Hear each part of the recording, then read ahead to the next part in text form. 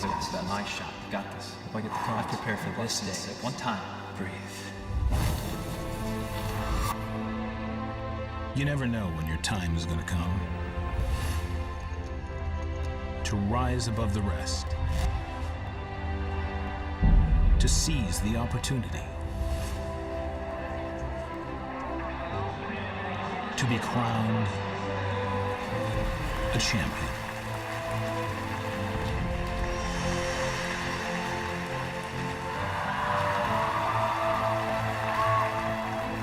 Is it time for your story to be told?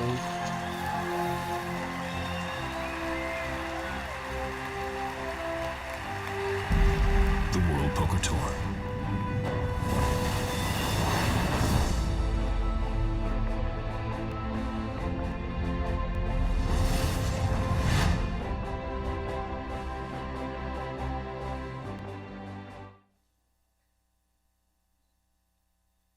Afternoon, poker fans, and welcome to the World Poker Tour. My name is Steve DeSantis, Global Events Manager for the WPT. This is the Seminole Hard Rock Lucky Hearts Poker Open. You are watching the final table of the main event. This event had a $3,500 entry, drew 843 entries, generating a prize pool of over $2.6 million. The final table players today are competing for a first prize of over $480,000, which includes an entry into the Baccarat Tournament of Champions. We'd like to thank everyone here at Seminole Hard Rock from the WPT, especially General Manager, Mr. Frank, Tony Burns, Director of Marketing, Jason Heidenthal, Tournament Manager, and everyone else here on staff. Every player here today has received 8 time chips worth 30 seconds each. These chips can be played at any time to extend a particular decision, and they are used in correlation with the action clock by Protection Poker. And here is Jason Heidenthal, your Tournament Manager, to introduce the players. Thank you. Tournament players and guests around, thank you again for coming out to this final table of the Lucky Hearts Poker Open here at Seminole Hard Rock and Casino. At this time, I would love to introduce our final 6 participants in order by seat number. We will start with seat number 1. His name is John Dollinger, coming in with 10.2 million in chips.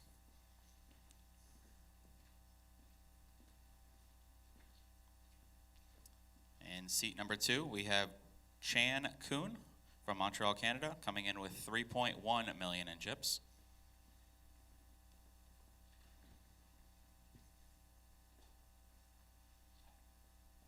In seat number 3, we have our chip leader, Brian Altman from Boston, Massachusetts. Welcome, Brian.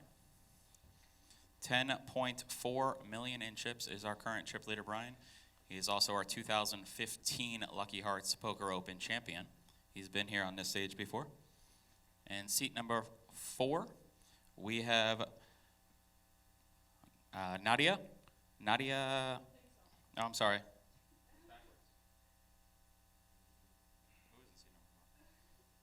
I'm sorry, Nadeem, I apologize. Nadeem Harani from Waynesboro, Georgia, with 5 million in chips.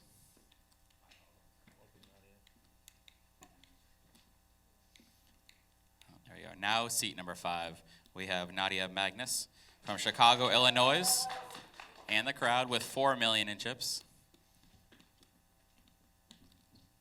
And last but not least, we have Peter Walsworth from Sarasota, Florida, with 900,000 in chips.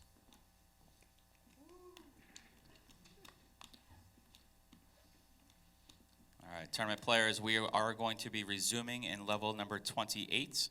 Our blinds will be 50,000, 75,000. There is 52 minutes left in this level. We are playing hour-long levels today. There will be a break at the end of the second level of completion today. So the button will be starting in seat number 6. 50,000, 75,000 on the blinds with our big blind ante. And tournament players, shuffle up and deal. Players, good luck. Welcome to the Seminole Hard Rock Hotel and Casino here in Hollywood, Florida for the final table of the World Poker Tour Lucky Hearts Poker Open. I'm Scott Baumstein, joined by former WPT Player of the Year Faraz Jaka. What's up, guys? Bringing you the action. We got exciting final table today. All are guaranteed about $100,000. The winner guaranteed just shy of $500,000. Scott, I'm excited to do this with you. Have we? I don't think we've done commentary together, have we? I don't think we have, but this should be a good one. We got Brian Altman as the chip leader, most experienced player at the table. Also has the most chips. He is going here for history today. He would be the first person to win 2 WPT titles at the same venue. He won the Seminole Hard Rock Poker Showdown a few years ago. This is the Lucky Hearts Poker Open, so it wouldn't be the same event, but it would be the same venue. And he is certainly the player to beat here. Look at that outfit. Nadia's looking badass.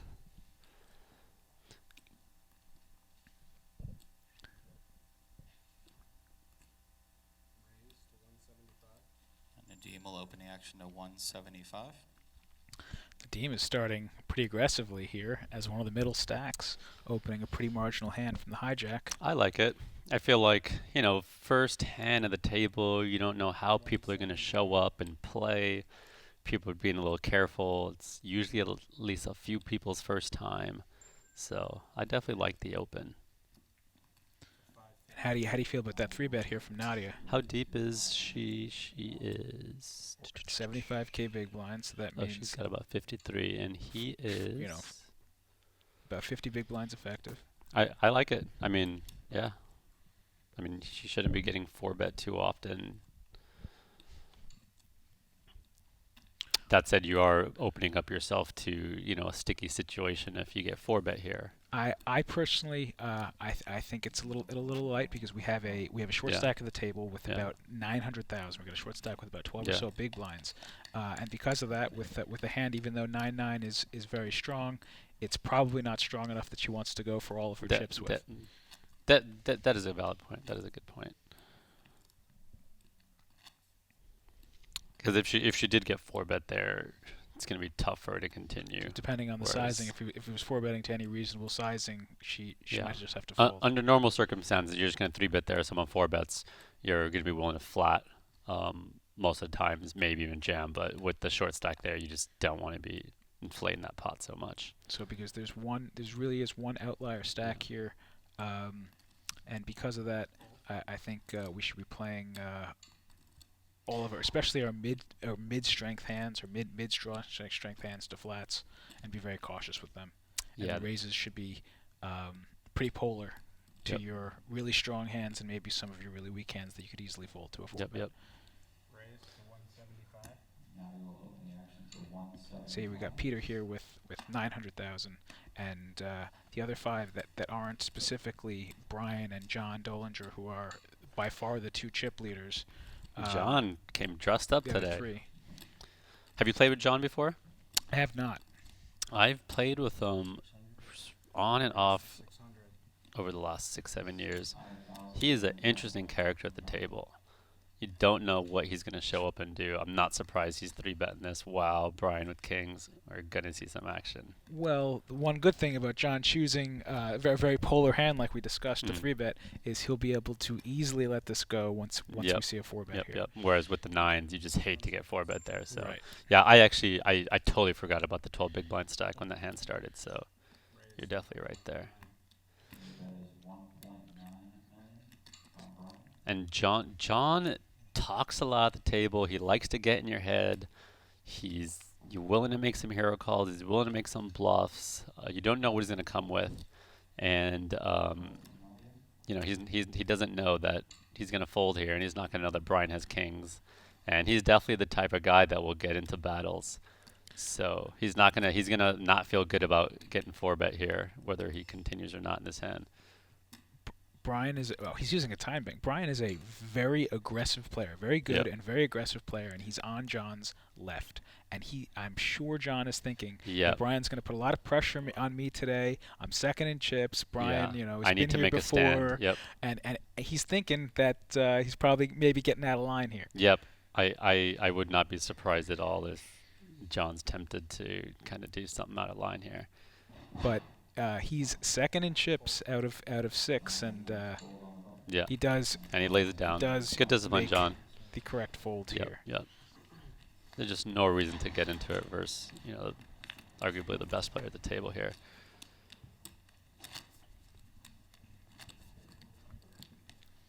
But that is interesting to see from the first couple of hands that this looks like it's going to be an exciting final table.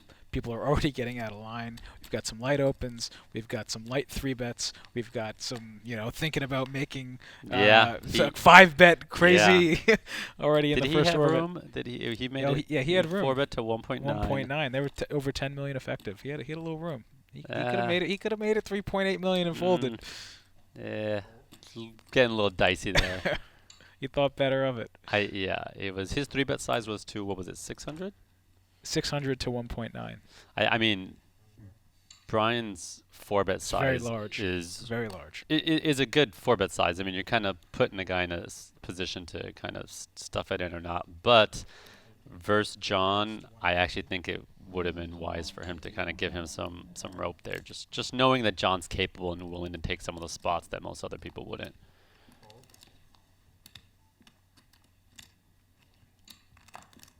John is going to open for a min raise with Queen Jack off in the cutoff.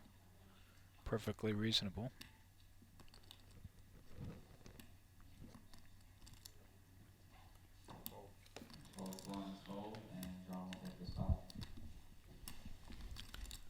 Going to get it through and get Nadim's dominated hand in the big blind to fold.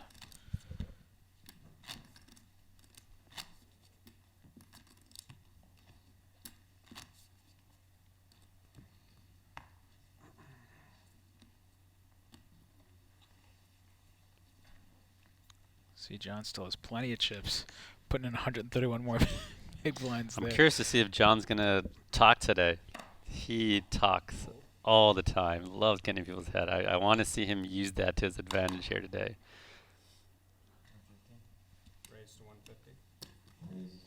I'm curious to see how many kind of televised final tables John has been at. Of course, sometimes that will affect you if it's your first time at a major final table. Just to show what kind of player Brian is and what we were talking about, and that John was feeling like he was getting picked on. It's opened, and Brian is thinking about making a move already on the button when he had Queen 3 offsuit. That wasn't going directly in the muck.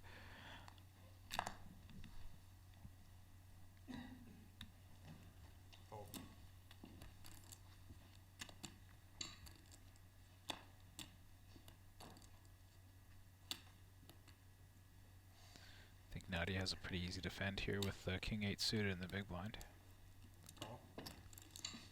Call of 150,000 from Nadia in the big blind.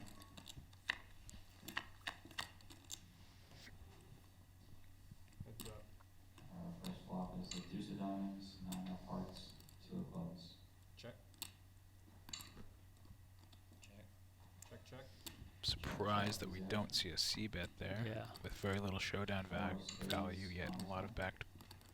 Yeah, that's a great one to just do it on the flop. You got so many good backdoor cards. I can't imagine Nadia's going Yeah. to bet now with some showdown bet, because had he bet 400,000 instead, he might just get looked up. Looks like he has ace high until he bets, but ace high isn't going to bet like that on the river. Yeah, so I'm looking at John's results here. This looks like it might be his first major televised final table. So that could be why he's kind of a little more quiet so far, you know. But I imagine once someone gets knocked out, usually once the first person gets knocked out, everyone just relaxes a little bit. You know, there's something about it, you know. You just gotta Nobody wants to go home. You just gotta make one page up. Finally gets a real hand here after opening the last 2 in a row.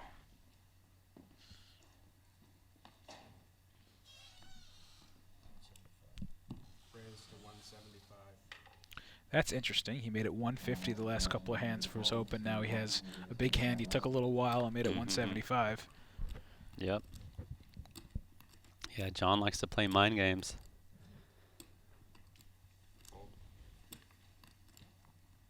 Which I'm definitely a fan of. If anyone knows my game, you know, people a lot of times have kind of their standard sizings they go with. So you don't give off reads, don't give off tails. But the way I look at it is, you know, by messing with your sizing and switching it up, you're, you know, have an opportunity to kind of deceive people and let them think they have reads. Just a matter of if you're confident in being able to kind of out-manipulate your opponents. Right, cuts both ways. It's the same as, you know, wearing sunglasses and a hoodie. It's okay, no one could read you, but now you don't have the opportunity to do reverse psychology and get fake tails. Call. Peter's committing a lot of his stack now in the big blind here. $175.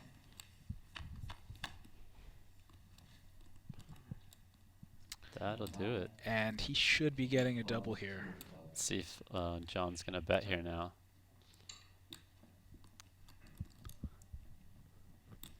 Peter only has slightly more than the size of the pot. He has 650 back, and there's 475 in the pot. Should be able to bet the turn and shove the river on most runouts here. Yeah.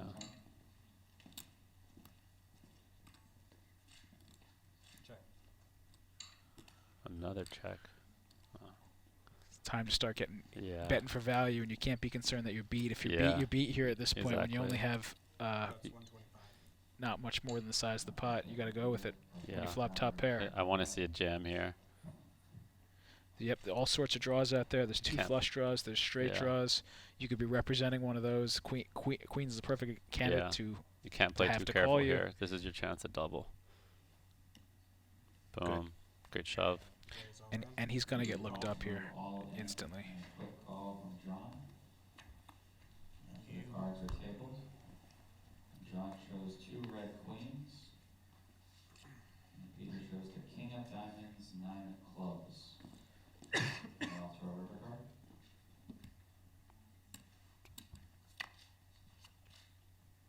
Seven of spades is our river card. And with that, And Peter will think this doubles flop up to about 1.8 million. will Twice what he started with at the double final up table. solid. Back in the mix. And nobody else is going to like that. We'll see all in wager.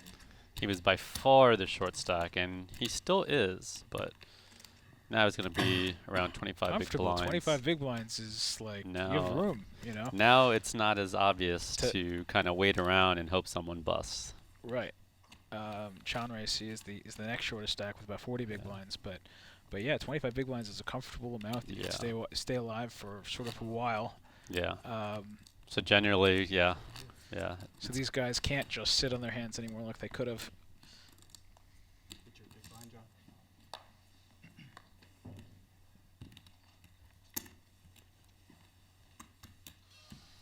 Actions here. Fold.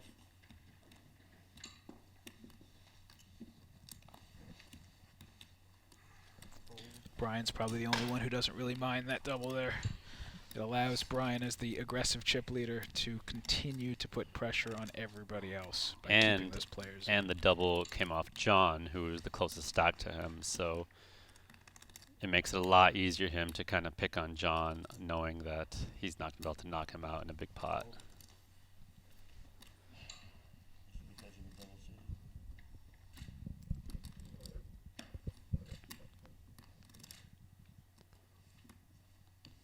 Call. Action pulls around Peter in the small line, he'll make the call. Option. Check. John will check.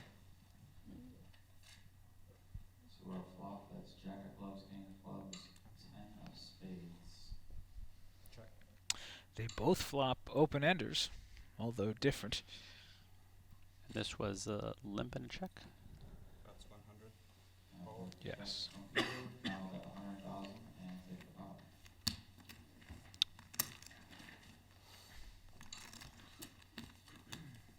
What do you think of his fold there? His check folded. I probably would have bet folded. versus Yeah, check folding. exactly. I think it's good that he did not check call because it's going to be hard to win at 9 high. You're chasing he the has low end of a straight. Exactly. He has a hand with equity, but no showdown value. So just bet it yourself. If you get raised, then you can get Yeah, out of but there. yeah, it plays much better as a bet or maybe even a check raise, but probably prefer just the bet. You don't want to start building a big pot with bottom straight, low flush draw. Yeah. The problem is if you check raise and get called and make your straight, Brian will open the action on down to 1. could be a disaster. Hmm. Fold.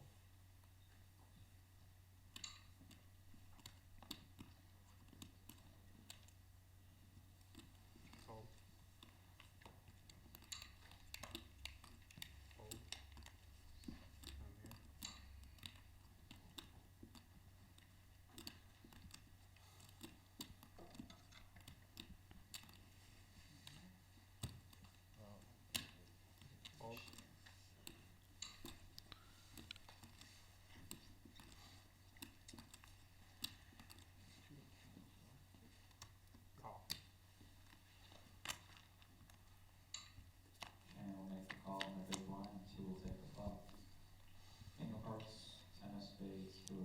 Bit of an action flop here. Channel IC defends from the big blind to Brian's under the gun open. Both flop a pair and a backdoor flush draw.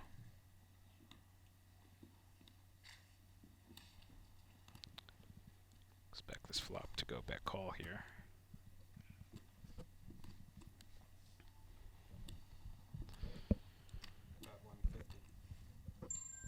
After a check, Brian will bet 150,000.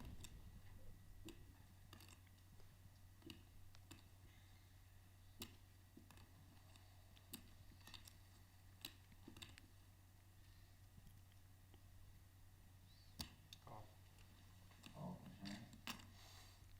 Diamond on the turn would be interesting. Turn is the 7 of spades. Instead, Chan Racy hits his gin card.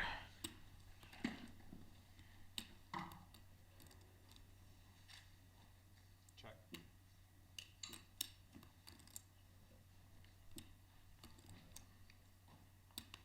I think Brian is going to be both betting and checking here.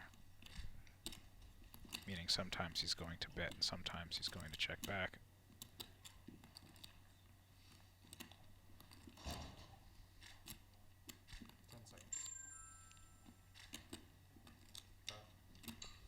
After a check, Brian will bet 525,000.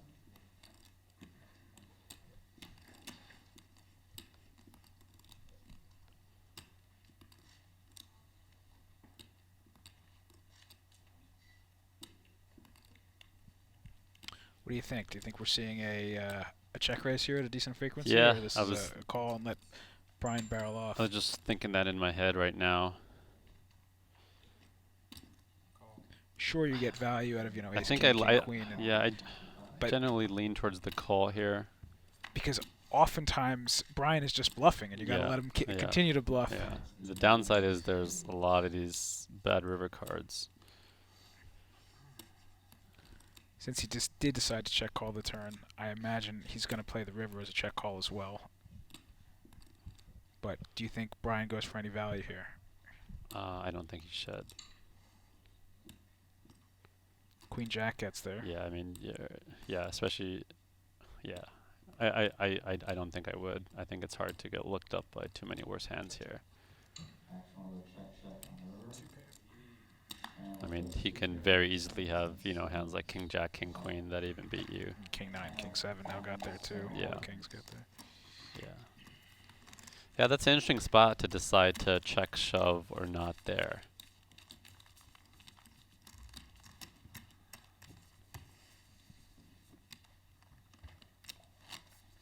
It's definitely going to look pretty strong, so it is hard to get value. Brian's so aggressive though that he's going to both Yeah. be bluffing on a lot of rivers and be value betting with lighter hands. Yep, yep. If Brian instead had ace king or aces or king queen, Yeah. we probably do see a bet in the river. Yeah. And if he had no showdown value, Yeah. he very well bets as well.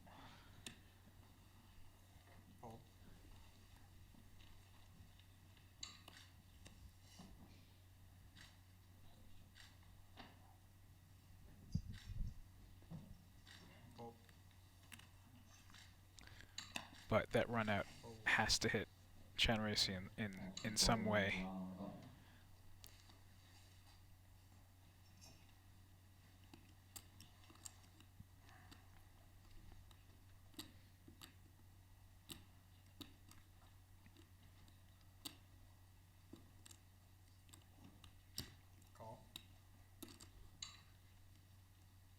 John will call for 75,000 on the button.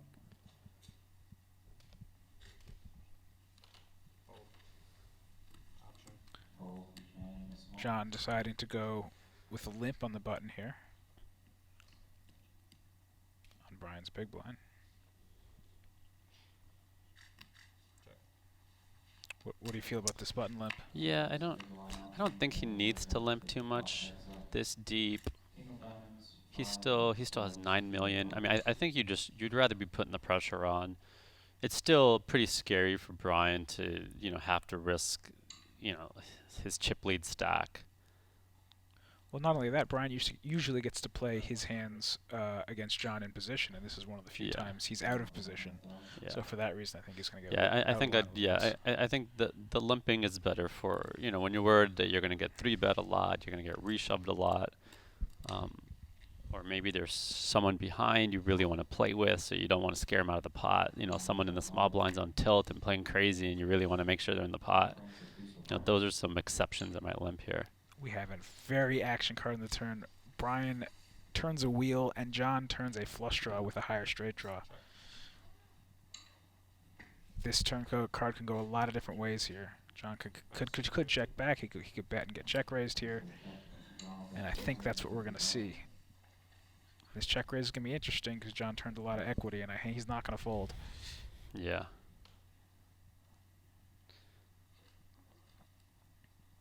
And especially with the heart in your hand, it makes it an easier check raise for Brian. He doesn't have to worry as much when a heart turns in the river. Just calling, huh? He must think John's bluffing if he's Yeah, just going to call. I feel like you're missing. See, now when a hand like this is a card like this, is going to be too hard to check raise. That said, if he goes smaller sizing, you can. Oh, absolutely. I think Brian's going to make his decision whether to raise or not depending on how much John Yeah. bets. If John Yeah. bets a full pot here, he might just call. If he Yeah. bets a third of the pot and looks very valuable, like he has a king, he is probably going to go for a check raise. I would have liked to see the check raise in the turn from Brian there. And John thinks better of it. Doesn't go for the bluff there. He felt like he was going to get called. Especially once John's betting the turn, you know, he's probably not going to be betting, you know, queens through sixes anymore. So his value hand's a lot more polarized towards a king, you know, sets, you know, even ace highs, and he's probably going to peel all of those. And when you're this deep, you got to build a pot. It's going to be way too hard to get 144 big blinds and check call in there.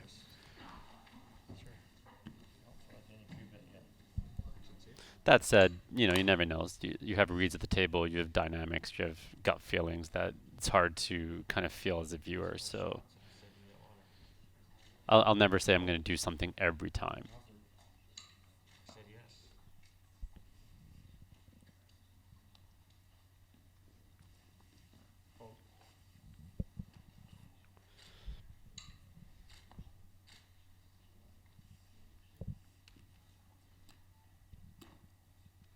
That's what we mean when players are talking about balance. You gotta also have some nut hands when you check call a turn bet, so that you can get to the river with some of your really strong hands and put your opponents into a tough spot. You can't just have your draws and your marginal hands in your check call range there on the turn.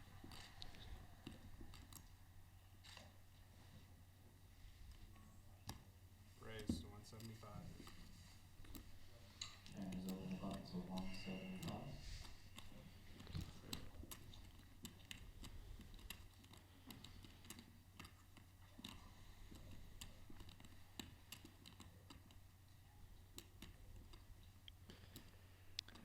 Chanracy raising the button with ace-5, and Brian is looking to get a little frisky.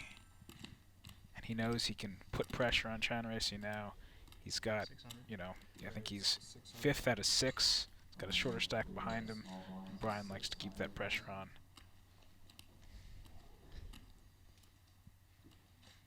Definitely like it.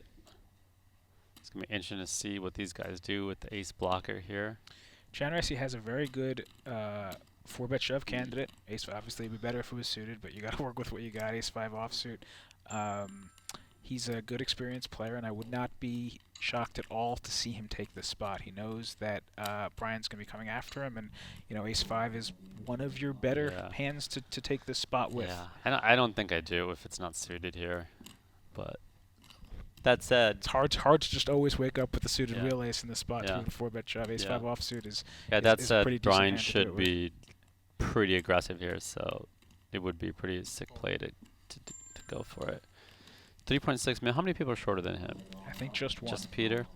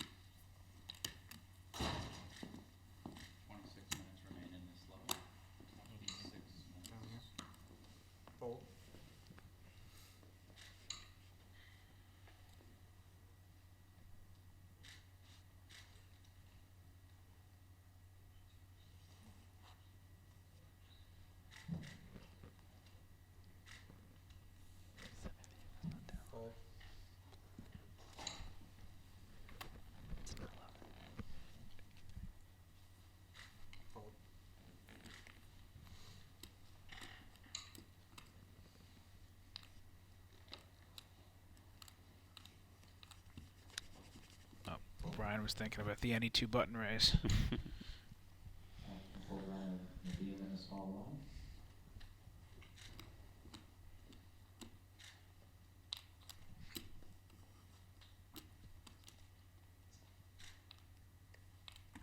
Call.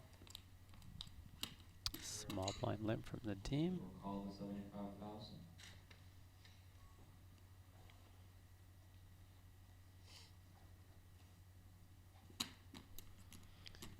Checking out Nadim's player bio here. He's born in India, married, no kids, self-employed retail. He's been playing poker for 2 years, and this is Nadim's 6th WPT event. His favorite player is Antonio Esfandiari. I really like this raise here from Nadia. Nadim shows some weakness by completing. She goes really big with a hand that has, Yeah. very little equity and showdown value. So she sort of forces him to play a really big pot with, with his hands here, and he's going to have to really just sort of forces him to show up with a hand here, which he's just not going to have a lot of the time. Yeah, I like that she went big. I'll be honest, I haven't seen Nadia play at all before this, and I've seen just like 2 hands in the last 2 days, and they're both really well played. She had, I think it was like a good check raise with a draw that a lot of players don't take. So I don't know much about her game, but so far the couple hands I've seen been very well played by her. She's got the little mountain team patch on her, which I actually have. I've been meeting a couple players with that patch. I think they're like a strategy group or something.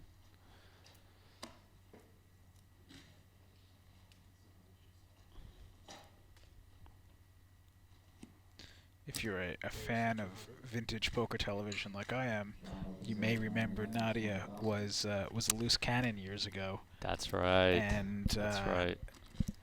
She's, I think, turned herself into that. Now she's a regular playing these events on the tour, and she's So gotten very good. So she qualified for being the loose cannon by, I assuming, submitting some sort of video, or was it? Do you know how?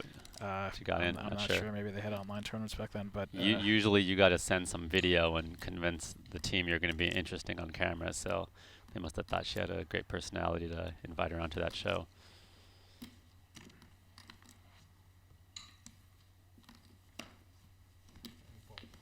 Both blinds will fold, and draw will take bonus call. Jackets off.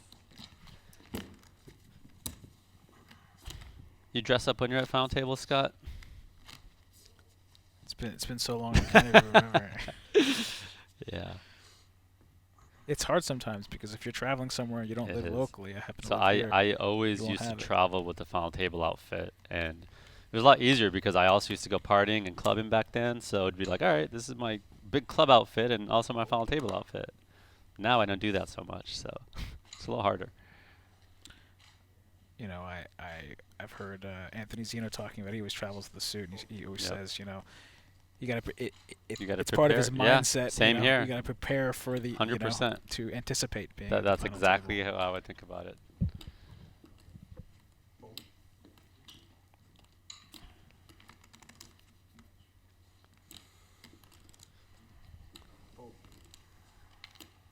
Action full ground of Peter in the small blind. Rematch.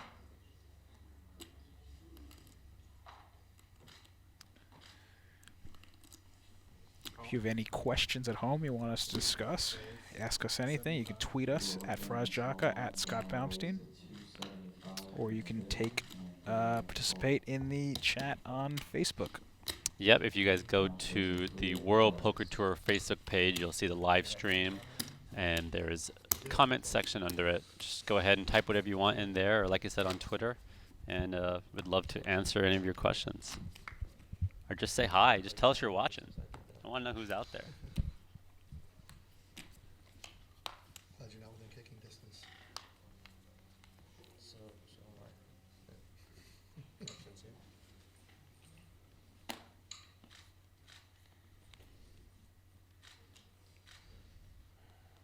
is how the whole thing's gonna be. Just no one talks, and we'll just pretend we're on camera. Fold. No, talk when I'm talking to myself. Imagine You haven't me said a and word to Nadia the whole time. I mean, And you're Yeah, chatting give her, him you're Snickers, chatting her. that's why. actually, we have. Give him the We have Snickers. we Get have him going. we have talked. Made some Snickers. I have a feeling these were a chatty bunch the other day. Kit Kat. Fold. Snickers is where it's at. I was gonna give it to you till you 3-bet me. Action folds another draw and a small line. Plus you have M&Ms. Huh? You have M&Ms too? No. Snickers and Kit Kats. Call. Option. John just completes with Draw ace-10 in the follow, small you blind. 25,000 more, and channel check the big blind. That might have been a check jam had Chanresi decided to raise there. Jack of hearts is our bluff.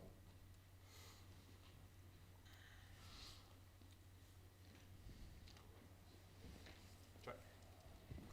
Action checks through. Brings the 2 of clubs on the turn.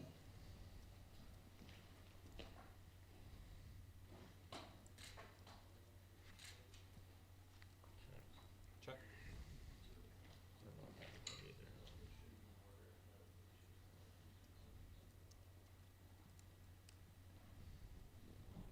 Check. Once again, the action checks through. Brings a queen of clubs on the river. That's 100. That is 100,000 from John.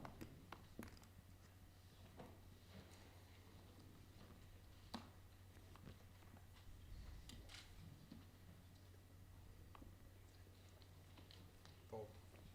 It's a fold. John does decide to bluff the river with his ace high and does get bottom pair to fold.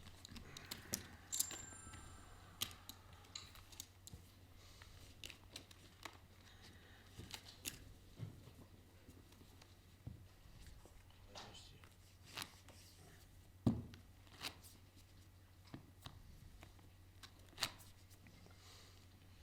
Kind of embarrassing when like she's the only one who got like any kind of claps. You know? The only person who cheered for you was me.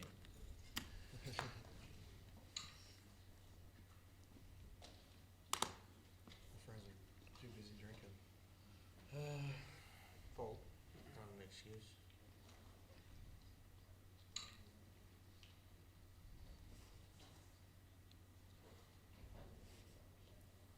Fold. Fold. There's probably people who can't watch us and they can't find this ring.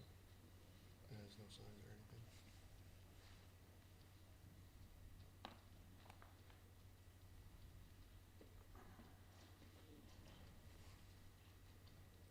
Seven chips. Raise. 175. John taking the action on the button to 175,000. Brown wakes up with it again here in the big blind. I think John is going to get 3-bet again here.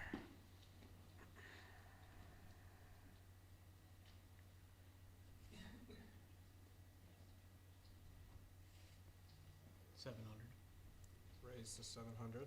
After Goes folding big. a small line, Brian will hit 700,000 in the big blind.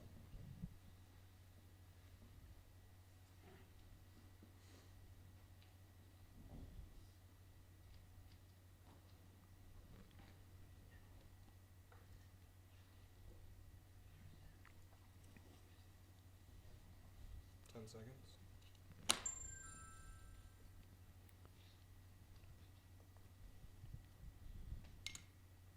He is using his time extensions in these spots. Once on the button. And Nope, he Brian will folded. take on the spot. I had a game plan. I found out that it was 60 minutes. But he does think I didn't. that Brian is showing up light here. Really? He's had kings and ace king though, both times. 60 minutes? Yeah, no. Every level 60 on the final table. This one happened to be paused at 56. We're finishing. 5206. But now it's 60. Chinese spots. Little. 30 minutes while that's up. 700 now. Just thinking about clicking to 1.6. Would have worked out well. For you or him? You don't know. I don't know how you picked that up. Did you see the board?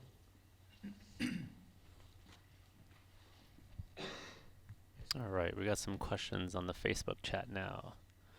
Faraz, are you going to play the 2020 WSOP main event? Yes. Let me answer that for you. I will. I have never missed the WSOP main event since I was 21, and I don't plan to. Even I've gone through some periods now pursuing some business ventures where I stopped playing full time, and even in that case, I will not miss the WSOP main event. Right. That is the Super Bowl of our industry. It's like Christmas. Right. I feel the same way. No matter what I do in life moving forward, as long as I can make it to the WSOP main, I will. Yeah. And you guys should too. It's a great event.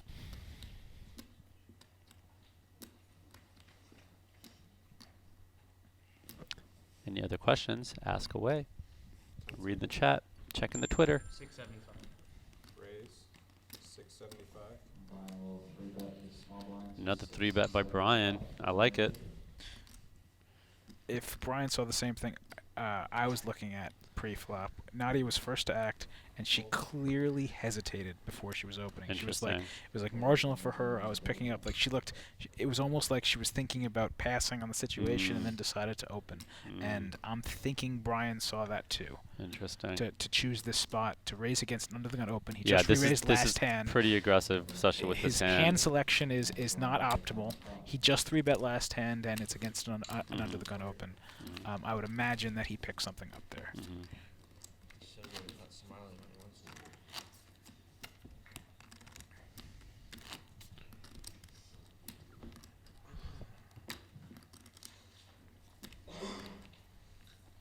Don't worry, Pete.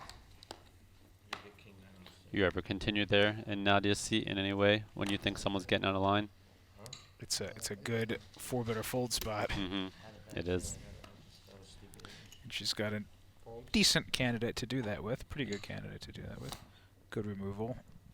Some decent equity. That said, I don't. Do you think Brian's gonna be 3-betting jacks there? He's under the gun, right? Yes, I do think he's going to be 3-bet going with jacks. I think he's playing so aggressive that he'd have to include jacks into his 3-bet value range to go with. Yeah, that makes sense, and it's where you might not always 3-bet jacks there, but when you're bluffing so much, you need to widen your value range. And Right. Make sure you include If you're those. playing super tight, you might just want to call with jacks because if you 3-bet with them, people have a tight image, and then when they're going with hands, they're going to be super strong. But Brian's going with so many hands, he's got to expand the range of his value 3-bets, which would include jacks. It could include ace-queen suited. It could even include tens. And and it's not, you might say at this stack size, she's not going to be shoving in, 8s, 9s, 10s, but the value just comes in her flatting, ace-10 suited, ace-jack suited. And Nadia isn't very Eights, deep nines, here. She tens. only started that hand with 28 big blinds, so yeah. Oh, jacks- 28. I thought jacks she was a is little slam deeper. dunk. Oh, sorry. Oh, so she would be jamming those hands. Sorry, I thought she was closer to 50 big blinds. So yeah, absolutely, you can get a jam out of worse pairs in that case then. Probably go with nines. Yep. Yep. And I think, Brian's just going to be able to win this here virtually all the time, even outside of the fact that she doesn't have anything here. Actual check through. Playing the 4 of spades on the turn.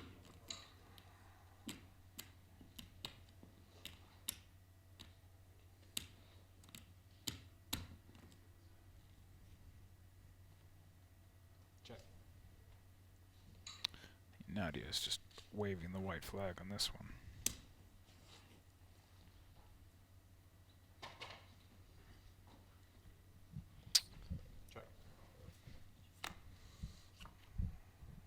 Once again, the actual check through, it will bring the 4 of diamonds on the river.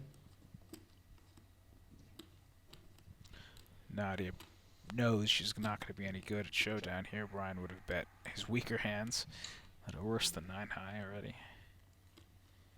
So she's just giving up here. And Brian could conceivably bet for value here with ace high, but he's just going to take it showdown.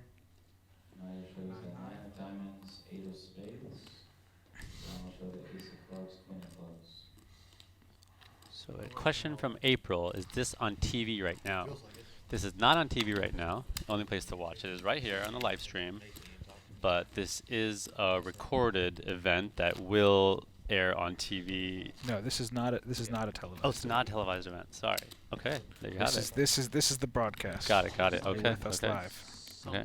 Some events are televised, and those usually a few months after, but this is not one of them. However, if you want to play a televised WPT event, the World Poker Tour is coming back here to the Hard Rock in April for the WPT Hard Rock Showdown, Seminole Hard Rock Poker Open Showdown. That is a great series. I never missed that series.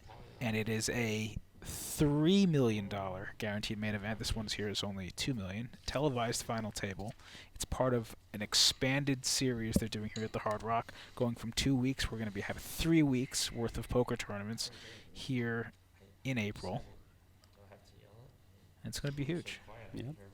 Raised to 175. Not even fair. Brian seems to get hands. Brian's also had more hands than everybody else at the table. Tens, kings, ace king, ace queen suited. Glenn A.J. Thompson says, why all the long pauses to fold with nothing? So the reason for that is balance, Glenn, because 425. sometimes when you have a real hand or a borderline hand, you need to think about it, and it's kind of obvious if you your timing is a lot different when you have it versus when you don't have it. So you're just trying to do the exact same thing every hand. So Nadeem is taking the spot here. Brian's opening too often. Nadeem's taking that wheel ace, good hand to 3-bet with. And I think the way Brian plays, he's just going to jam at these stack sizes. I don't think he's going to 4-bet. I don't think he's going to call. I think he's just going to go all in here.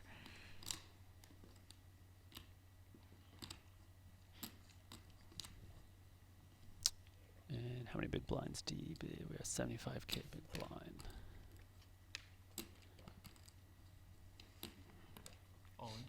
Raise all in. After the bronze fold, Brian will move all in.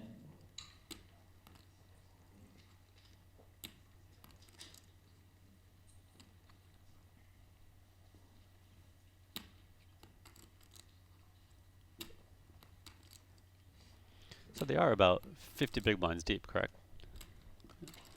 Yeah, it's still 75K big blind. 10 seconds. Oh, yes, it's 75K big blind. So I was mistaken before with not ace stack 2, but yes. What do you think of? What do you think of? That was a very big shove. What do you think of I was 4-betting thinking they were here? shallower here. I'm also not against. I'm not against flatting there. But I've noticed that Brian plays a lot of his range like that, Mhm. and I've actually played with him a lot of times, including in this very tournament on day 2, and on the stone bubble, somebody opened, and he just ripped 50 some odd big blinds over an open with pocket nines and got called by ace king and 1. And I thought that was very interesting. It wouldn't have been the way I played it, but so he's being so aggressive that he has more hands in some of these deeper shove ranges than I would have expected. And Yeah, the Seminole Hard Rock Poker Showdown, which I mentioned before, by the way, is at from April 16th to May 5th, so I think the WPT starts around the 1st of May. It's 3 weeks.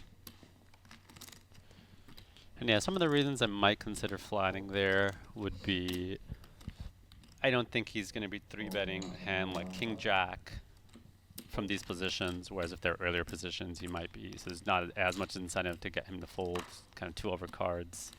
It's also good to just get some of those hands in your flatting range. But also, if you're going to shove, at least how I prefer sort of 4-bet inducing. If you're going to go with your hands anyway, you know, it might play better for a 4-bet and keep some of those hands like ace-5 that might shove over the top of you if you 4-bet. And another reason I like the 4-bet is just psychologically, the other person does not know. I mean, once you jam, it's, you know, kind of clear you at least have some sort of pair, ace. You know, ace-x suited. But when you're 4-betting, you know, you could be doing a king-4 there. So it kind of psychologically might make your opponent feel like you are running them over. That said, I don't think the jam's a bad play. I definitely jam there sometimes, but I want to say I'd lean towards the 4-bet and possibly a flat. 10 seconds. Check. Action goes check, check. Peter might have been check jamming there, had there been a bet. This is a good spot for Peter to bet himself. Jack high's probably not going to be good. You have a flush draw just in case. Bet 150. If we come to a river. And this should get through here, John, even though he has bottom pair. He's got nothing to go with it. He's going to be just left guessing on the river. Every card is going to be bad for him. That doesn't improve. Raise all in. Wow, and John just moves all in over over a small bet with bottom pair and nothing. That's going to work. Wow. And he's having a drink. This is the John that I know, that I've played with, that I've been talking about since this started. The jacket's off, the drink's in his hand, and now he just check shoved bottom pair on the turn. And now he's going to be all loosey-goosey at the This poker is the table. John that I know that I was hoping would show up today. Smile on his face. Cheers. The show begins. Small blind.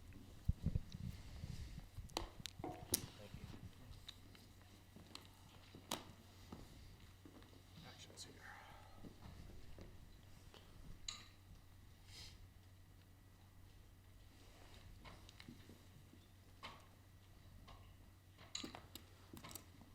Jeffrey Brett.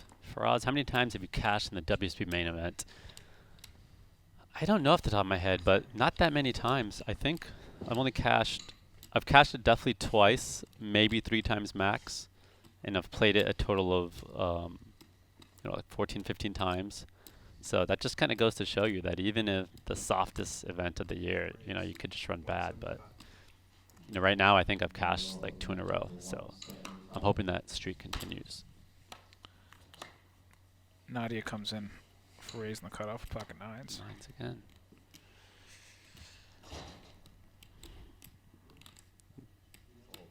Fold. I definitely am expecting to see John start 3-betting some spots like that. Especially he's seeing Brian run over the table and how well it's working out for him. Call. We have a call from Ken and a big blind for the 175,000. 2 to the flop. 9 of diamonds, 7 of hearts, 6 of hearts. Nadia flops top set. John Racy a gut shot and a backdoor nut flush draw. Gut shots to the bottom end, so he's going to have a tough time continuing versus a bet here. Could conceivably check raise this. I think he probably check raises here more often than he's going to check call. Bet 225. After check now, that's 225,000. All 3 options are on the table for him. I think calling here might be least likely.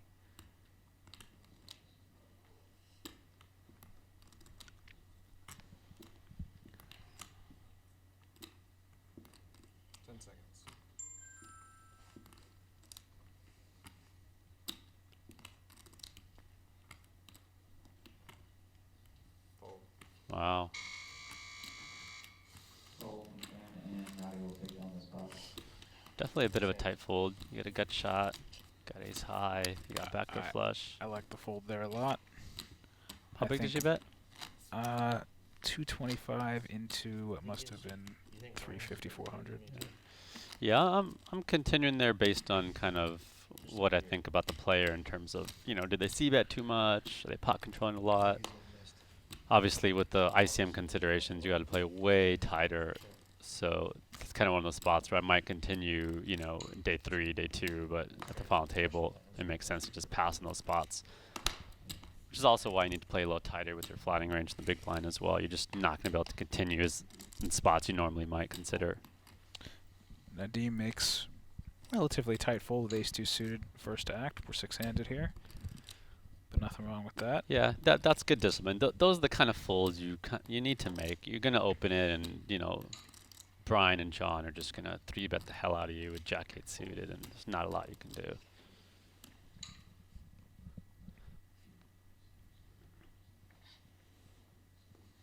He's been folding to John and his button a lot, having Brian in the big blind. I'm excited. We've seen him play at this a few different ways. He is hesitating. No more limping, though, John. I want to see some action. He doesn't even know it's... Big pots is where John likes to go at it. He's just folding the Jack Open 5 suited, fold. which I think is a That little is bit too surprising. tight. Yeah. Jack 5 suited when folds 2 on the button is certainly strong enough to come in for a raise. Do you think maybe he's trying to avoid pots of brine? I think definitely that's what's going on. Which is, to be honest, not. Not a terrible strategy. Yeah, in that respect.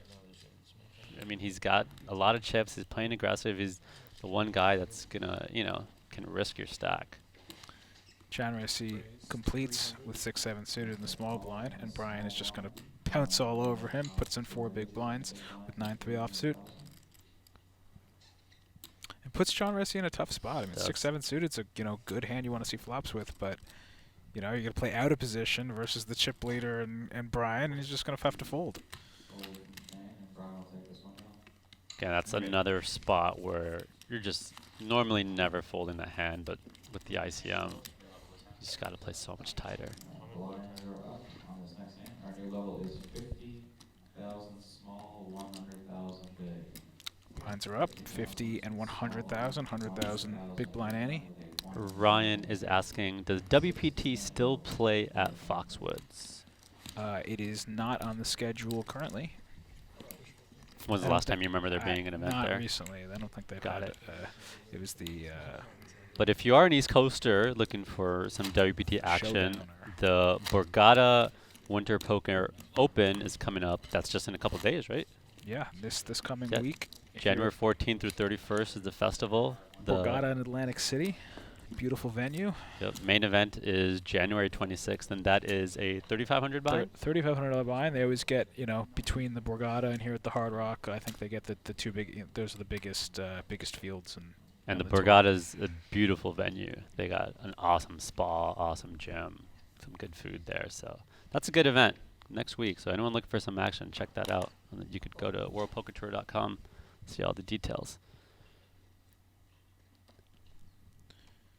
And that starts on January 26th, which is this Sunday, Monday, or the Day 1A and Day 1B. You can register up until the 28th on Tuesday. Matt Compton says he's listening from work from Champaign, Illinois, my alma mater. Good to see you, Matt. Matt was an awesome manager at a bar in Champaign. Legends, for those Illini out there that know Legends.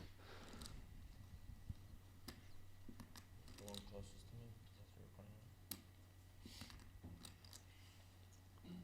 at. 10 seconds.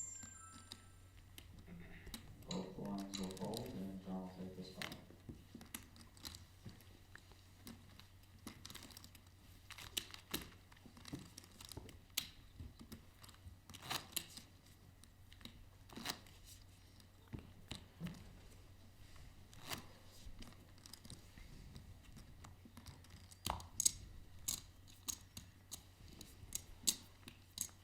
I have a question for you guys on the chat or on Twitter.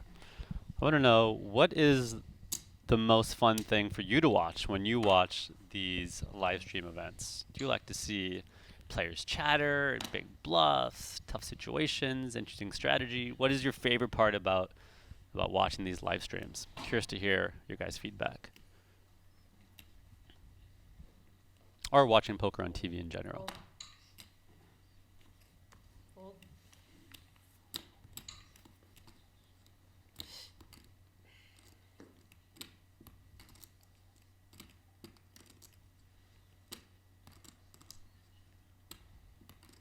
Fold. Raise 250.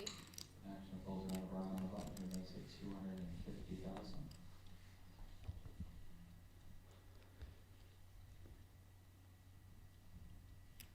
Fold.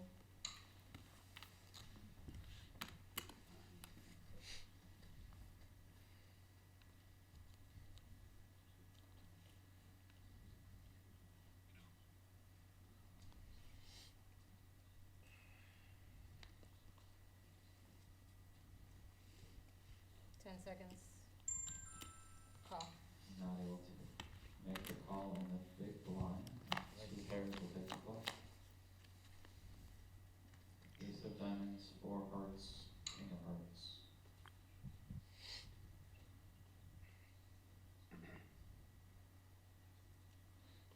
Check.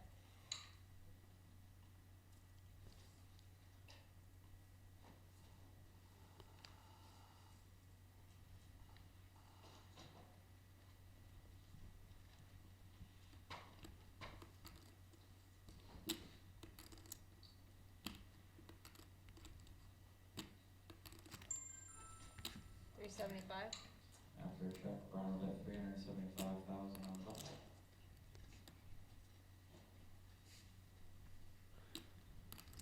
Scott Drobe says, enjoying the coverage, gentlemen. Now that I watch Brian's opening range, I feel a little better about 3-bet jamming 23 big blinds with ace-jack.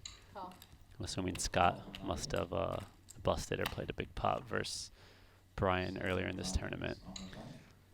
It is definitely cool to, you know, play with some folks on day 2, day 3, then throw up the final table stream and see some of the players you're playing against and see their whole card. So that's one really cool thing about playing these, you know, televised events and live stream events, that you can go and check that out after the game's finished.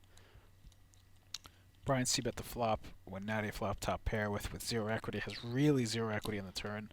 This would be quite the barrel if he puts in another bet here with He's really going for it. nothing. He's got no pair, no draw, 8 high.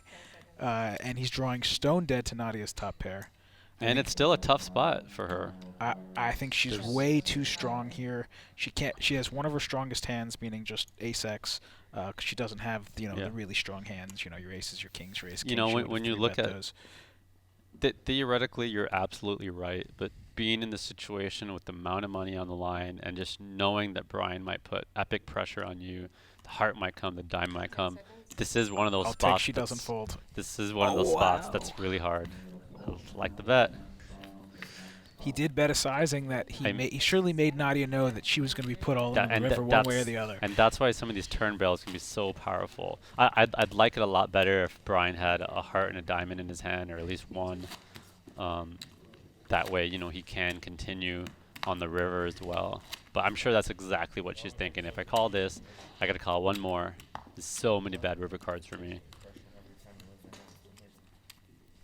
And Brian is just consistently chipping up here at the final table. Hasn't gone down at all. So many different looks for John. First was the jacket, then the V-neck, and now the V-neck with the hat.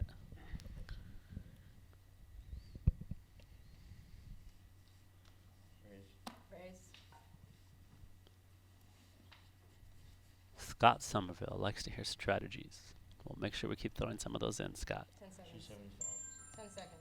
275. Raise to 275 on the gun from John.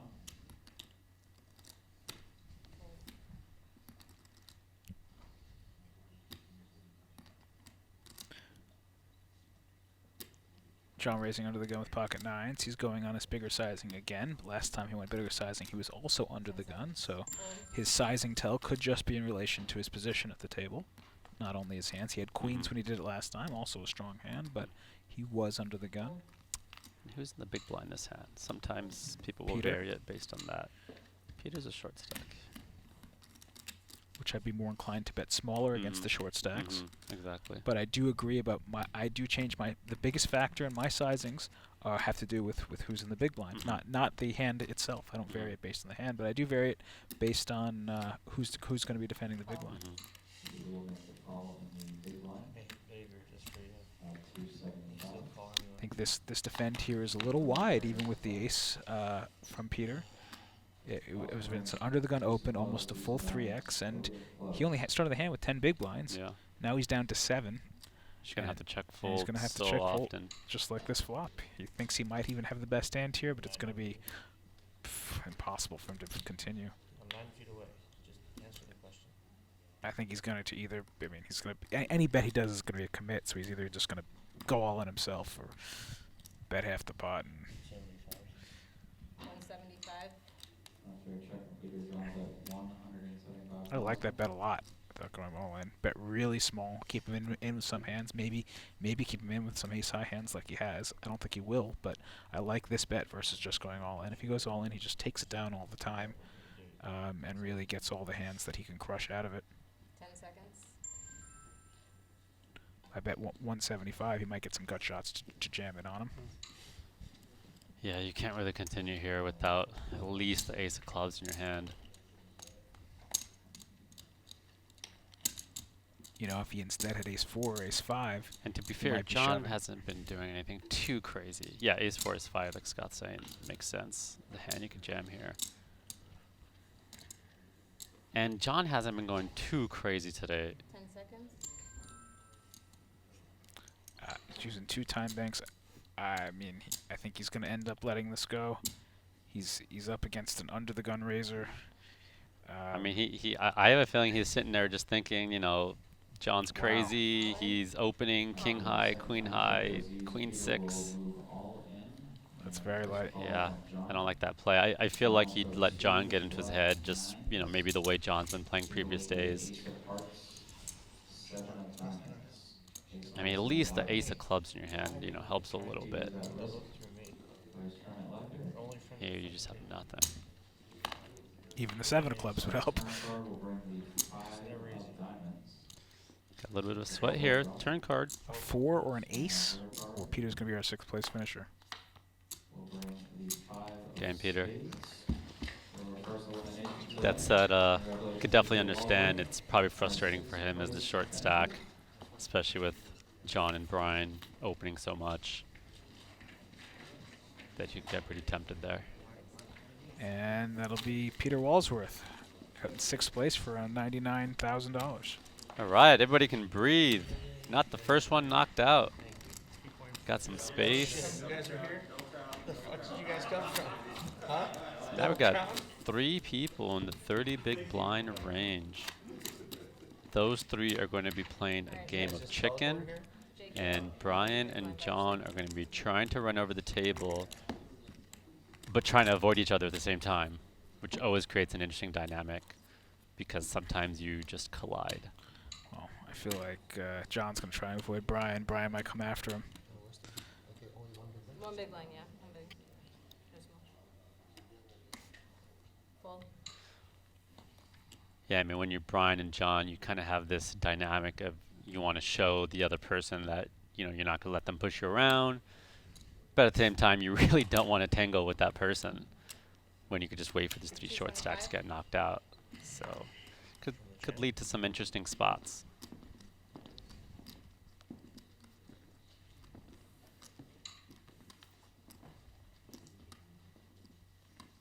Brian will open the action on his hand to 225,000. Rob DeSantis likes to see the all-ins.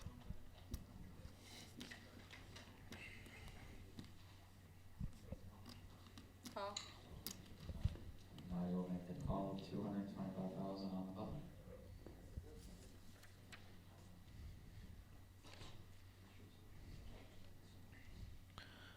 Nadia calls with ace-10 offsuit on the button. 30 big blinds. I think she sort of had 3 options there with that hand.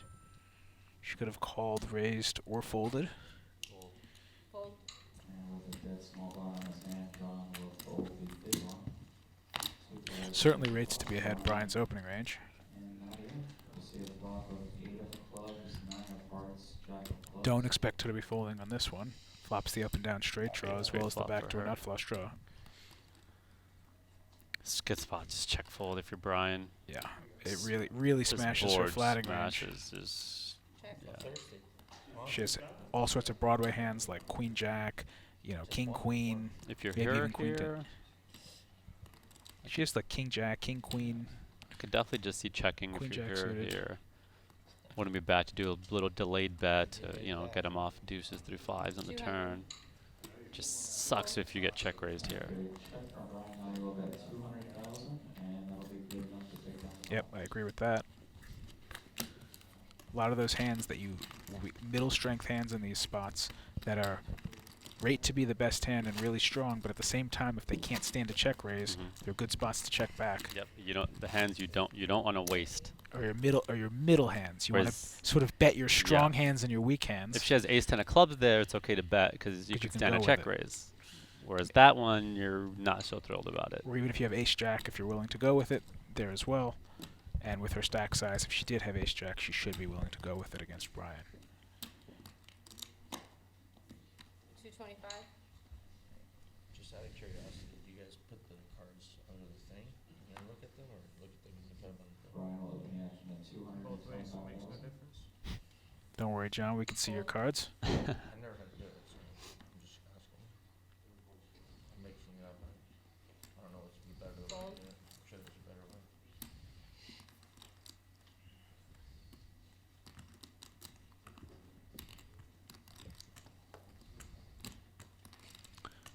Brian with the real hand in the hijack, king jack suited, and John with the decision in the small blind. I think he's got a pretty easy just flat here for this size out of the small 10 blind. seconds. Just try and set mine for a pretty cheap price here. Call. John with the call of 225,000. How many stacks of? I have already And we'll fold the big one, and the 2 will take the flop. Nothing's changed much. And bring the Brian John smashes the hell out of this one, ace of diamonds. and he could get a bet out of John.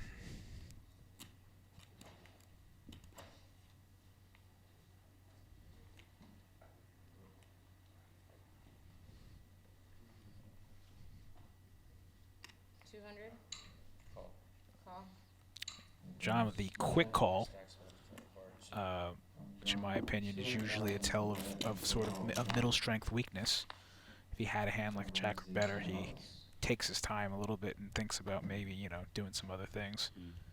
It was almost like a call trying to convince your opponent to slow down. Check.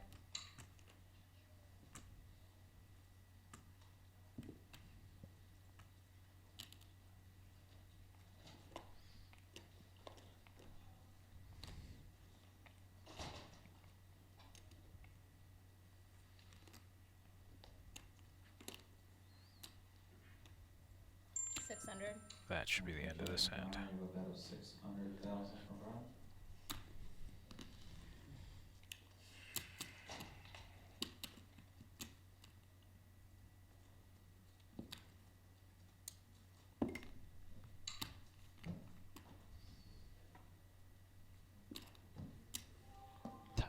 Time chip, that what he used. It's gotta feel like Brian's picking on him at this point. John does not like to get pushed around. But this is just not the right hand to continue with, You can't answer me, right? especially once that 10 peels off. Is that a legal question?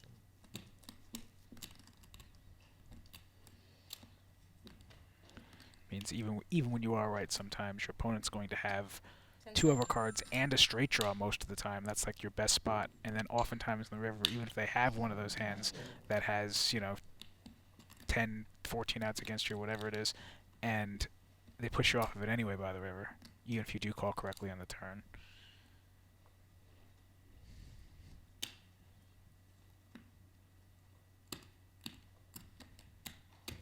I think he's given away a lot of weakness in this hand, how he called the flop, and now uses the time extension on the turn.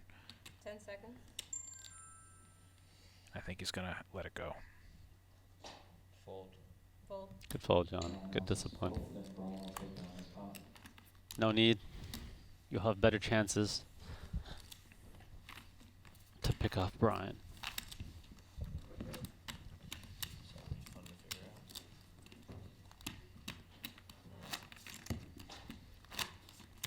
You're small blind. You're not big blind. Ron, a friend of mine, told me that you're a really good player. So you shouldn't really try and play big pots with me. You're not. You're the blind. You're the big blind. See John there kind of giving himself a pep talk. You are. Kind of exactly what we were saying here. No need to go after Brian.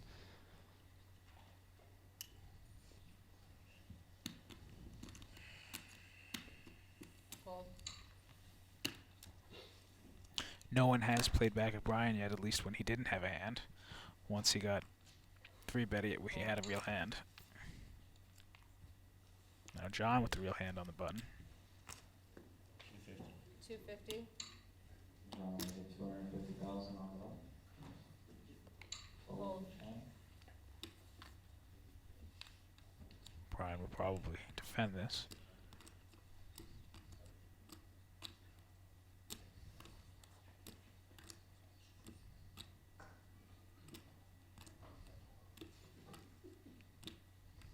Call. Call from Brian at 250,000. Flop will bring 9 of clubs, 6 of clubs, 3 of spades. Check.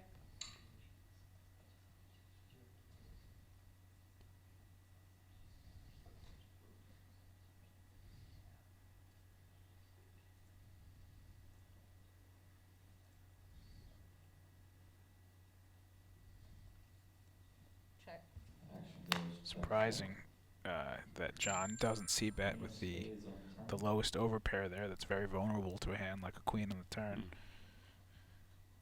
I'd be more betting my tens and jacks than I would my aces and my kings. A hand like aces I might check back there because it's less vulnerable to overcards on the turn, whereas like a hand like tens I'm more inclined to c-bet on the flop. Yep, exactly. So if you want to, let's call balance your overpair bets on the flop, a good way to balance that is like bet your tens and your jacks and your queens there, and maybe throw in some checkbacks with your aces and your kings. 10 seconds. Aces and kings play a lot better to check backing on that board. Fold. Fold from Brian. John will take this one down.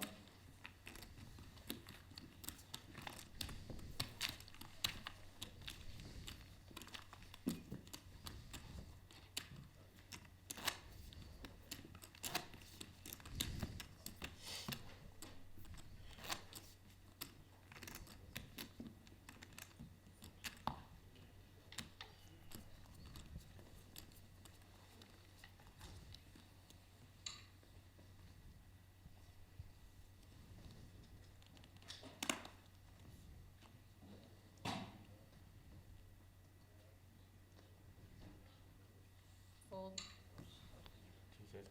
250. John will open the action at 250,000.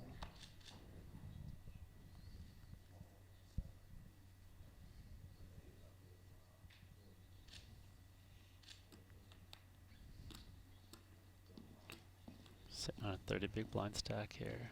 Looks like he's maybe contemplating a light 3-bet there.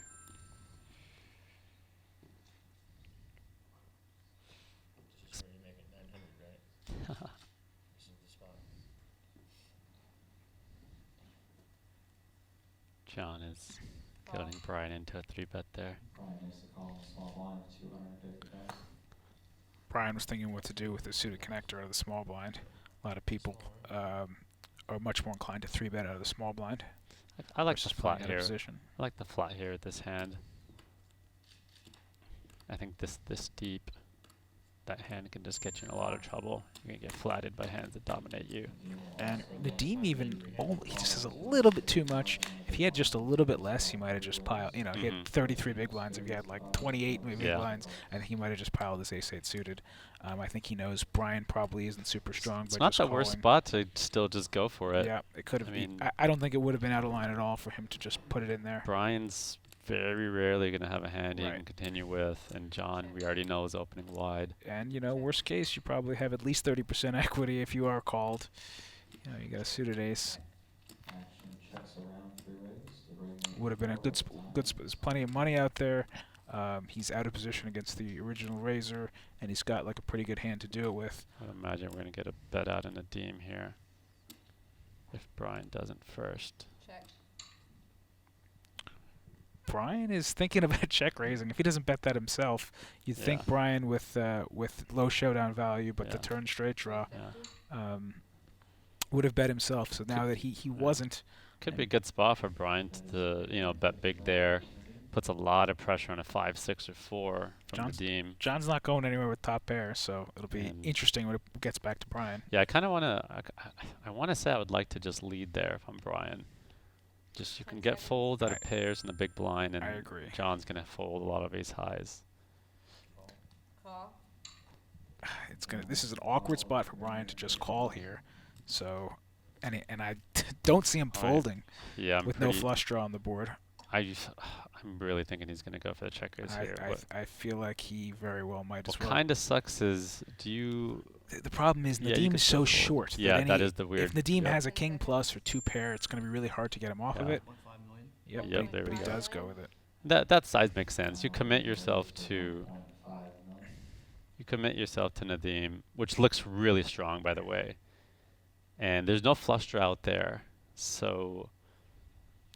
I mean, the worst hand Brian's going to have is a 3x or a 7x, and there's not a lot of those that don't connect with at least a pair straight. Well, Nadim is going to fold here, but what do you expect? What do you expect John to do when it gets to him? This.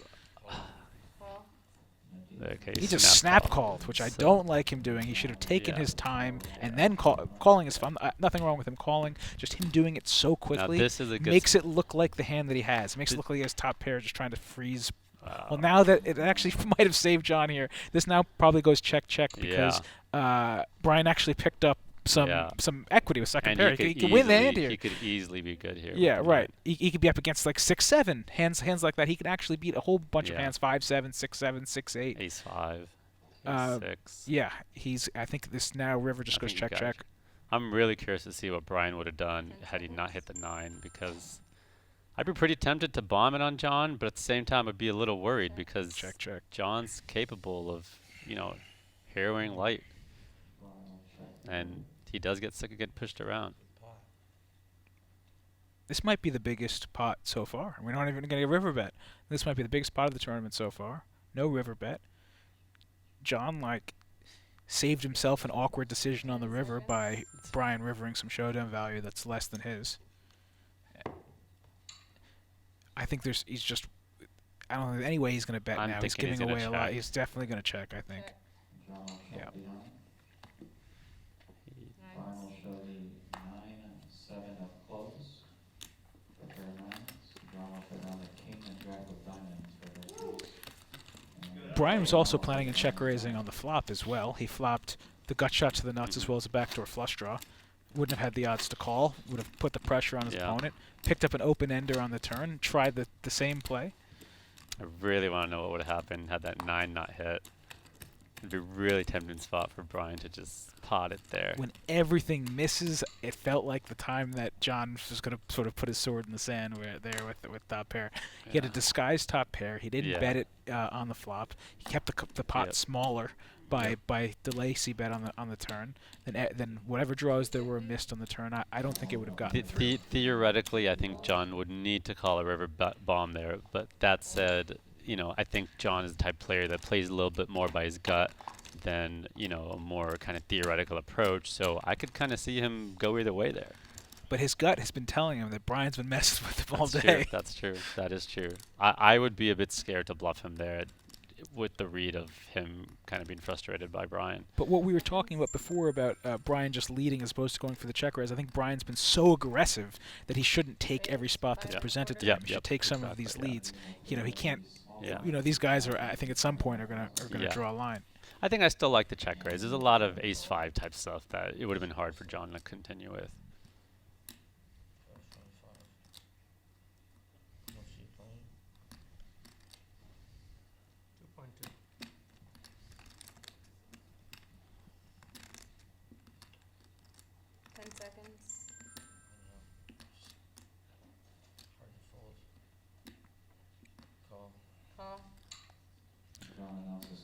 John opens king 7 suited to 250 and gets very small 3-bet from the small blind from Nadim. Very small. So I do like this call from John because he was given such a great price. What was the sizing there? It went from 250 to 525. Wow. So he made it 275 more, and he's in position. But he's so shallow, so Nadim only has 23 big blinds left. He was leaving John some rope to go over the top, and he would have gone with it. I still think you could just go a little bigger than that. There's no need to go that small. You could still go 600 and fold. Right. I like this. Well, he's not going to fold, but I like his size. I mean, I like the small size, but it was a little bit too small. He could still go look larger and have it appear that he's going to consider folding. This is going to be a bit of a hairy spot. I mean, John obviously is concerned about the ace, but he flops pretty good. He flops second pair top kicker. It's going to be hard for him to fold to a single bet, but I don't like what he's doing physically here with the time bank, stare him down. It looks so strong. I mean, it just would be a weird way to act if you had king jack or something that you want to see bet. He's losing his action here. 2.3 million. He clicked it pre-flop, and there's only $1 million in the pot. That he bets over twice the pot on the flop. He just killed his action. If he went for the, I would have continued with what he was doing pre-flop with these small bets. He made, you got to ask yourself, what are you doing? 200,000 again, just 200,000 into $1 million again, and keep. You got to ask yourself, what are you going to do with king 10 there, and play it the same way. He could have got one bet out of him. I think he was a little worried because the diamonds, he didn't have a diamond in your hand, but if a diamond comes. You still just put it in. There's not a lot you can do. Checking is also an option there, and you can Yep. represent having a hand like kings, Yep, queens, jacks, yep. and tens that you're scared of And the I don't ace and think have you your need to opponent check. try I and mean, bluff. I think Scott's saying this check's better than jamming, but you just got to just bet that board small. Right. I like betting small or checking, but betting big. I mean, he would have gotten him if his opponent had an Yeah. ace, but I think a lot of his aces sort of go. Yeah. Some of his aces go with it. And you know, pre-flop. I get the temptation to jam there because you bet small, the flush comes, or he hits 2 pair, and then you lose the pot. Then you could go back and say, oh well, I should have just not let him get there. But the reality is you do need to let them get there sometimes because that's how you make them make bad calls. And it's going to work out for them once in a while, but the majority of the time you're going to be making money. Check. So you got to be willing to take the risk of putting out a smaller bet. All diamonds, jack, 10, and 8. Nadia flops bottom 2 and a very wet board. This was a limp check. It's pre-flop. Actually. Yes. Yeah. Complete and check. But that what you're saying before leads me to what I think is some of the biggest mistakes people make in tournament poker is because the reason is because people want to avoid making uncomfortable decisions. Exactly. So they shut down. They bet to Exactly. quote unquote take down the pot, Mhm. which is never sort of a very good reason to bet. You want to you have to allow for uncomfortable turns and rivers to win really big pots. And it's an analogy to how people approach life sometimes. People that are risk averse versus the opposite. You sometimes avoid putting yourself in situations because you want to avoid a tough decision. But by doing that, you're missing out on value. Missing out on value of good job opportunity, good business opportunity, good investment. Good relationship, whatever it might be. Nadia's sort of going to have to check here with 2 pair. She'll never get called by a worse hand, but she can beat some total bluffs. And we'll see if John can use that opportunity to try and win the pot. 10 seconds. Little surprising to see her bet here, but it's probably going to work out for her, and I think John will just fold. Now you'll lead up 400,000.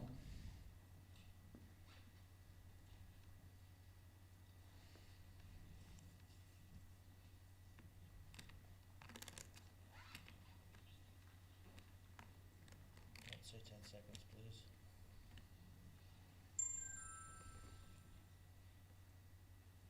Fold. John announces fold, and now you'll take down his pot.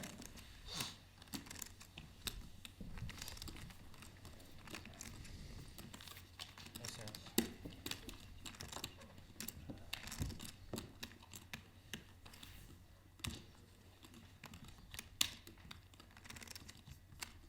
See the updated chip counts. With that hand, John actually now is the chip leader over Brian for the first time all day. Brian has chipped up, but now John is the chip leader. Still neck and neck. That leaves John Racy as the short stack, but he still has sort of plenty of chips with 28 big blinds. Still no cock chips. I was asking the question to the viewers or what their favorite thing about these streams are. For me, it's the dynamic. Just, this dynamic between John and Brian and the anticipation of, who's going to go for it, who's going to do what things appear like, the leveling war. I love that part about poker, about especially watching these live streams with the whole cards up.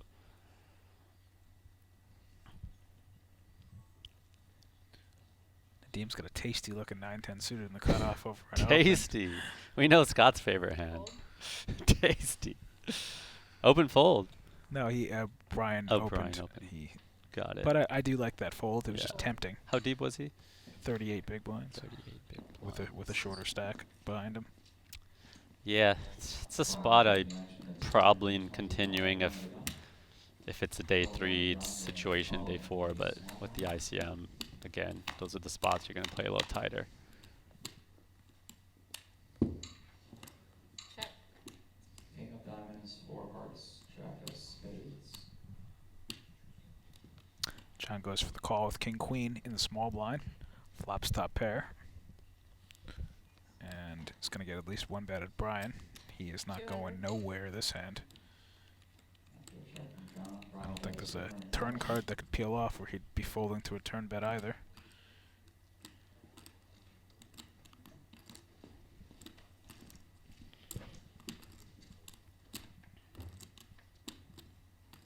No need to inflate this pot with this. It's a good medium strength hand, but not so good you want to start check raising.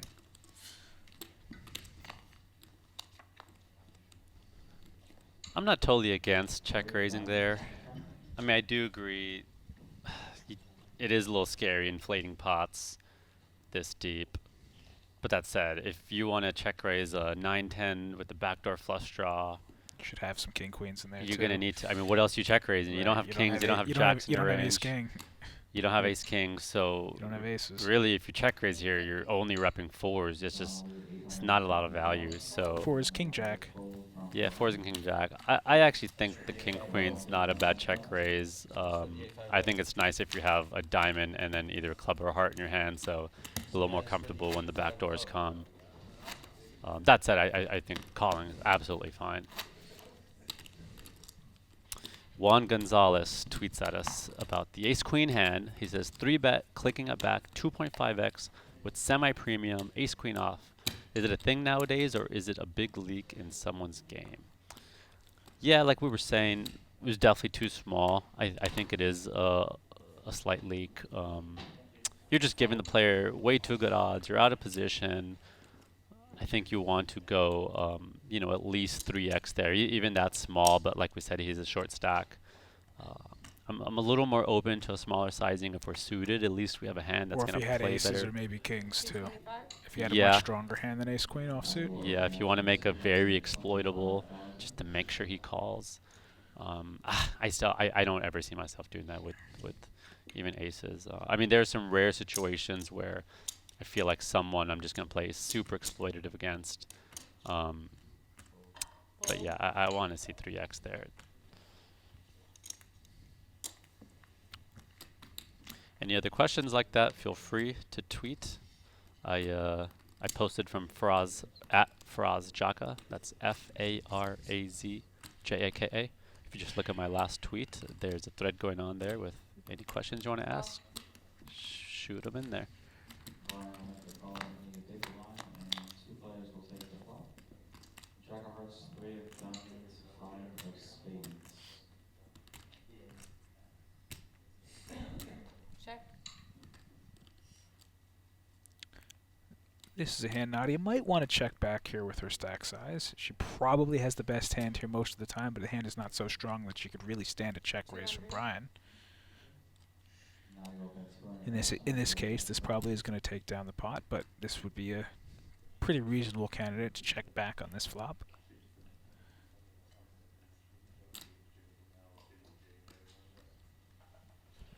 $6.50. And she does get the check raise, and exactly that happens. Now she has one of those good medium strength hands with pocket tens, and now she has been check raised. And look at the look on her face. You could feel it. I think she's probably going to fold because she's just not going to be able to continue on any turns that are on a 10. 10 No, seconds. I was gonna say I don't think she's gonna fold here. I mean, I also feel like Brian's already put so much pressure on her. He doesn't have any back doors here. Like, I mean, barely some gut shots, but I don't like this check raise. Do you think Brian shuts down here? I don't know. I think you probably should. Once he gets called, he's got to put her on a I jack plus, really right? don't. I really don't like this check raise. I mean, she just gonna call so many ace highs. I think he's going to check. I think she's gonna. I think she's gonna call any pair here. To be honest, 5x, 6s plus. Yeah, I he's really just don't. shutting down. I mean, what are you check raising to get her off of? I mean, it's hard for her to fold ace high. I don't see her folding any pairs. Action will check through on the turn. Now he's definitely going to check once he rivers some Yeah. equity. He could beat a 5 or a 3.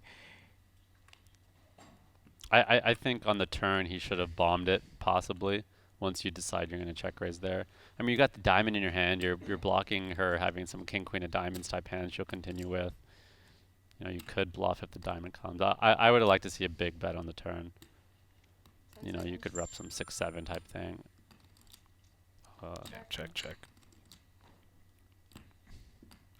I don't see any way she's going for value here.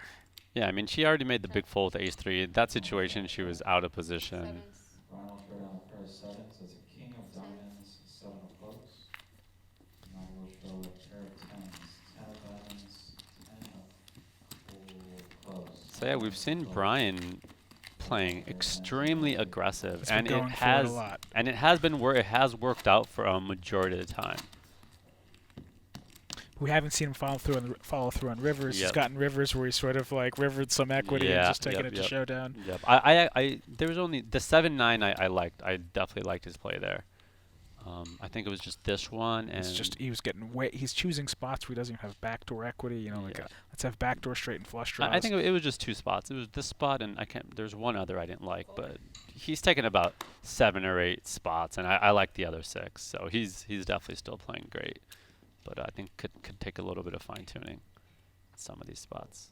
I'm all for going for spots, but in this last hand, it was Jack 3-5 rainbow. I might do it with a hand like King 6 suited with a backdoor flush draw versus King 7 offsuit I also with no feel nothing. the king in your hand, you're kind of blocking some of the hands she's going to fold. She's going to fold a lot of her king highs. She might not fold her ace highs. So I really don't want to have that king in my hand. I mean, that said, it's not like I'll never check raise the king in my hand, but at least I'm going to have, you know, some backdoors then. 375. Action forward round, so Brian in the small blind will make it. Raises small to big to 3.75x with 10-4 off. Thinking Nadim is only going to continue with his really strong hands, some of which he's just going to shove in himself for this sizing. But Nadim's putting in a little bit of a spot here with Queen 8 suited. He's got a better than average hand. He's in position, but it's a big raise in front of him. What do you do here with Queen 8 suited? I think we're going to see a flat. He's how many Yep. bigs? Call. 34 bigs. We're seeing 3.75x, and he does call and see a Or why were you thinking he wouldn't call? Oh, it was just pretty big, and it's a marginal hand. But Diamonds, 7 of diamonds. Yeah, I mean, you're connected, you're suited, you got high cards. You know, Brian's playing extremely aggressive, easily dominating some of his opens. see, Brian does have some backdoor equity here. He's got backdoor straight and flush draws, and he is going to use that. Only one overcard on the board 300. to his 10. He is going to see bet here. Nadim's not going anywhere with his flush Yeah, draw. it's going to be interesting if the turn is an 8 or a jack or something. diamond. That gives, yeah, something that gives. Though with the diamond, it's still pretty hard. I feel like he's going to need a diamond and a gut shot to continue. I mean, 4 diamonds, not a very strong blocker. Nadim will make the call. Jack of hearts on the Well, that could be an interesting card. Yeah. He Double Brian gutted, now right? turns a double gutter, Wow. and Nadim picks up a gut shot to go along with his flush Wow. draw. It's going to be really tempting for him to continue. I don't blame him here. I do think he is going to continue here. 'Cause there's no way he's Yeah. just going to check fold this hand once he picks up a double gutter when he had nothing on the flop. Yeah. This is good aggression from Brian, assuming he's going to bet. These are the kind of spots I think he needs to be saving up for. 700. This Oh. is a good spot to just jam. If you're Nadim, you picked up straight draw, flush draw. Brian seems to be betting too many spots. If you don't improve, you're going to have to fold in the river. You know. But I don't. He's not going to fold, so he can either call or he can go all in. He can't raise an amount that isn't all in. 10 seconds. Yep, he's thinking about it. He's thinking about what to do between those two Is options that for sure. 700 into Into 1.5. Bet half pot, 0.7? and he only has 2 million over the bet. Feels like he's about to jam. I think he is going to jam. 10 seconds. He's got a lot of equity, even if he is getting called, and Brian seems to be getting out of line. Wow. This is going to give... I Call. want to see if Brian goes for it here, if it's a brick here on the river. Oh, wow. Wow, wow, wow, wow, wow. Brian goes runner, runner straight, and Nadim rivers some equity. He rivers second pair, but there is 4 line to the straight on the board. And what size is he going to go here? I think he's just going to put it in. It's only he only has 2 million behind. There's 2.8 million in the flop. I think Brian's only move here is to go This all is in. tough call from Nadim. I mean, what do you beat now? You're blocking this diamond draw, 1.1. one of them. You're also blocking like 6-8. I mean, the hands you would have been happy with were, you know, him barreling ace 10, and I really like your suggestion as a jam on the turn. I'm surprised Brian doesn't go bigger and just go all in on the river and make it really polar. I think he might just feel like he's not. It's so hard to call off without a straight 10 here. seconds. I kind of don't blame his sizing. I mean, it's so scary to hero call off, you know, in a spot like this. And it might very well work out for him because I don't think he was calling all in. He might call this 1.1 billion. I think if I'm playing someone like John, like John, who we know is capable of hero calling, I'm much more open to going bigger, or maybe another reg who's as established as Brian. 10 seconds. I wouldn't mind shoving versus that type of player, but for someone who hasn't been in this spot all that often, it's just unclear if he's willing to hero his life off here without a straight. What do you think he's going to do? I think he's going to call. I think he's pretty tempted. I think Brian's been pushing like crazy. I think he's going to call too. Yeah. The problem is, do I like to call? I mean, I don't know. You don't really beat. I can't really think of what he beats. Yeah, I don't think I call. You just don't beat anything. And you have the diamonds in your hand. Brian will show the 10 clubs, 4 of diamonds. And he's kicking himself. He's thinking I should have shoved the turn. That's a pretty dirty run out for him. And that's the example why we talked about last hand, why if I'm going to check raise the flop, I'm going to have those backdoor straight and flush draws. When Brian c-bet that flop, he had nothing, but he had a backdoor straight and flush draws. Comes runner, wins a big pot because he hit those backdoor draws. When is the next level? And how long? I have a break in 20 minutes, but I'm not sure because they won't give us a clock. Probably 15. 15 more minutes? Yeah, close to.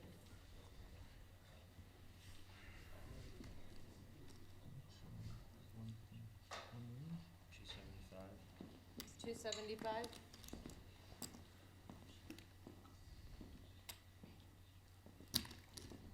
John opens the action under the gun to 275,000. Fold. Fold.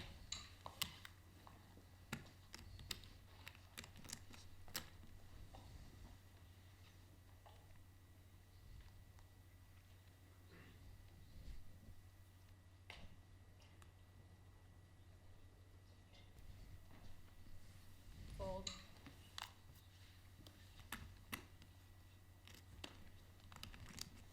John's getting a little out of line in the hijack here with 6 deuce offsuit.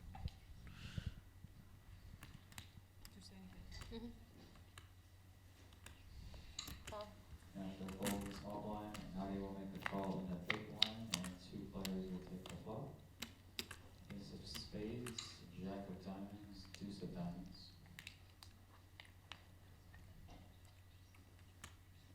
Did you check? Yeah. 175. Fold. After a check, John will bet 175, and Nadia will lay down. John will take the flop.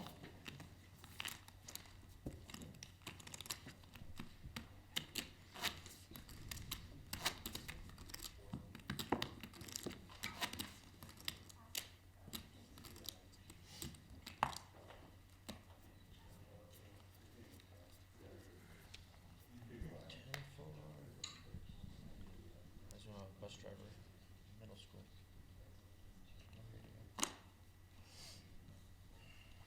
Fold.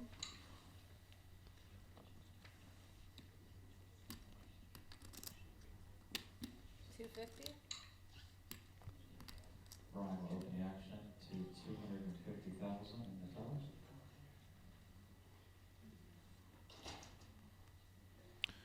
Nadim is going to be tempted to Big put in these blinds. deuces. Problem is Nadim is probably ahead of Brian's opening range. You don't have much Problem is fold he equity doesn't anymore. have, he virtually has no fold equity You do have fold equity versus Brian's bottom You opening do. range a little bit. because people know you're gonna be a little bit tighter, and he's also gonna be opening garbage that he doesn't normally open, like queen 6 off. Unfortunately, on this one, you're probably not gonna get a fold. But yeah, he's This is going to be 650 in the pot. Yeah. It's going to be 725 for Brian to It's- call. He might have just yeah. the slightest amount but yeah, of fold it's, not- equity. it's kind of not enough. But I think Brian's going to call him 90% of his opens Yeah. here. Is there anyone else short here? What's the Well, he's certainly the shortest. by far, right? Yeah. Yeah. By far. I mean, that's another thing. I mean, I don't blame him for doing this. You, here you in also game. I there's a think lot I of would do dead it. money in the pot. And he has the best hand. How many better spots are you gonna get? Yeah, I mean, hey, he's 53% with dead money, getting a 1.2 to So, 1 yeah. or whatever it is. It's, Yeah. that's not a I mean, terrible spot. if there was another 15, 20 big blind stack, I would probably pass on this and just hope they get into an all-in. Nothing wrong with this spot if you're So, yeah. Nadeem. I also wouldn't mind passing on this spot for Nadeem. It's close. 8 of diamonds, and we're off to a problem with deuces at risk for the tournament life. Deuce, there we go. That's probably going to be a double for Nadeem. Guess we see Some a back doors here for Brian. diamond or a 9 on the turn. There it is. There Spoke it too soon. is. And off to a river card. It is the 8 Pair of of 8s is no spades. good. Nadeem is going to get the double here. Back in it, Nadeem. Had Nadeem had, let's say, 1.3 million, I would like the shove a lot. 13 big blinds would definitely be fold equity over a lot of Brian's opens. But once you have 9, it becomes a lot more difficult to get him to fold.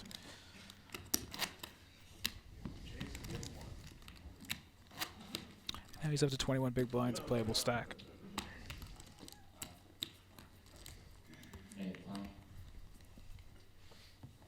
You're big blind.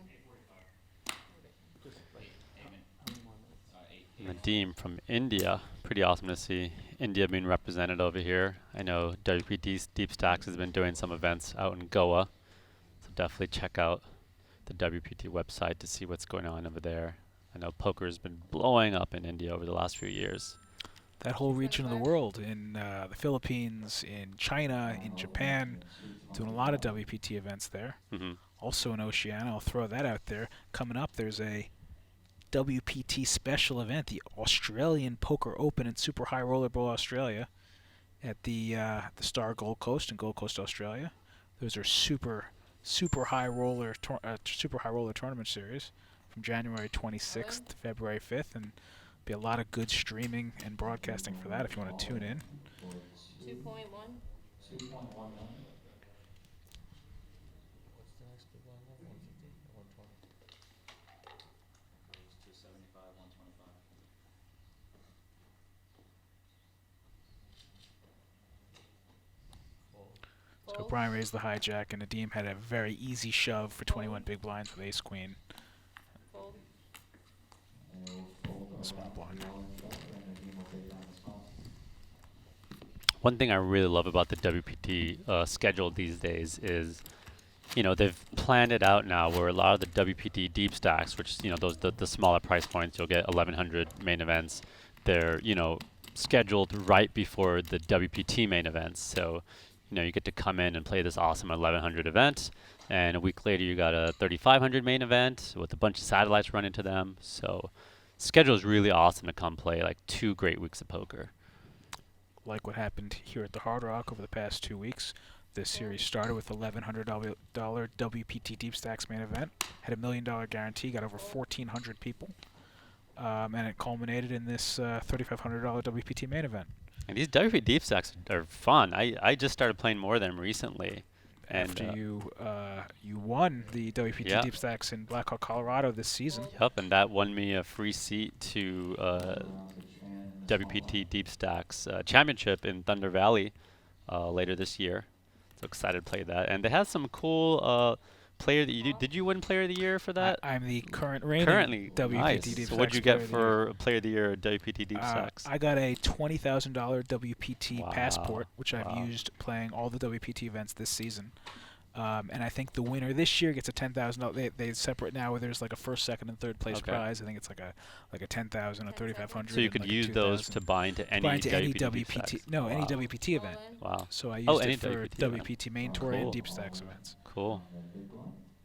So what'd you have to do to get that Player of the Year? What kind of I won the WPT Deep Stacks main events right here at the Hard Rock. Got it. And then because of that, I traveled around and played a few more events and made a couple of other runs, and that was Cool. enough. were the other ones final tables or just some? No, I didn't make any other final tables. A few more cashes. So pretty doable. 1 win and a few cashes. It helps and to win the biggest tournament, so I got the most points. Got it.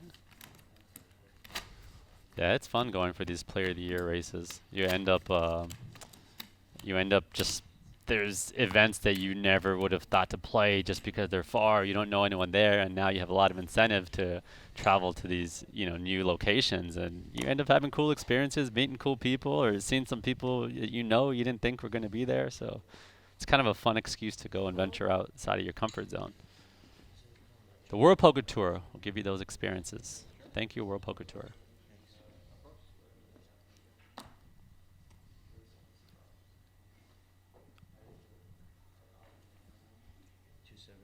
$275. Jake's gonna open up 275 in the cutoff. Fold. Yeah, certainly an enjoyable year for me, traveling around and playing some WPT events using that passport. I used it in LA, Borgata, and here at the Hard Rock.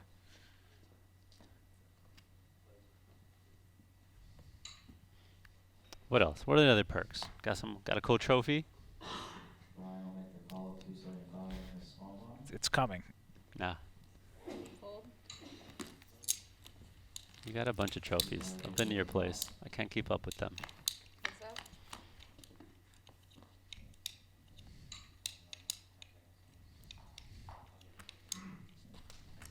Ball's gonna bring king of diamonds, 10 of spades, 2 of spades. Check.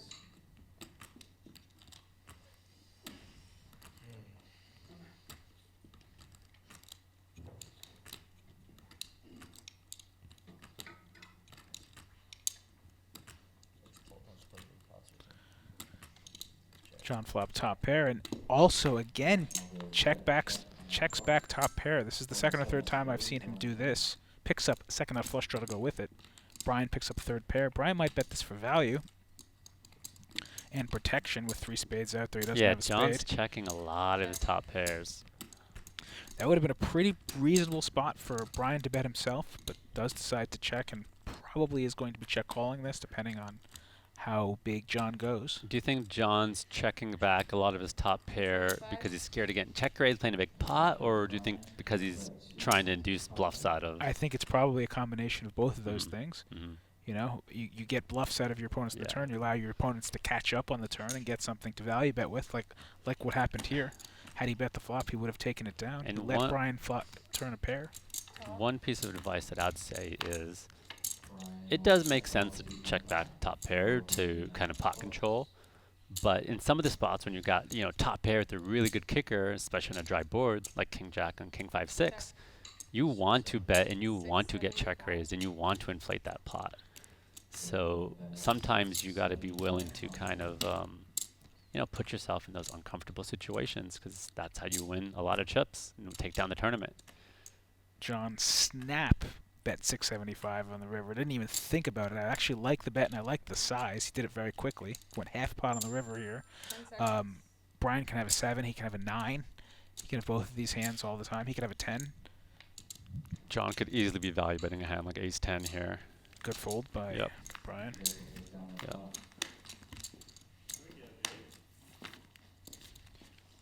But yeah, as I was saying earlier, there's no reason to check back your top pair, top kicker, very good kicker. You know, just those are the hands you want to be getting a lot of value in 3 streets out of.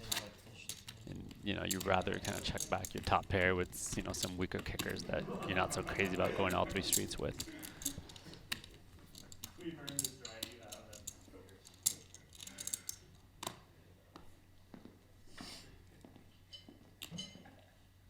You're up, Jake. 250. 250.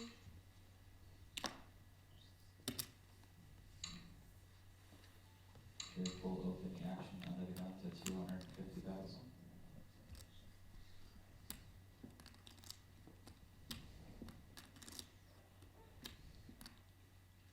Fold.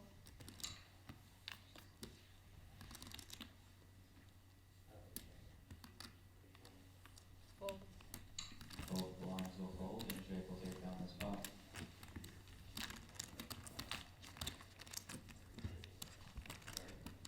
This is the last hand?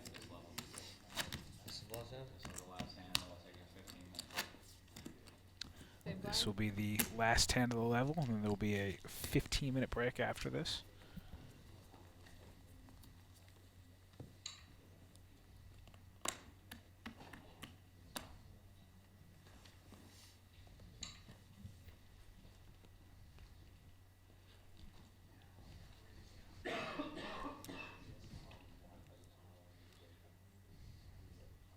250.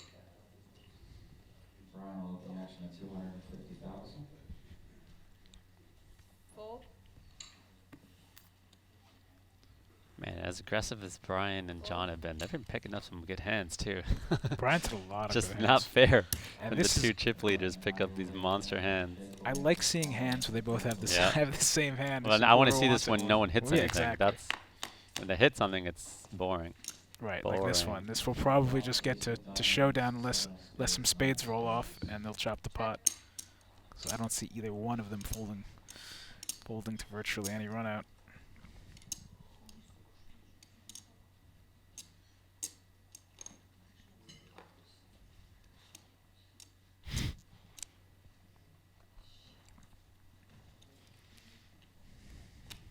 I mean, like your king queen before, is this a check raise candidate for you?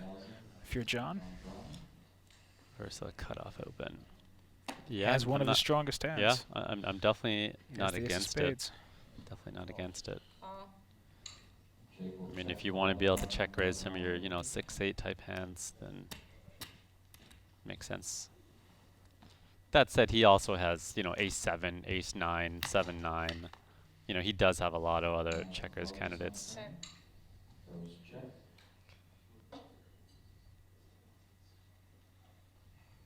Wouldn't be a bad spot for a lead for John, especially with the ace of spades in his hand. If Brian has weak aces, he's going to check back a lot here. I really don't mind a bet here from Brian. 10 seconds. I don't feel like John's going to check raise out of position here too light, even with the 9 in his hand.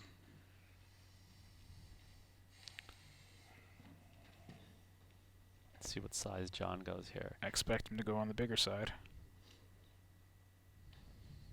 Yeah, he should not be too scared of the spades. He has the ace of spades. But again, he hasn't been the most theory-based, more feel-based, so 10 seconds. I wouldn't be surprised if he actually is a little scared of the spades, but he shouldn't be. He's blocking full house, So, and he's also blocking. yeah. He's blocking top boat and the nut flush draw. Did he check? He did check. Brian's definitely going to go for a bet here, even though the flush got there and the 9 got there.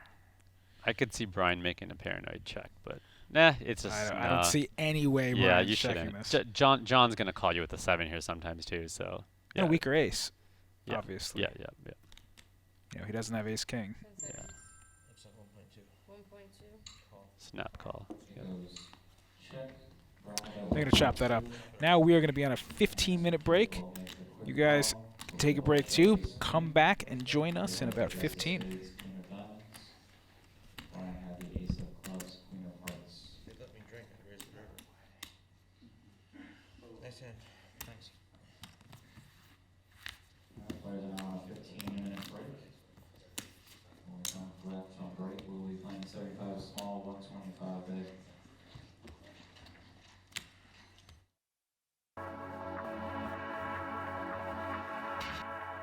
Hey Vince. Hey, was that you in the gym? No, that wasn't me. I'm still in bed.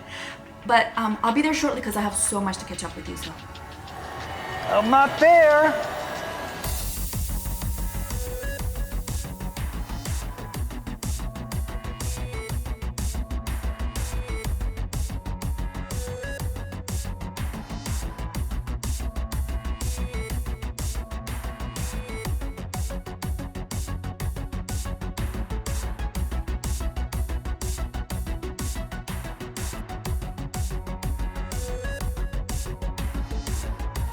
Where are you now? I don't see you, mister.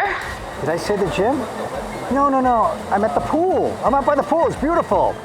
Yeah, come out here. Oh, okay. I'm almost done here. I'll head to the pool and say hi. Yes, we'll sunbathe together.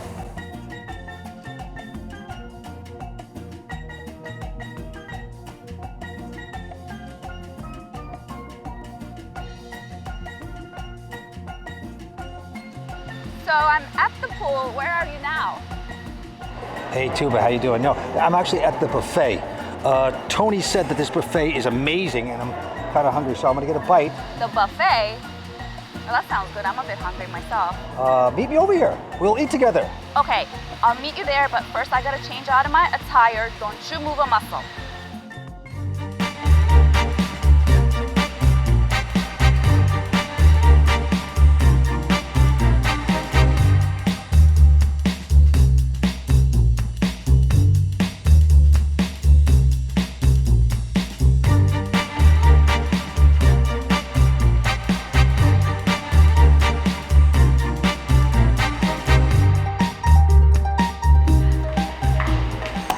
Whoa.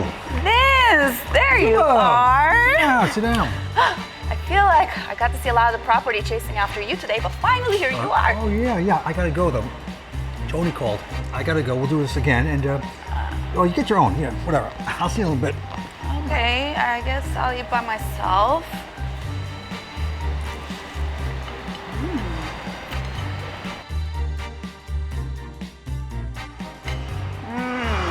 Amazing food.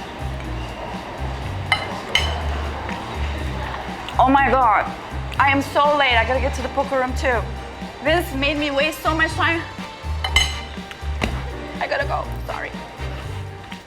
So Vince, what do you think? Brand new poker room here at the Seminole Hard Rock Hotel and Casino. Over 45 tables, 50 televisions.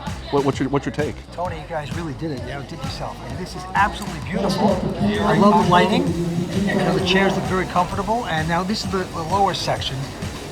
Where would be my section, the fish section? The fish section. Where I can have an aquarium put around me. Well, you must be talking about our 8-table high limit area. Yes. Great action. They're ready for you. Great players. Very friendly. Yeah. We'll get you bought in here at the cage, and we'll sign you up for your game of choice. Because I have no money, so I'm just relying on credit and, just kidding. No, we can stop in the casino if we have to.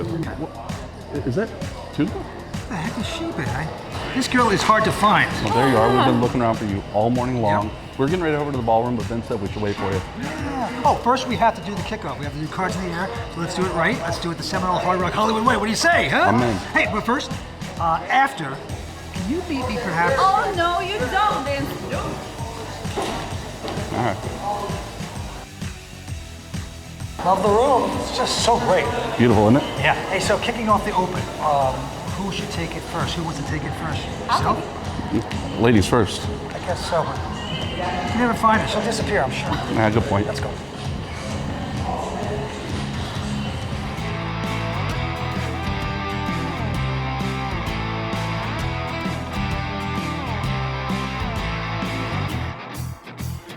Well, guys, this new property is absolutely mind-blowing, and I really enjoyed getting lost. You have to now check it out for yourself, so come and see Seminole Hard Rock Hotel and Casino and the whole new renovation. In the meantime, stay tuned to WPT.com for more information.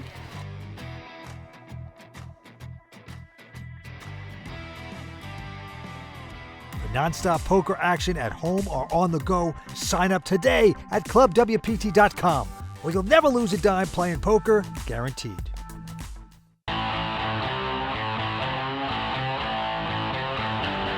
Hello everyone, this is Tuba Arjan of the WPT Royal Flush crew. We're here at Seminole Hard Rock Hotel and Casino for the WPT Lucky Hearts Poker Open.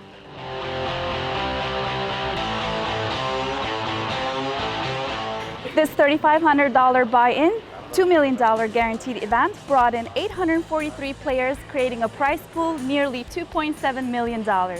Here on day 2, we've seen a lot of familiar faces and WPT Champions Club members, including Brian Altman, James Calderero, Eric Afriat, Darren Elias, Craig Varnell, Daryl Fish, Jared Jaffe, and Marvin Rattenmeyer. 106 players will make the money, and the champion will go home with over $482,000, which includes a $15,000 seat to our Baccarat WPT Tournament of Champions. The winner will also earn 1,200 points towards our Hublot Player of the Year race. The final table for this event will take place on Wednesday, January 22nd, and will be live streamed on WPT Facebook and YouTube pages. For more information, stay tuned to WPT.com. Stop poker action at home or on the go. Sign up today at ClubWPT.com, where you'll never lose a dime playing poker, guaranteed. Привет, everybody! Now, how do you feel about spending your winter in Sochi? Because the WPT Russia is back in partnership with Party Poker Live for January 2020. We kick things off on the 17th of January with a 34,650 Russian rubles buy-in opener, followed by the star of the show, the main event, which runs between the 21st to the 26th with a 210,000 Russian rubles buy-in. And if you're feeling bold, we also have a 331,100 rubles buy-in high roller, which runs between the 20th and the 22nd. A reminder that you can also play Day 1 for the opener and Day 1 and 2 for the main event online on Party Poker and arrive in the money at the venue. Casino Sochi is an incredible place to play poker. Nestled in the Caucasus Mountains, you are just a few minutes away from a quick ski or beverage on the slopes. Last year was unforgettable and we cannot wait to be back. So, see you there.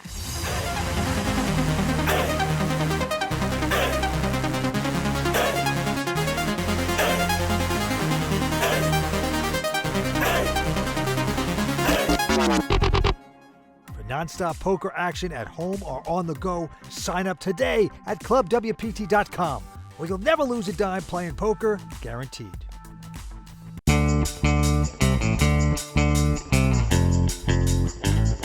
Play the WPT all the time. I love it. This is my home casino. The Hard Rock here definitely rocks this world. It's so new and beautiful. It's enormous. I've been coming here for years. Pretty much every addition that you guys have made here is just phenomenal. Anytime WPT comes to town, opportunity to come and play because it's always an amazing event to be a part of. I love playing WPT. That's why I bought for the third time, and I enjoy every minute of it. This property at Seminole is huge. It's one of the best. Good environment. They really put on nice events, and tournament staff is excellent. Dealers are nice. Players are fun. A lot of fun players. So I love it. My favorite thing so far is our wonderful table. We got people from the Midwest, the Celtics, wonderful dealer over here. Famous actors at the table. Oh my gosh. I love this casino, the Seminole property that's kind of down the road, and also the Tampa Hard Rock. Phenomenal staff. Not only beautiful, but it's got so many places to eat. The atmosphere is great, and the tournaments here are wonderful. Got so many different options, they really do. And looking forward to the WPT main event, really am. For non-stop poker action at home or on the go, sign up today at ClubWPT.com, where you'll never lose a dime playing poker, guaranteed.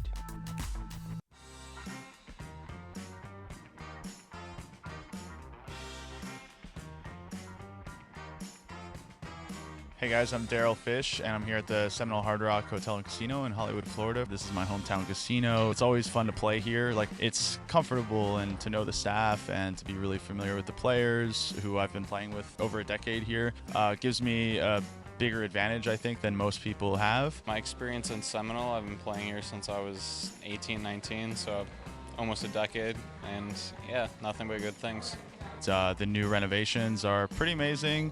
It's a pretty impressive property now, and they definitely made some major changes, and the poker organization is just getting stronger with time, so looking forward to the future of this. The WPT Player of the Decade rankings was pretty cool to make the top 10, considering I was graduating high school when the decade started. To be included in the WPT Top 10 Player of the Decade was a really interesting thing that I didn't expect to be on that list. I have pretty good results, but there are guys who've won multiple titles. To have a little bit of sense of achievement feels really cool. So in the past 10 years, my poker career has definitely changed in a number of ways. I feel like I've improved a lot along the way and had a lot of really great experiences with traveling for the WPT. So it's been a long, fun journey for sure. As far as World Poker Tours go this season, I will be playing all the ones here at the Hard Rock. This season for the WPT, I want to play a decent amount of the events, so hopefully I'll be in the player race. For non-stop poker action at home or on the go, sign up today at ClubWPT.com, where you'll never lose a dime playing poker, guaranteed. Hi everyone, I'm Vince Van Patten of the World Poker Tour. Now, the WPT Deep Stack season is coming to an end. We are down the home stretch, but there's a couple more tournaments in March that are fantastic I want to tell you about. You can come out there, play, win some money, but also you can win some valuable points that go to the WPT Deep Stacks Player of the Year race. First up, WPT Deep Stacks travels to the Mid-Atlantic for WPT Deep Stacks Maryland from March 20th to the 23rd. This $1,500 event features a $300,000 guarantee and takes place inside the incredible live casino and hotel. Hope you'll stop by and check out the fun in Maryland. Next, we go to Best Bet Jacksonville for one of my favorite tournaments of the World Poker Tour.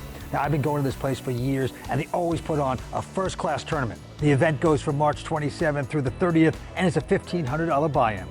Some major points for WPT Deep Stacks Player of the Year will be up for grabs. Now, if you win WPT Player of the Year, you get a $10,000 WPT passport. How great is that? For more information about these events, go to WPT.com.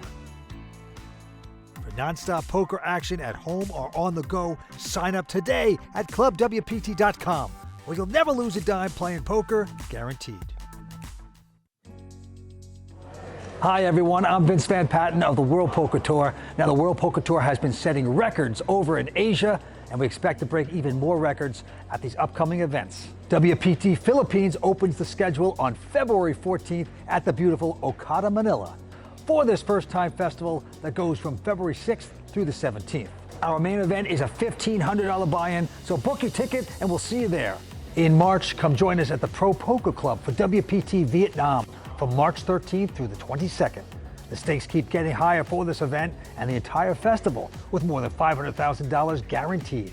The $340,000 guaranteed WPT Vietnam main event starts on March 17th. We're looking to set another record with this event, so hopefully you can help us out. See you in Ho Chi Minh City. Next, WPT Taiwan is up at the Chinese Texas Hold'em Poker Association. This first-time event will take place from March 27th to April 6th. And the WPT Taiwan main event starts up on April 1st and should set another record in our first visit to Taiwan. 3 more incredible events on the World Poker Tour in Asia, so we hope to see you there. For more information, go to WPT.com. For nonstop poker action at home or on the go, sign up today at ClubWPT.com, where you'll never lose a dime playing poker, guaranteed. Looking for a way to spend your Valentine's Day? Well, how about King's Casino Rozvadov? February 2020 welcomes back WPT Germany for another full festival of poker. Starting on the 14th of February, we have a full lineup of side events, including an opener, a closer, the high roller, and a ladies event. Then the main event kicks off on the 18th of February, running until the 23rd, and has a €3,300 buy-in. With a fully equipped spa, a 24-hour gym, and a 24-hour buffet, King's Casino is the perfect place to play poker, relax, and feel like a king. See you guys then.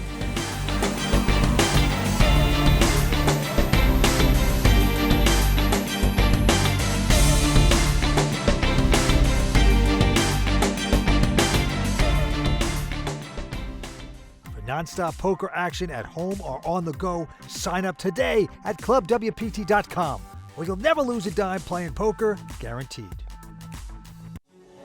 WPT Deep Stacks Tampa will be the very first event to kick off Season 19 here at World Poker Tour. This $1,100 buy-in event will take place from June 11th through the 15th at Seminole Hard Rock Hotel and Casino, Tampa. With 3 starting flights, this event guarantees $500,000 and is eligible for the North America WPT Deep Stacks Player of the Year leaderboard. The champion of this main event will also win a $3,000 package to the WPT Deep Stacks Championship event.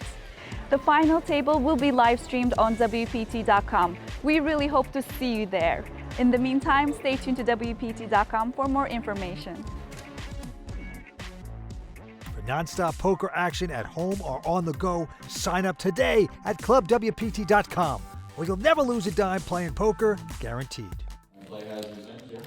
75,000, 125,000 on the blinds. This is the next hour-long level. Welcome back. Final table of the WPT Lucky Hearts Open here at the Seminole Hard Rock Hollywood Hotel and Casino. 5 left. I'm predicting we're going to get 2 bust outs before the next break. Oh, that's my guess. Next 2 maybe hours? 3. Maybe 3. Yeah, I think it'll be 2 to 3. I guess that is a little obvious, huh? John Dolinger took that chip lead away from Brian Altman, second in chips, and they have some separation from the other 3, but looks like Brian is not going to slow down. Small blind 75,000, big blind 125,000 with a 125,000 big blind ante. Brian jumps right into it, guns blazing. And she Well, Nadia's obviously going to come in and play this. She's going to call, but do you see any merit in like a 3-bet here with this kind of a hand? I would jam if I'm going to do something. Oh, he's got a jam here with the 8s. Yep. Yeah, if I'm Nadia, I don't mind a big jam here. I also don't mind the flat. With about 17 big blinds in the big blind squeeze, you got a raise and a call.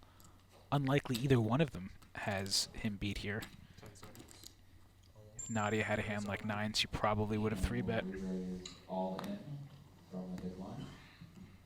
I mean, honestly, even with the 9s, I don't mind just a jam. You know, there's a lot of value just getting king, queen, ace 10, ace jack. A lot of these hands. What do you think Nadia's going to do here? She's got a decision to make here, too. 2.175. I think she's probably going to call. It's only like 17 big blinds. She's near the top of her range. You know, like we said, 9s would have been a 3-bet of some sort, whether she jammed or raised. Her strongest hand is like 8s, which she has. She would have 3-bet hands like ace king and ace queen. I don't think she's trapping. I'd be asking myself if big blind is going to be jamming hands like 5s, 6s here. That's I think he would be. Pretty key, yeah. And Brian is opening a lot. This is a tough spot. I think she might pass, but I think it's a perfectly good and call to be if honest, she does make it. It's really bad for him to take these chips because now he is a lot closer to your stack. So that is the last guy you want getting chips. The shorter stack from you. She does end up making the correct call in this situation. Not sure if I would have made it myself there. Yeah, I Correct agree. fold, My initial instinct was to want to fold, but after thinking about it a little longer, I think that is actually a great spot to call. I think she's at virtually the top of her range. I'm not giving her a lot of trap flat hands against him. I think with her stack size against the very aggressive Brian Altman, even with hands like aces, I think she was going to come in for a 3-bet. So I think her strongest hands are like 7s, 8s, ace jack kind of hands. Yep. And yeah, the reason I really like her just taking a hand like, 8s, 9s, even 10s, just jamming it is, you have those shorter stacks. It really sucks to get into a flip when you could just wait them out. Another good hand for Nadia here with ace queen off the cutoff.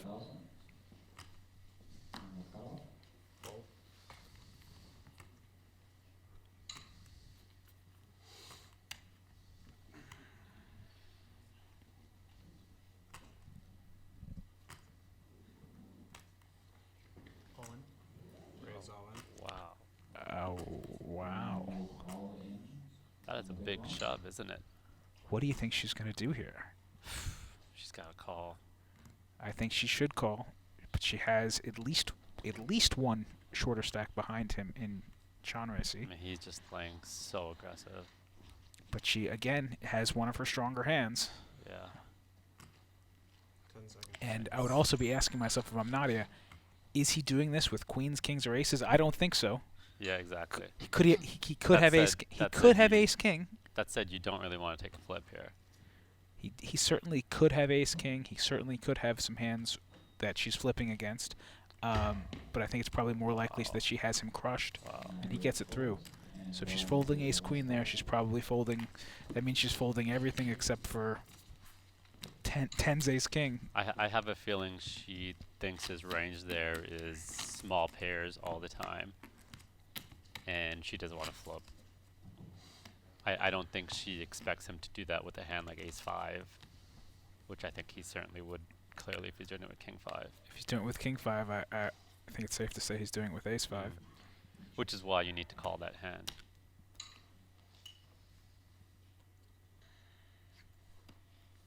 There's a lot of chips for Brian to be shoving there. Yeah. I would have thought that he's getting a great price to call in the big blind, and he can just play post-flop and put pressure on it post-flop with a lot of boards. Yeah. So I'm surprised that Brian wants to take, these higher variance routes when when putting pressure on his opponent's post-flop is working very well. But putting pressure on his opponent's pre-flop is also working well, and it's not going to work here. Nadim is going to look him up with ace-king. Well, that's the beauty of a hand like 10-jack. It plays completely fine against ace-king. It plays completely fine against Better nines, than eights, 2-1. Yep.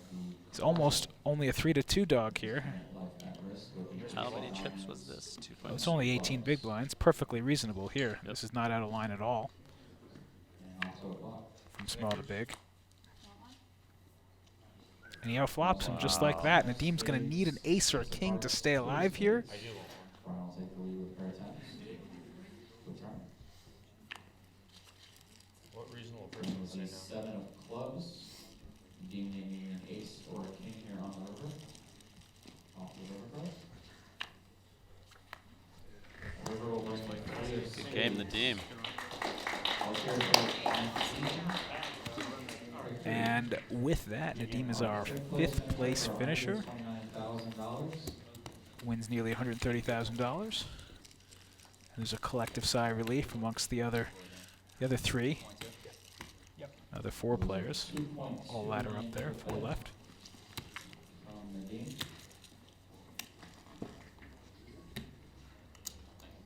Still thinking about that king 5 hand. Is she open from the hijack? I think it was a cutoff. Cutoff. I thought it was earlier than that. Maybe not. Nadia, you're our big blind. That small blind on this hand. Nadia will be the big blind. Throw it out. I want to see the clock anyway. You're under the gun.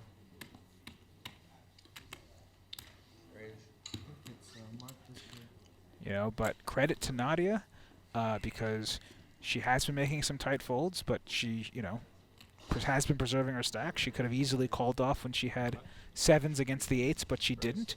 She could have then called off with the ace-queen against the king-5, and she didn't. So it certainly cuts both ways. And she's waited out 2 opponents to bust in the meantime when she's been getting these pressures. She's moneyed up. She's still in there. And, you know, and she's playing well. She may have had a read that he's not going to be jamming, you know, 4s, 5s, and 6s there. And if he's not, then I think that is the correct fold. So, you know, she's been playing with this guy. She has, you know, a better feel than we might at the moment. You just gave me a Snickers. I don't know how big it is. Heads up. A family. Nadia's going to make the call in the big blind. Tabletop heads up. Queen of diamonds, jack of diamonds, 3 of spades.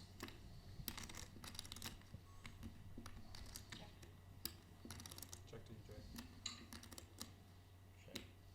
Check. Faraz, I don't think you're going to find the king-5 on the chart that you're looking for there.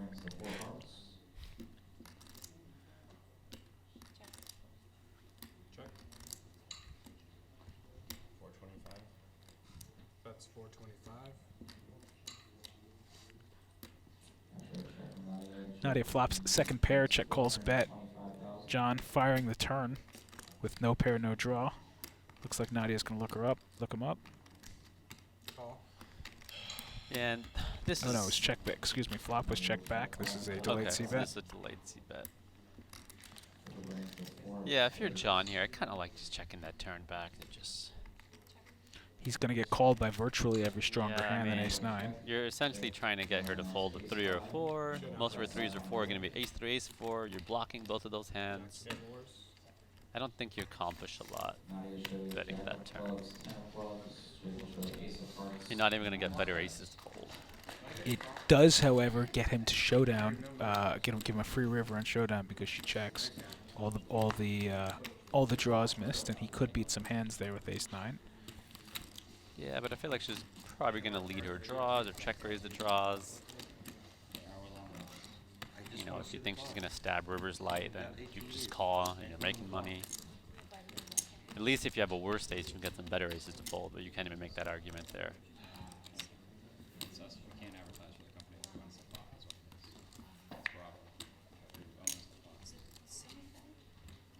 75. When do you guys have a watch? Just give it to me and I'll just figure it out. Just give me a watch. I need a clock. There's no clocks.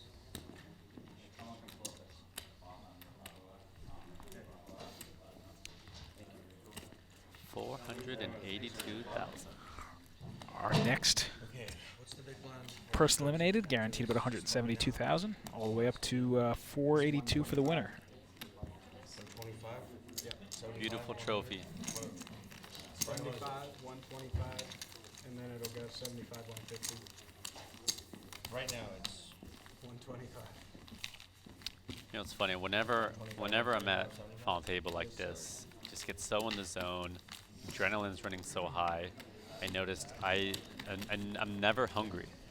I just the entire time I just forget about food. It's like I'm in this like animal instinct war mode. It takes me back to my online poker days. Okay.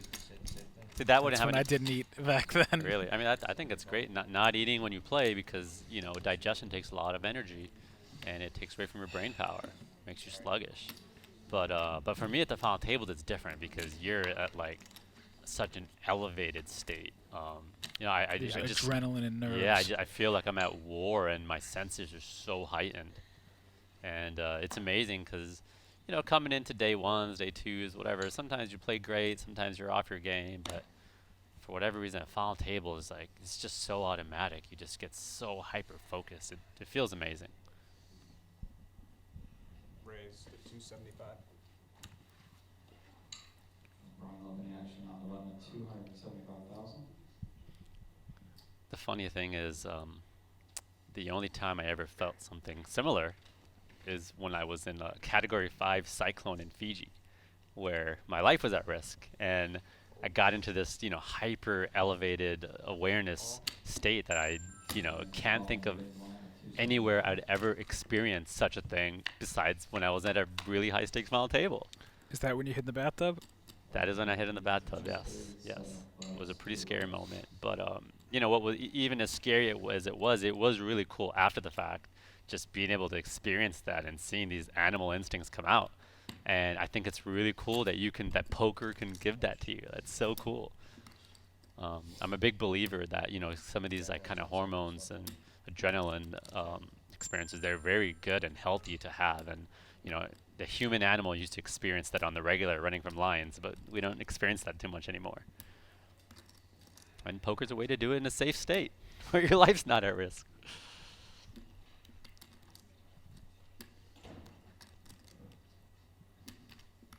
That's 450. Wrong bet 450,000 on the button. Brian flops relatively big here. Top pair and backdoor draws.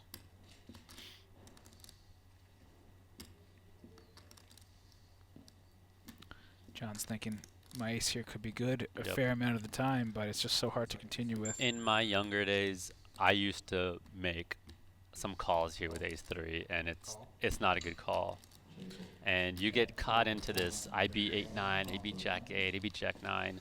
You know, you start thinking of all these hands you beat, but they just have so much equity. They just have so much equity against you, and they're going to bluff you on the turn. Exactly. You can't it's hard to realize your equity even when you are it's hard to realize your equity. That's what I didn't that's what the younger me didn't realize, that just because you know he's bluffing a lot and you know you're good a lot, it's just hard to realize your equity. We get the most interesting turn card in the deck. John hits his ace, his top pair, and Brian makes a flush draw to go along with his second pair. That's an interesting check because 850. Wow, and he snap goes. And 8-9 gets there. 850. The problem is that river card was a jack. If that river card is instead like a king or a queen, he might very well get paid off. But the problem is 8-9 gets there, and a hand like Jack 8, Jack 9 actually rivered a hand that would have beat him anyway. So what's Brian beating? He's beating hands like 8-6. So John, I haven't been seeing enough of his hands to see John. Has he done any of these quick insta bets when he's bluffing? Never. He's had it I'm every guessing time he's done those big quick bets. But quick bet aside, I'm not sure what Brian's really beating on the river there. Yeah, 6-8. 6-8 is just about it. And John's capable of having some surprising kind of, you know, some king queens, you know, some random king high. Right, if he could have ace 3, he could certainly have king queen. I'd probably prefer king queen there. You start with the biggest rail. Mine's growing. But back to what we were talking about in terms of like realizing the equity of your hand. Another thing to take into consideration when you're calling with hands that are marginal, just because you think you might have the best hand now, if you can't get to the river and get to showdown with it, that's what we call realization. If you can't actually get to showdown and potentially win your hand without having to defend and betting it, it sort of loses some of its value. If you're going to get barreled off on a lot of turn cards anyway, it doesn't really matter that you might have the best hand.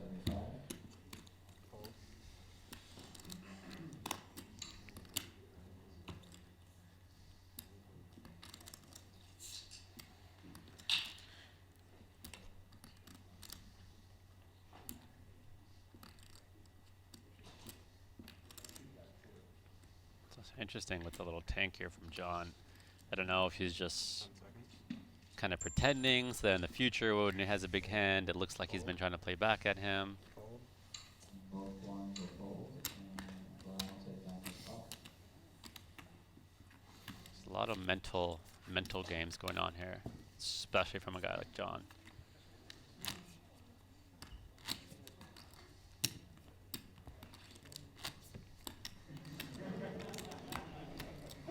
Howdy. And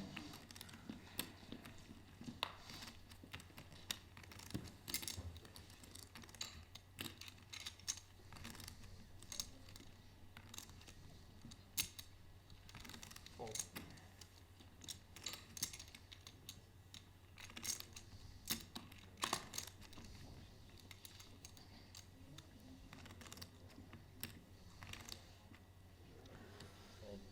Fold.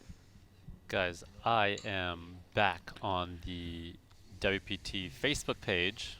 As we said earlier, if you guys have any questions, any comments, anything you want us to talk about, anything you want to pick our brains about, feel free to post in the thread of the live stream that's on the World Poker Tour Facebook page, or you could tweet at me or Scott.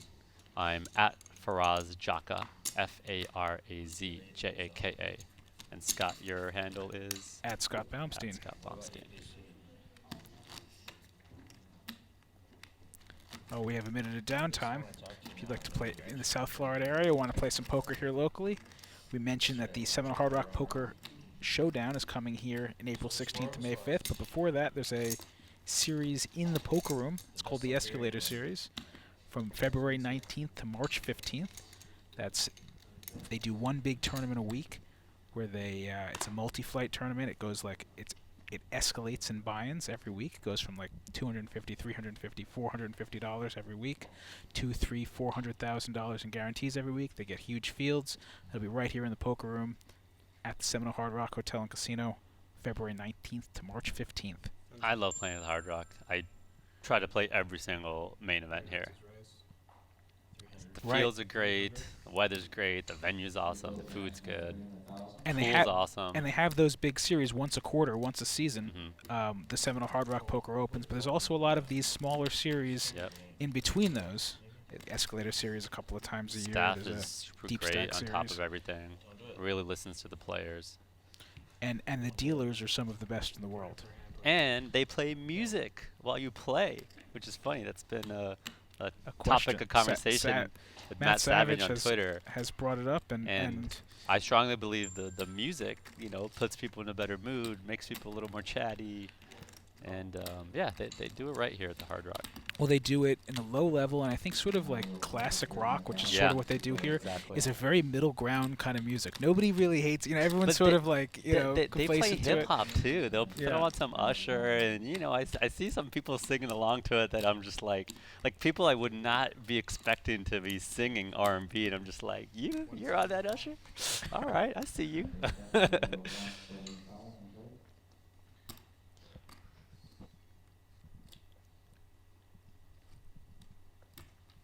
John bets his under pair, and Nadia's going to continue with the ace high.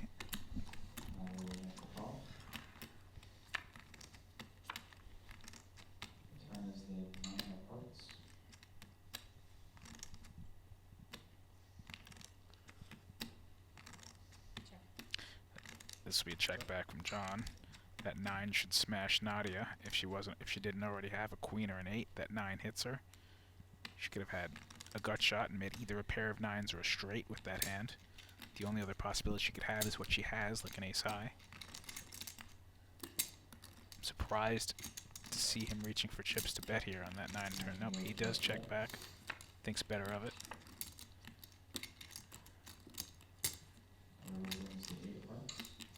No reason for Nadia to bet here if she thought her hand was good before. It would certainly still be good now unless John picked up a 9. It's going to be a tough sell for John to bluff here. Nadia's thinking about betting, but I don't see any reason to bet this hand right now. She's not going to get much stronger hands to fold. 10 seconds. He's obviously never going to fold a queen or an 8, and he oftentimes won't be folding a 9 either.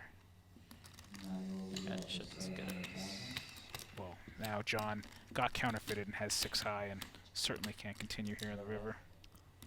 So she threw out a bit of a block bet sizing here, so. All in. Jake will move all in. We got it all in from, wow. John went all in. I was gonna say the one thing that could have hurt her is the block size bet. It was a Snickers. Wow. That's sick. Nice bet. I mean. Yeah, I mean when she bets that size, she's kind of representing that she's got like 10 jack or 8x. Or an 8, yeah. And. Or sometimes even a 9, but yeah. Yeah, sometimes a 9. I'm surprised she decided to bet that with ace high. It had she had showdown value. She should just take it. But and now John's repping that he checked back a queen, which is possible. Possible, especially Sure. with the straight out there. Especially if he was already full with queen 8 or queen 9, it's a good spot to check back. Allow her to catch up or bluff herself. But really, she just opened herself up with that bet size there. That said, if you're extremely balanced, you can bet that size with some queens. But I'm not sure what she was trying to accomplish with it. Yeah, I feel like she might not have thought It gets that one him to through. fold weaker hands and Yeah. and bluff with weaker hands Yep, apparently. Yep, I've seen. Yeah, Nadia's been playing a lot of great hands. That one I did not like. Happens to the best of us. Happened to me yesterday. Sometimes you just make a brain fart. Well, since you're not going to mention it, yesterday, Faraz chopped the $5,000 buy-in tournament, the last big tournament of the series here, for about $100,000. Yeah, about 90K, 89,000. That was a one-day tournament. Nice little day. $5,000 buy-in. 18 buy-ins in a day. Paid. Yeah, we had Joe McKean, former WSOP champ, was there. He got 3rd place.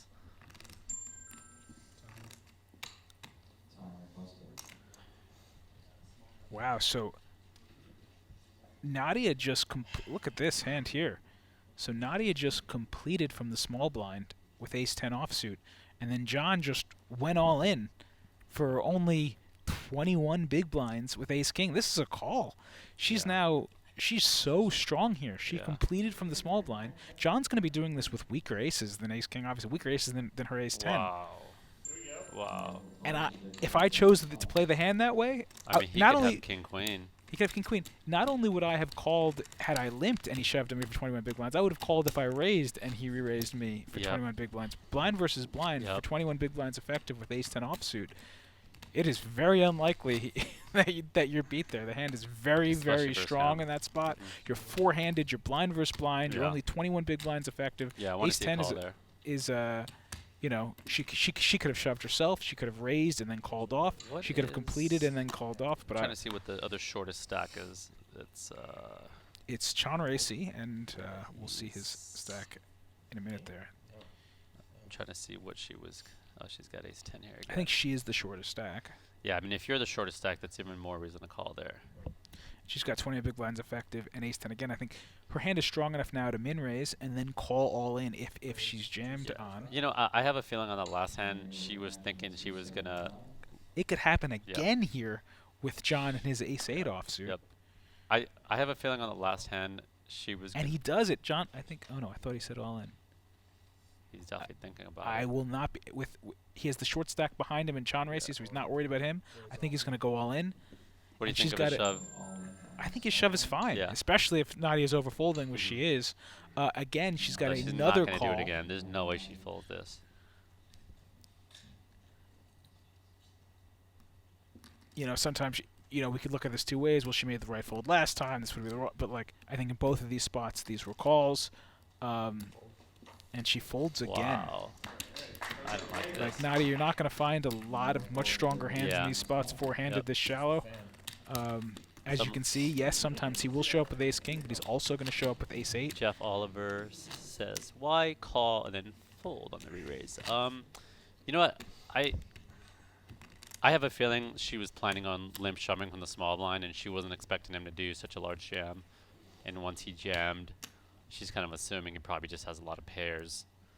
But I think she's missing the fact that he probably has king-queen, king-jack, some other ace-x's. What's interesting here is she's been in 4 pre-flop spots. Twice she's been right, twice she's been incorrect. She's had strong enough hands to call all 4 times. Someone asked earlier, what was the buy-in and what are the current payouts? So the buy-in for this was a $3,500 event. It had 843 entries. First place pays $482,000, and right now they are guaranteed 76. No, 130,000 now. They're guaranteed 100. Oh, got it. Yep, sorry, you're right. 130,000. Last time I did this, I had 10 high. 10 seconds. Raise all in. Sharon will move all in on the small one.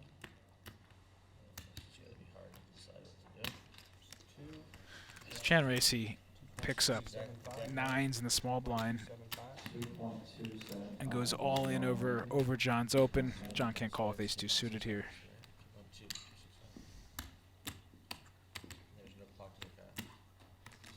I wouldn't put it past him. I certainly like shoving if I had a hand like ace-2 suited over an open, but it's just not strong enough to call with. I could definitely see him. It's 20 bigs about. It's 18, 19. Good fold. Makes the fold. It's a good fold. So that's one of those spots like, yeah, sometimes you're slightly ahead of king, queen, king, jack, or you're just totally crushed. And he was totally crushed in that spot. We're guaranteed 172,000. Ah, that's right, 172. And first place is 482,000.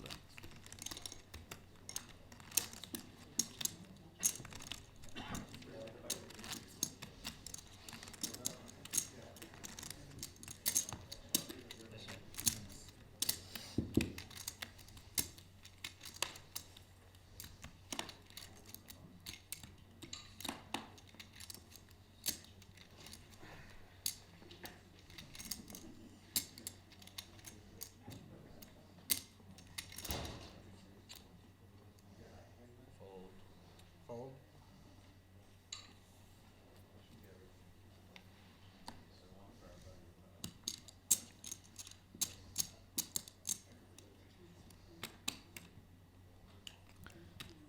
John Racy has a bit of an, awkward strength hand with an awkward stack size here, and just goes for the fold. Like he had too many big blinds to shove. He didn't want to get shoved on. King 4 suited, certainly normally a perfectly fine to open from the button with King 4 suited, but he just sort of had that awkward size of like 22, 23 blinds. He could have limped. He could have min-raised, and folding's fine too. So Kathy, Tony, Zach in the chat. They're kind of wondering, they're talking about Nadia's hands, and let's see, we got an all in here. And now I wonder if Brian is aware of what Nadia's been folding at this point. Probably not. I mean, there's no way. I would say probably not as well. These guys don't have their phones. They're not allowed to have their phones at the table. Yep. They do, however, have access on break, so they could have. But she's just made this fold recently. Right. She made all these folds recently. So, some of the players saying, how did she get so far? It's easy to look that she made a couple mistakes on these hands, but keep in mind, these are really rare ICM situations that you're not in every day. I saw her playing a lot of hands really well.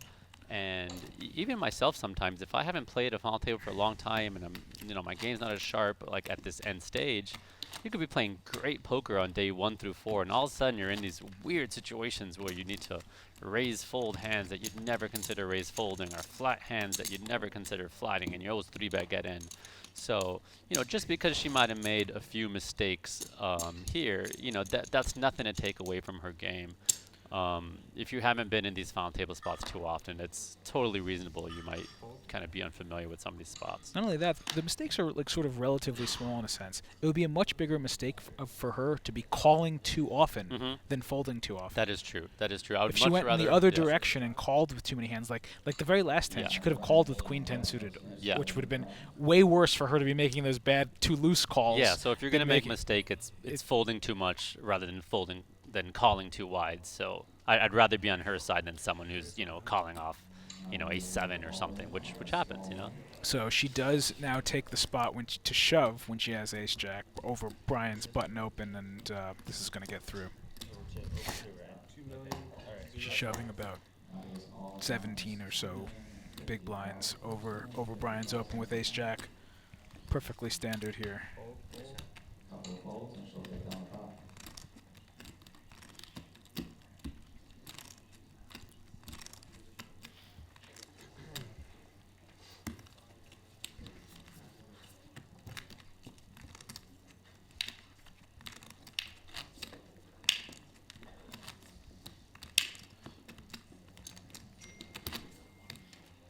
Few people are commenting in a thread about, why make some of these big folds. Should they be playing to win? Should they be playing to get the pay jumps? And these pay jumps are significant. It is important to try to make these pay jumps.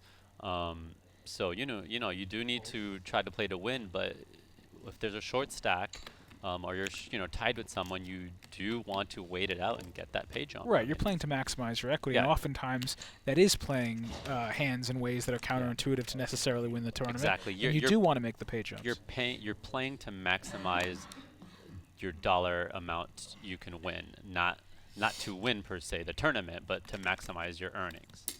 It's sort of like when you're approaching the bubble, you're going to be folding some hands you wouldn't normally. You're going to be taking, maybe some spots that might not help you win the tournament, but cashing in the tournament is important, especially if you have a short stack. Yeah. This is the same rules applied, but on crack over here. So, but playing to win, so to speak, isn't always the right strategy. If this was a winner-take-all tournament or extremely top-heavy, then that might be the case. But these are big, significant jumps. Channel check the big blind option. It will come jack of diamonds, king of spades, four of hearts. 125. That is a 125. Damn clock up.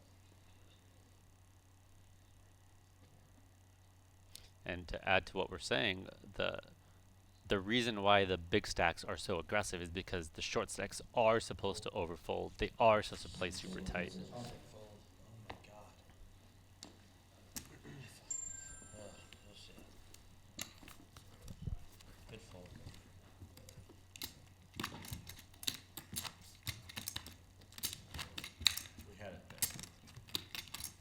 It almost feels like a foregone conclusion that we're going to see John and Brian heads up in this thing, and Sean Racy and Nadia are waiting one another out for third place. But anything could happen.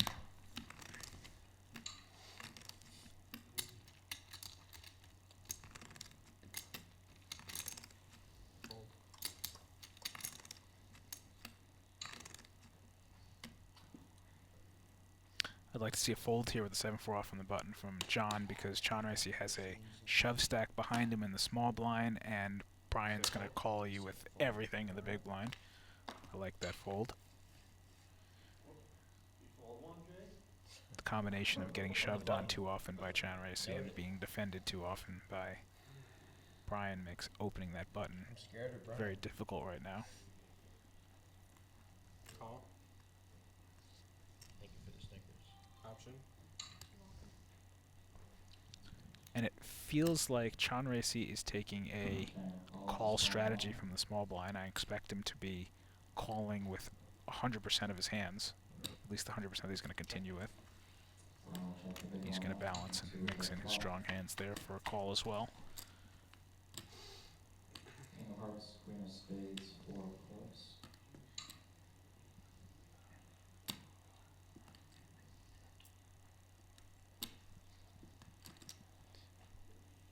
Check.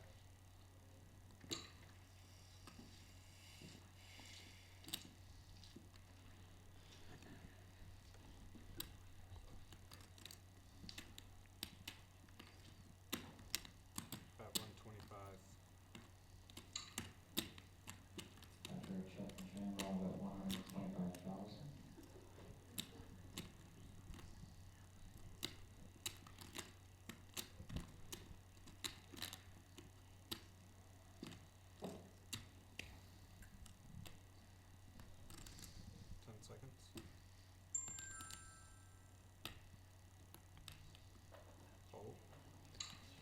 Question from Matt Salzberg on Twitter. He said, "Who's bigger?" Matt, you got to be a little more specific than that. Matt Salzberg is a former World Poker Tour Player of the Year and Full-time Twitter troll. full-time Twitter troll. Exactly. I think he was nominated. Nominated for Twitter Troll of the Year. For Twitter Troll of the Year. Yeah. Give us something better than that, Matt. You're better than that. On the Facebook chat. If you're not willing to call ace queen, what are you going to be playing to maximize your profits? We definitely both agreed that the ace queen should have been a call, so she is playing a little too tight there. Oh, I think the point we're making is that, you know, there's small mistakes and there's large mistakes, and, you know, overfolding ace queen there is a smaller mistake than calling too wide with, you know, maybe ace 9 or something. And Maybe an ace hello. We have the light open from John on the cutoff, a 6-4 offsuit. The 3-bet from, oh wow, excuse me, not the 3-bet. Brian just calls with ace king, gets Nadia now to shove with ace queen, and she's going to find out the bad news. But quite frankly, even if Brian had 3-bet here, her 4-bet jamming here would have been reasonable. 2.45. I think she's going to run good here. I think she's going to suck out. It's 50-50. Either she does or she doesn't, right? I don't know why, I just feel it.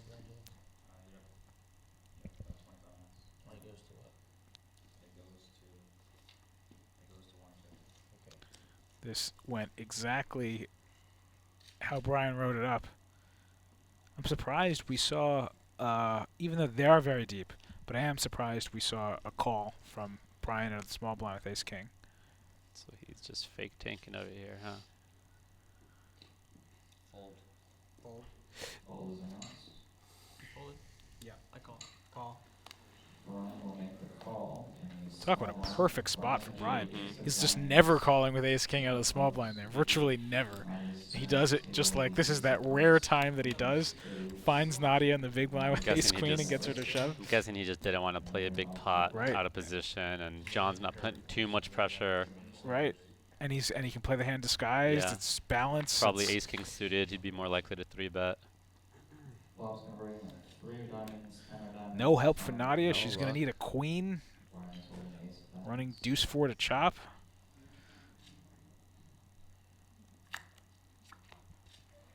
Now she needs a queen that isn't a diamond. It's only getting worse for her. She's got 2 outs, or she's going to be out in 4th.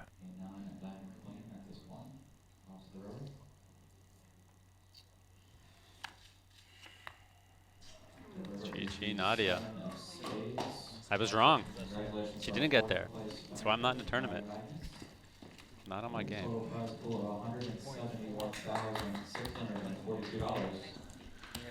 It's Nadia in 4th place for $172,000. Not a bad payday. And that means Chanracy won the war of attrition. Yep. See, look how much. And that's by folding. Look how much money he's made, and how he only has 6.5% of his chips. And you know, when a lot of you in the chat say, you know, why fold so many hands? It easily could have been, you know, it easily could have been the 18 big blind stack that, you know, busted out ace queen, ace king here. And Nadia could have easily made the pay jump. So yeah, Chanracy is going to have no regrets for it, however this, you know, turns out for him. Being this short stack, getting 3-handed. That is really just the best feeling ever. I've had quite a few fall tables where I'm the short stack and I just ladder, and next thing you know, I'm 4-handed when I came in short stack. It just Didn't that happen to you last night? Last night was a weird fall table because it was 30-minute levels. No one busted for like 2 hours, and we ended up in a situation where chip leader was 20 big blinds, short stack was 10 big blinds, and everyone was around 15 big blinds. So I went from 4 big blinds to chip leader in about 2 orbits. So Chanracy has his hands, even with 18 big blinds, some people might just shove it, but the hand is so strong enough here 3-handed that he could just min-raise, hope that John in the big blind just shoves it in his face with ace 4. But he restrains himself and just calls. Yep. Chanracy still does get to see a flop heads up with him in position with the dominating hand. There is no small blinds, there's a little less out there. Ooh, he does get out flop though.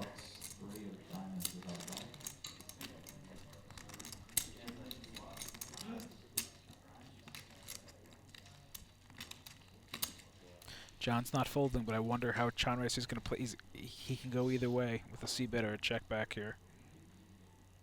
Check, check. Check, check. I checked right away. Next on the flop goes check, check. Brian's gonna ring a 6 of clubs. That's 175. That is 175. I like that sizing. Yeah, I was Very going to say small. that's Keeps in a lot of hands that he can beat. Yeah, that is a great sizing that he could take with the 7-8, with the 8-9. He gets a really cheap bluff. I mean, if you're going to value bet this wide, then you do want to be using a smaller size. Call. And he gets a Props hand. to John. He gets a hand that he can dominate. Props to John. To stick around. This is going to be a dicey one. He's going to. John's going to have to check the river. You got to check this. And he's going to go check, check, and he's going to win. John Rice, he could conceivably bet here, but John. You'd be trying to get him off an 8-9, and I don't think he's going to fold an 8-9. Try to get off a 6 or a 4. Yeah, it's just hard for you to rub much. Pair of fours. They will show the ace of clubs, 4 of diamonds for pair of fours. I'll take on top. Alright, Jay. Let's go! You got that crown coming, baby. Jason, crown's good, right? Courtesy of every 10 wins, he gets a crown. courtesy of the 6-way finisher. I want it on the record, Jay. I'm sweating here right now. They won't serve me a drink. It's kind of not fair. Yeah.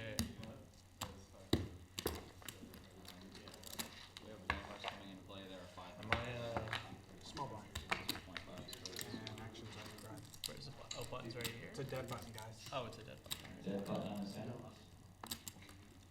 gonna show pre-flop, and I was like, Here's 75, please. Yes, please. Thank you. Fold. Scott, tell us. So you play a pretty good mix of cash games and tournaments. What is the lifestyle? What is your lifestyle like with that jumping into cash games? What kind of schedule are you on? You know, I certainly like the freedom that that cash games offers versus tournaments and versus being scheduled here. I actually play here at the Hard Rock quite often. I live locally here. What percentage of cash versus tournaments do you play? You know, mostly cash. You know, when these tournament series come around, I'm playing tournaments, but in between the series, I'm playing virtually all cash games, and there's no better place in the country right now to play both. I mean, the Hard Rock is it just feels like the mecca of poker right now. You know, there's no. I mean, the weather's great. You're here in beautiful sunny South Florida. They got this brand new expansion. We got the guitar. You know, the new hotel and pool. All these great restaurants and a brand new poker room. There's all these new tables. It's beautiful. There's 50+ TVs, and all these great improvements have brought the people. You know, these cash games are full every night. You've got really a resurgence down here. It's really centralized all the poker down here in South Florida. And I saw that they have like a cool little private table in there. Can you, if someone wants to bring their friends and have like a private home game here, can you do that? How does that work? I'm not sure about those rules there. You'll have to maybe call the poker room and ask about that. But I've always had some friends that kind of, they're not as comfortable playing with strangers, but they want to get their own group and they don't have a dealer and that kind of stuff. So it would be cool. But the point is, 7 days a week here, you can come in here and you get, action here 24 hours a day, and there's really more action here than just about anywhere in the country right now. So great place for a vacation, whether it's during the poker tournament series here or not. And we got the Super Bowl coming up down here in 2 weeks. It's really going to get crazy. Yes.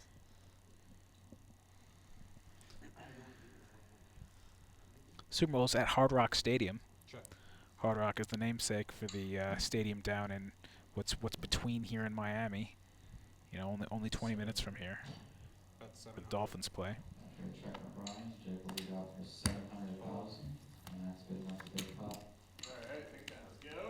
And I'm actually really excited for that week. I think the poker here is going to be fantastic during Super Bowl weekend. I'm going to camp myself out. I went to the Super Bowl in New Orleans. The 49ers were there last, and they had a Harrah's right downtown, and I saw a bunch of players wearing football jerseys, and I was like, this looks like it's going to be a good game, and had a Lo and blast. behold, yeah. Game was great, and hoping it's going to be like that over here. I might be sticking around because the Super Bowl's coming up as well. Go Niners. It's my team. Hope we can get you in a cash game. Tourney donks.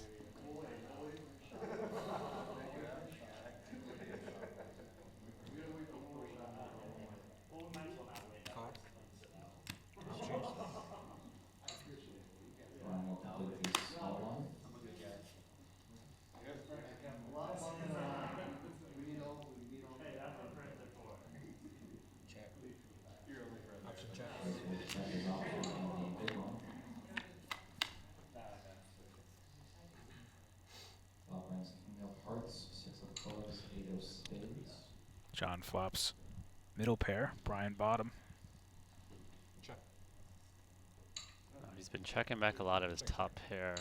Does the same with his second pair here. This was checked pre-flop too. It was limped. I was curious to see if he starts putting more chips in now that they're three-handed. But by the same token, we've got a really short stack John Racy in third, so he's gonna really wait. going to want to wait for him to. Yep.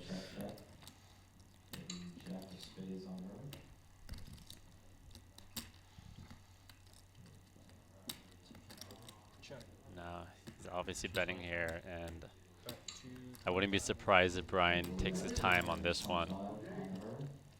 Snap call. Yep. Or, well, considers calling is what I meant, but yep. It looks like he didn't even take his time. He just snapped it. How big was the bet? It was just 1.5 big blinds. Oh. It's only 3 big blinds. No one gave me one. I know, you're not allowed. That's Poor crazy. Jason up top. I guarantee Brian wants me to be able to drink, right? Yeah, John had a glass of whiskey or something in his hand earlier, huh? Let's take a little break. I feel like it might come back out heads up. 3 left out of 843. How many of those 843 were you? I was in here for 3 bullets. So, not too bad. I'm okay with 3 bullets. More than that, starts to get a little frustrating. But that's over 2 starting days, so.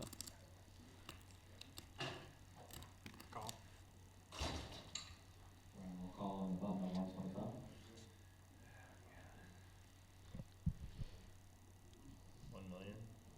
Raise to 1 million. That is a large 3 bet. Brian had just called from the button, and this is a raise out of the small blind. Oh. Still very large. Interesting. To 7.5, 7-ish big blinds, and it's going to work. Yeah, I mean, I don't blame him. Here's why. It was Brian's first ever limp, Yep. and he had a 18-20 big blind short stack in the big blind John Racy. If he had a strong enough hand that he wanted to go for 20 big blinds, he probably would have come in for a raise. And John picked up on that. It's just like he wanted to sneak in and see a flop. It's a good steal, actually. It's a smart steal with that size. I'm surprised that 4s against John Racy's stack size wasn't good enough for an open. It probably, I might have just raised cold off with it. 20 bigs? Not even. Yeah, then I don't mind just going for it. 10 seconds. Raise. There announces raise.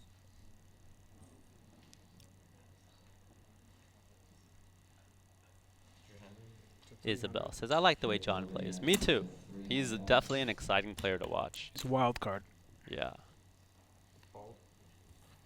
Certainly capable of winning this tournament, and also capable of, going the other direction. Yep. He can put you in tough spots, and he's going to have big swings, and it's kind of a guy you're tempted to get in pots with because you can get him to, do some crazy stuff, but he could also, mess you up with some unpredictability as well. John flops bottom pair. Brian the nut flush draw. Do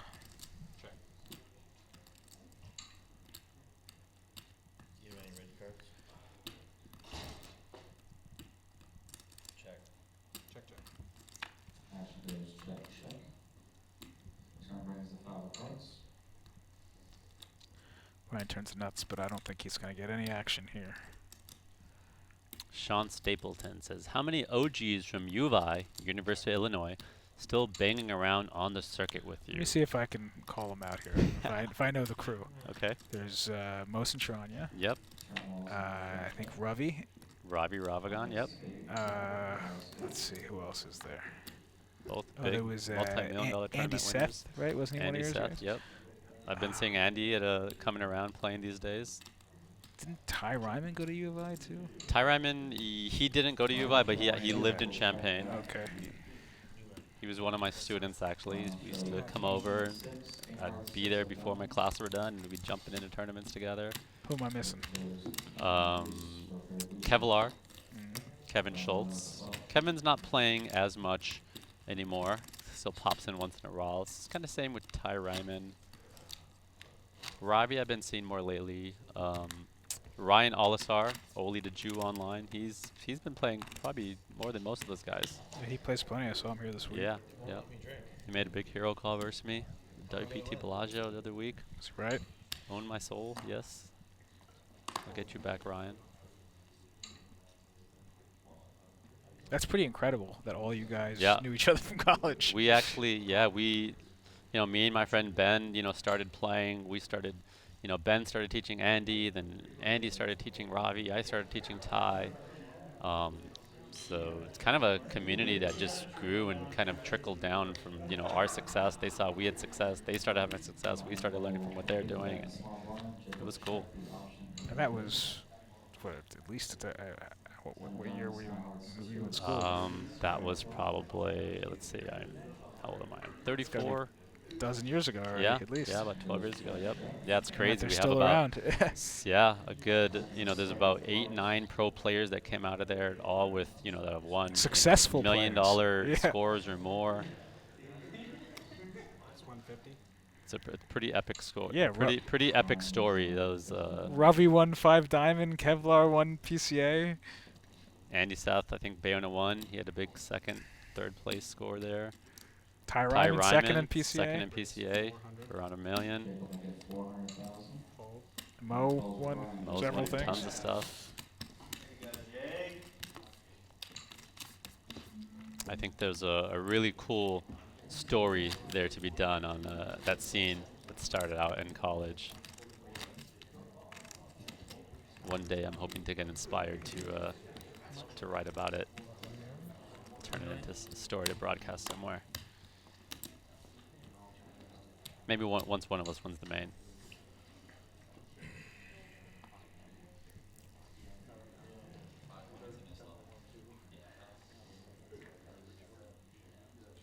think there's still 100, 150, 150, right?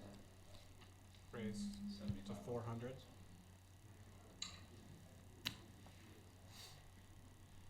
Brian Lowe, action of 400,000 on the button.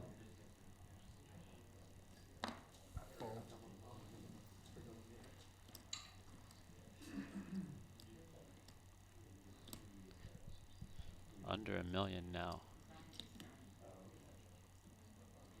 So, while we're just playing, can you explain how the What do you think of that fold there? It was a really big open. He went over 3x. Oh, did he? Yeah. Okay. He went to missed that. 400K at 125K. Got it. It's actually not a bad strategy there. You're folding out a lot of equity. And so far, I'm sure would balance it with some of his stronger hands. But King 4 is a great hand to do that with. So far, he has made his bigger opens have been weaker hands. Yeah. Yeah, I didn't notice that sizing. That makes the fold make a lot more sense then. There's a min raise there with 810. You got to be calling. 300. Raise to 3. Yeah, it looks like John's following suit with the bigger opening size as well. I like that he didn't hesitate with the 8-9 suited. He realizes he doesn't have much fold equity at this point. Well, I guess he. Yeah, it happens to have him crush too, yeah, which is the crazy part. Yeah, but I would have waited. You have no fold equity. Yeah, and you sorry. have 9 He has what, 8-9 big blinds? Yeah, like so he could has still. no fold equity. Okay. Yeah, he has plenty of fold equity. And so. No, There's no fold equity over the No, open. no, no. I meant he should wait Right. to just shove on the Following button. hand, he's going to have the button, and he will have fold I would rather equity. just shove like king high on the button than this hand because your It's 9 high's not. happened to work out for him that he Yeah, found a hand that he could crush, which is very rare to happen. Yeah, yeah. Sorry, I don't like this. I don't like this. But I would have folded here with 9-8 suited. I would go here with 8-9 suited if I had maybe like I don't know. If it 4 or folded 5 to big, you, or, yeah, or if it if you had folded like 4 or 5 big blinds or something like that. This is going to end in a chop some 40-30% of the time. I'll take a chop. Come on. Yeah, the thing that sucks with 8-9 is he could just be opening queen 5 and now you're behind. This is going to be a chop now, unless a 8 or a 6 rolls off. 6 ball. 6 ball. 6. Come on, baby. River is a 4 clubs, or sharp. Both play 9 high. My comeback was 950. We'll wait a minute here. Let's give a shout out to the guys running these tournaments. New tournament director Jason Heidenthal in the background calling the action. Brand new TD at the Hard Rock. First series at the gate for him. Did a great job. Yeah. Is this the first time he's been announcing the final table? He's doing an awesome job. Yeah, I mean he did the deep stacks last week, but this is his first series here. He was the tournament director at Maryland Live beforehand, so you know. Super excited to see him out here. Fantastic series for him. We got also Tony Burns here in his first series, relinquishing the reins as tournament director. He's now director of marketing for poker. I guarantee you weren't expecting to be ahead. This is the start of my comeback. I like this shove on the button. Pocket threes with fold equity. Probably the best hand. 1,075,000. With 9 big blinds or so, 8.5. Face down is visual camera thing.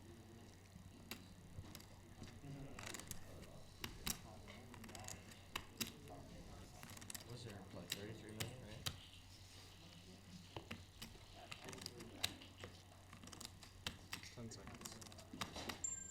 I think I'm gonna fold.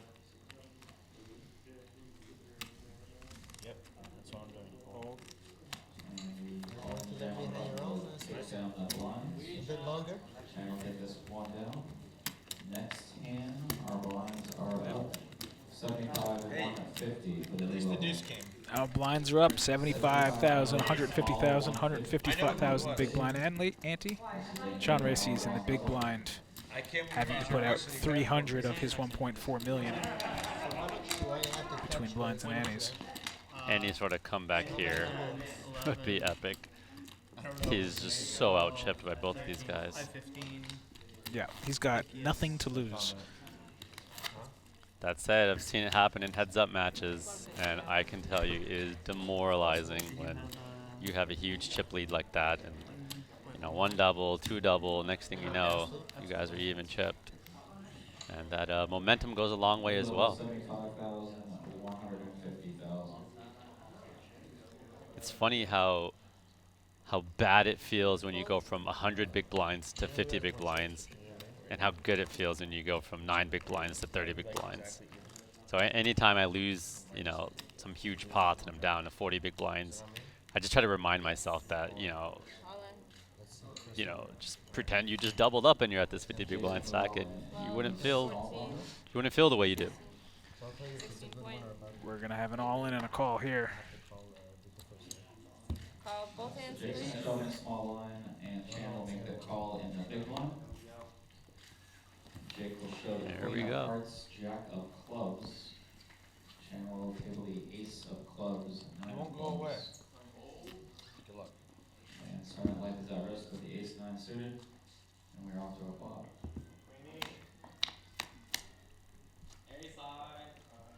It is an ace high flop.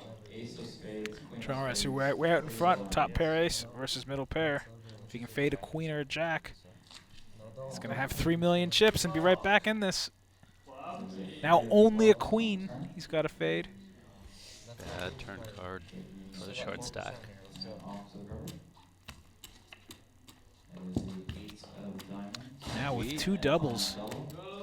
Oh, sorry, bad turn card for John. I think. 1.25 million was kicked. And with that, he's got 2.7 million at 150,000. 18 big blinds. Oh, that's the first one.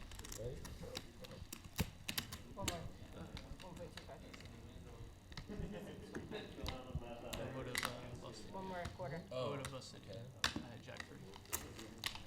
So now this is always a weird situation when, you know, 2 guys have huge stacks and this other guy's still relatively short, but not that short.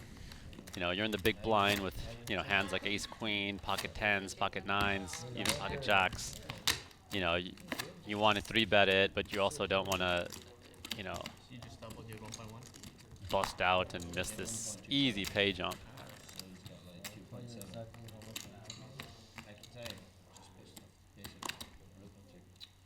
So it's always a kind of a weird kind of dynamic as to, you know, should you pump up the pot for value or should you pot control and just play small ball and let this other guy bust out?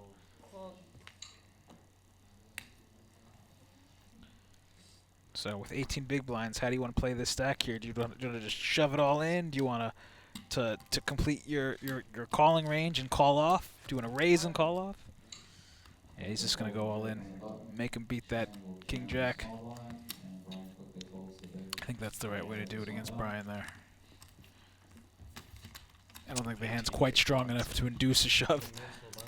I mean, I don't mind it. I mean, he's going to be folding some bad kings. He's going to be folding, you know, king deuce, king 3, king 4. You keep those hands in by it's kind of one of those spots where when you limp and he jams, you're not fist pumping, but a lot of the value just comes in being able to play post flop. And right, and he might jam some of those king 4s if you limp, and he's going to fold if you shove. Yeah. What do you think Brian's going to do with his king 10, king 9 type hands? To his limp, he's probably going to shove. Careful. Then you're not missing that value either. And he's, and he's going to get it in with king queen anyway, regardless of how it goes. I actually think king jack might be a hand I don't mind limping with there. I agree with I think you with king 10 I'll start shoving. And then with some of your worst kings, I guess you can kind of decide if you want to jam or limp fold like king deuce and some of those hands. I think Chanresi just used a time bank when considering to open this or not, which is some sort of a tell. 10 seconds. All in. I mean, I hear you. It's got a lot of just raw value. It's hard from, you know, good removal and value, but I think it's a lot. Yeah. To shove on the button. I think that's a. What other options do you limp, like? certainly a limp candidate. And its mid-raise fold seems fine with that too. You obviously can't call off with it. When you get jammed on, you're always beat. Yeah, you don't get to realize your equity versus pairs. It's not a big deal when you fold versus ace X. 10 jack suited could jam on you. 9-10 suited could. 10 jack suited often is just gonna peel with that and take a flop.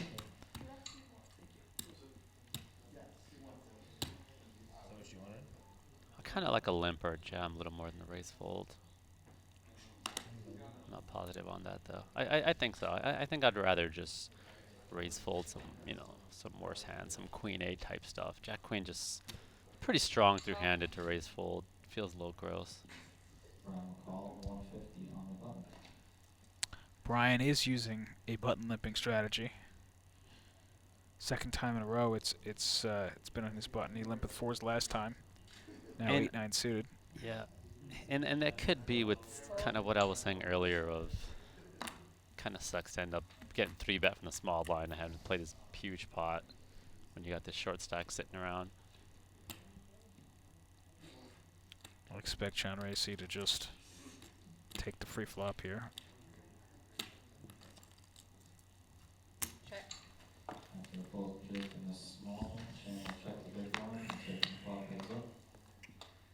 Seven of diamonds, 3 hearts, 7 hearts.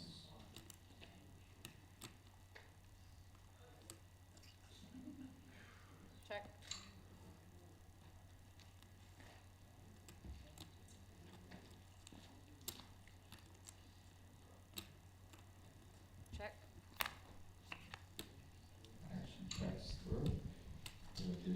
Depends on the turn.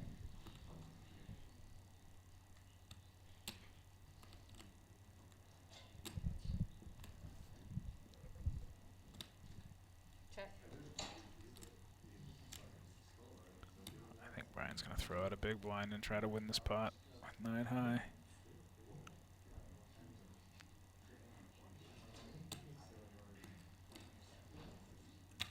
$350. Brian bet 350,000 on pot.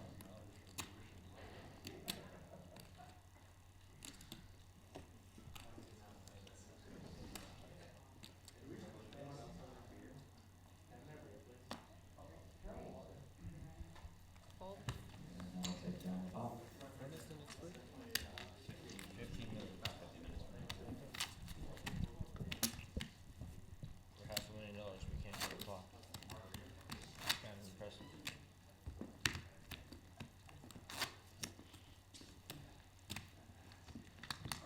Can I buy one of the plaques just so I can touch it? No plaques for John yet? No, hold on to these. He's got plenty of chips. You said you want them? You wanna hold them? Is that what you said? I'm gonna hold on to them. Okay. He didn't wait. Brian didn't want to sell him one. He's like, no, I'm sorry.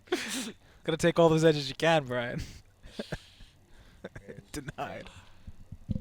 Denies the man his moment. Jake opens the button at 400,000. His moment to feel like James Bond playing Monte Carlo with the plaques.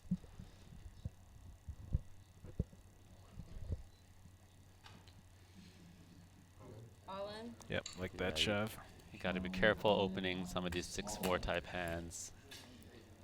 Yeah, I think that's You a know, you're mistake just- opening that wide. You're giving him. Because he has a 20 big blind stack in the small blind who's going to shove on him when he wakes up with, you know, some reasonable hands. And you got Brian in the big blind who's just going to defend everything to these Yeah. opens. Yeah, there's not. Yeah, there's. He's got to realize that. I think Brian's got a clear fold here with king queen off to open and then 20 big blinds? 20 big blind shove behind him, plus the original opener behind him. Think so? Yeah, I think it's pretty clear. 20 bigs. Oh, what happened was John has now folded out of turn. Oh. So now he knows that there's a Oh. fold behind him out of turn. Oh, That that's really now- does change things. now- I still think it's a fold. I don't know. I mean, he's going to be shoving king 10, king jack here, right? And kiss, you know. He's going to shove king king jack, 6 maybe suited, king king 10 7 suited. I don't suited, think he's shoving king 6. Jack queen. But king he 6 did just suited. shove 8-9 suited, so maybe he is. That was with no fold equity. I think this is a call for Brian, knowing that the guy's folding behind you. So it's binding if I call. That's what you're asking. When you were blocking your cards, I thought you'd already folded. I'm sorry. But yeah, folded. I think you got to call if you're Brian here. Like, I don't think this was intentional For by sure, for John, sure. but it is a huge advantage for John if it does induce Brian to call here. Yeah. And he's Sean Racy is understandably very upset at this. It's really, really. He was blocking his cards and value very much. No, but there I think there probably should be a penalty involved here. We're gonna finish the outcome You of this can't game. win a game without a penalty. He does. Sean Racy at least does have the best hand. He's a 3-2 favorite with dead This money in actually there. It's not a costs- terrible. It's not a terrible spot for him. Yeah. Well, this actually caused Brian to make call the worst hand.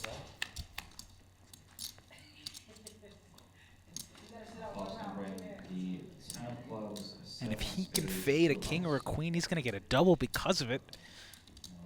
I mean, yeah, that's. I mean, he could come back and win this entire thing because of that mistake. Now a jack, king, queen. Brian will need a king, queen, or a jack here on the river. Off the river. Wow, and he gets the double. It works out for him. Look at that smile on his face.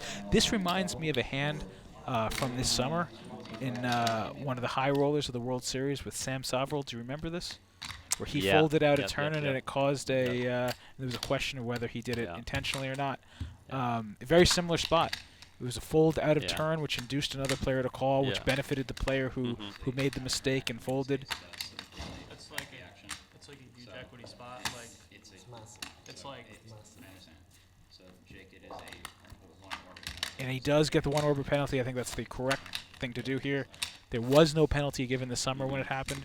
And I think we have a correct ruling by Jason, the tournament director. Like, regardless of the result. I win and you lose. Yeah, Like regardless you, of the result. like I would have folded. Yeah. Mine.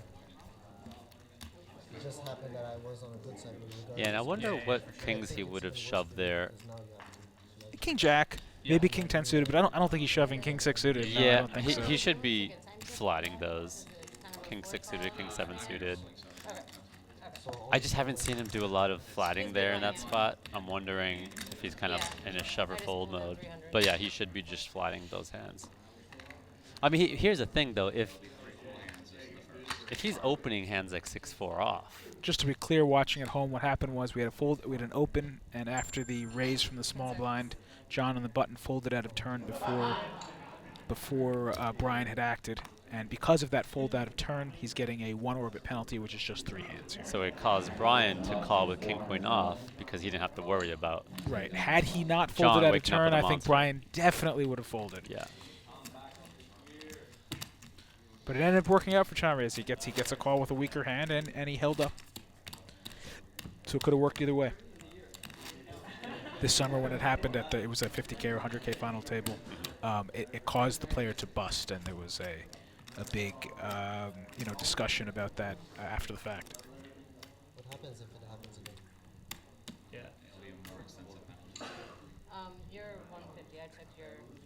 So the players are asking what happens if he does it again. They're saying he's going to get a more extensive. I don't think that was intentional. I don't think he was seeing that happening and understanding that it might cause him to call. He didn't know that he had a good hand behind him. Like in this particular spot, I don't think this was intentional at all. I agree with that, and but I also do think you need to give the penalty because if you don't enforce it for an accident, then that opens the door to someone else doing it on purpose, and then now it's a judgment call that, oh, you're blaming me, you didn't blame that guy. And even that aside, accident or not, I mean, there has to be consequences. That's it's a huge equity spot, like they said, that could have cost Chanrez, or in this case, Brian, a lot of. In this case, it cost one of them a lot of equity either way. And there should be consequences for that. And being a mistake isn't a defense Basically, for that. it's your advantage to let the other two players battle it out, and you just sit around and get the pay jump. And that's essentially what happens in that spot. Check. Action will go check, check on the flop of 10 of spades, 8 of spades, 2 of diamonds. Turn up on the ace of diamonds. And back to his shoving strategy, with him opening 6-4 offsuit on the button, that's small blind's got to widen his jamming range there. I don't think he's aware of how wide he's opening on the button. I just don't think in practice he's shoving. Well, he's been playing with him for, I don't know if King 6 suited particularly, but I'm just making the point that he does need to be shoving wider. I mean, he's been playing with them for a few days, I'm sure. I mean, I've played with John a few times. You very quickly realize that he's an aggressive player that's opening and I think a pretty reasonable range in that spot is any ace, any pair, King Jack offsuit, King 10 suited, Queen Jack. I think that's pretty reasonable range. I think that's kind of the normal range that I would be shoving against anyone opening the button there. Maybe not ace deuce, ace 3, but I want to say he can go a little wider than that.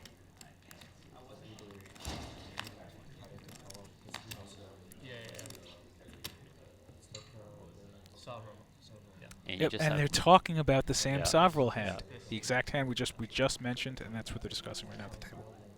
Yeah, and the other thing is just he has nothing to wait around for in terms of ICM. These two big stacks, it's just so unlikely they're going to get their chips in. 10 seconds. Call. And we'll make the call on the small blinds.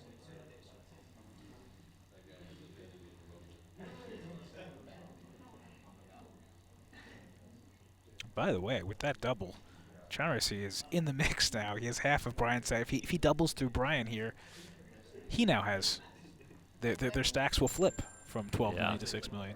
That was a very significant double up, a very controversial pot. And Chanrez continues that call strategy from the small blind, completes, and Brian's putting the hammer down with King Jack suited. I don't think Jack 6 suited is good enough hand to call this big bet out of position here. 10 seconds. Definitely Jack 7 suited. I'm definitely in there with. Yeah, I think this is a little too light to play out of position with. Yeah, how big was the raise? About three and a half big blinds from the complete. Feels close to me. I don't know that it's a clear fold for me.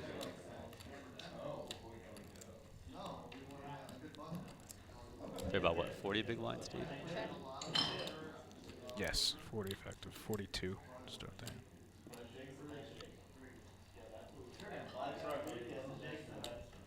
And that'll be the end of John's 1 over penalty, and he'll be back in. So he the big missed a blind total next of hand. 3 hands. He Is that missed 3 correct? hands. And if it happens again, I'm sure they'll at least double that. 425. After a check, Brian made up for 425,000.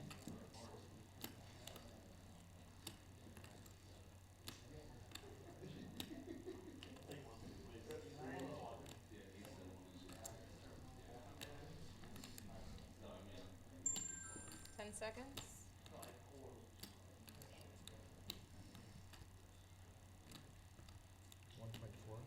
1.4. Oh wow, he's taking. John Race is taking the spot. Not a terrible hand, theory-wise, not a terrible hand to do it with. He has an overcard with backdoor straight and flush draws. And Brian, even though he has him crushed, he has 2 overcards, a gut shot to the nuts, and a backdoor flush draw. Still very hard for him to continue this big raise. He's committed John Race has now committed a quarter of his stack on this flop, and Brian just has a gut shot and overs. Certainly a spot he could jam with, but it's going to be hard for him to call. Could have some, yeah, he could have some queen 8 type stuff. This is would a be pretty very interesting hard spot. for Brian to just call here. Brian almost has to. He doesn't have to shove or fold, but those are a lot easier for him to just shove or fold. Get it in. Worst case, you get it in versus 10. It's also really hard to fold this. I mean, 2 overs, a gut shot, backdoor flush draw. And it's a good candidate to shove bluff it with. Yep. Wow. Does it. Wow. Really good candidate to do it with. He pulls the trigger. That is a lot of heart for Brian. Great. That is, great move. That's one of those spots that it's so easy to It's like see it's like a theory-based shove there, you should jam, but it's tough. Still, it's still really hard to do. Yep. It's one of those spots like the solver might tell you to do it, but it's hard to do in practice. Yeah, and we're seeing really great poker played by Brian. And all these guys, these 3 have been going for it. Definitely not holding back. Yeah, he did. Like what Brian's thinking there is he just has to. What is he? What do you mean? What is he? He's got to fade. He doesn't have. John Race, he doesn't have 9s. He doesn't have 10s. He could have some 3s, and he could have some 9-10. If it's not that, if he just has a naked top pair, even if he has ace 10, he doesn't even have ace 10. He probably would have shipped pre-flop. Or theoretically could have. I really like the check raise as well. I mean, that's gonna work against most of his range there. I wonder what Brian's going to do with, ace queen jack. 9. He's probably ace jack. He's probably gonna fold. What if ace jack he's going to fold? But yeah. What if he has just a 9? What if he has 8-9 or queen 9 or king 9? Oh, that was second pair. Yeah. I think he might have just checked that back. I mean, he's got an overcard. He's protected on overcards. Yeah, I wouldn't mind just seeing a check back with queen with 9 and an overcard. That's gonna cost John Racy dearly. He was in an upward trajectory, but that's gonna cost him a lot of his stack. Over a quarter of his stack that hand. I think he lost 2 out of 6.2 million that hand.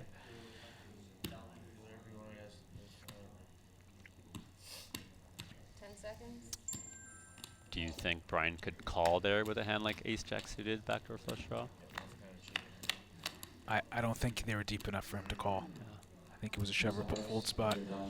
It almost makes the check raise a little better if they're deeper, because you almost kind of want him to be able to call with a hand like that, so you could jam him off it on the turn when you turn a flush draw or straight draw. So this card is gonna mean John's gonna win some chips here. This flop was John. It was Brian completed in the small blind and John raised from the big blind pre-flop, and the flop check through. Let's Brian and John both catch their top pair on the turn. Brian's not going anywhere. He's not raising. He's just going to call here. Brian's been really patient about checking these spots, which has worked out luckily for him because he's outkicked. And on most rivers, it's going to go, yep, check, bet, call, and he can go big here. Yeah. Ace-queen is so strong on this board once that deuce pairs. Although for John, it's probably going to appear like he's just targeting a 9 here. 1.9. Snap goes 1.9. Pot size bet. Didn't even think about it. Like we discussed before, all of his snap bets have yet to be a bluff. Any of his snap bets. Every time he's done the. But I don't blame Brian for calling. His hand's Can't just keep too folding. strong. His hand's too strong to fold the top pair there. Yeah. Maybe you want to fold some 9s, but not your queens. Yeah. Yeah, I think you could.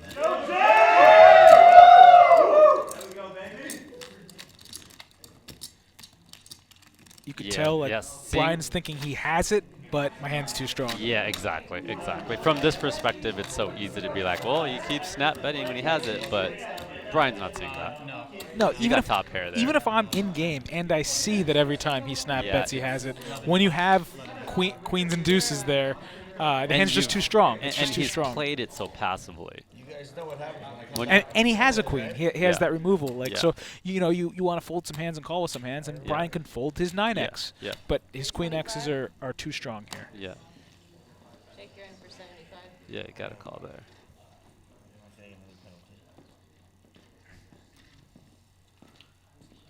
And with that, John is now a big chip leader. Big chip leader over Brian, over 5 million more than him.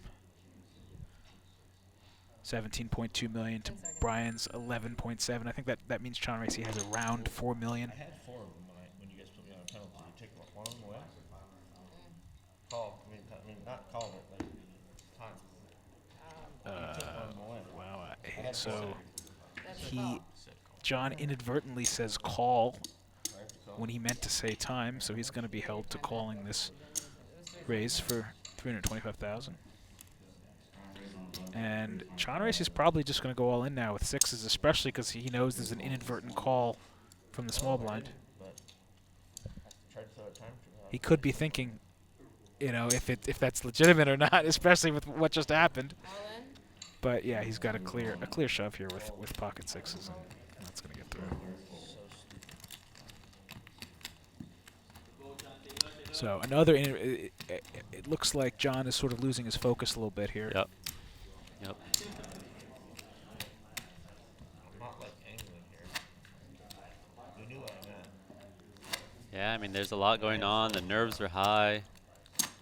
Adrenaline's running. You've been drinking a lot of liquids. You got to pee all the time. I know that feeling.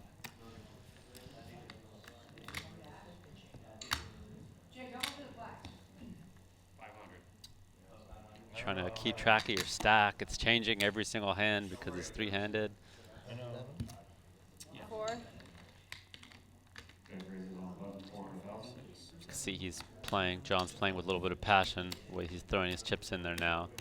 That's the John I remember seeing on previous days.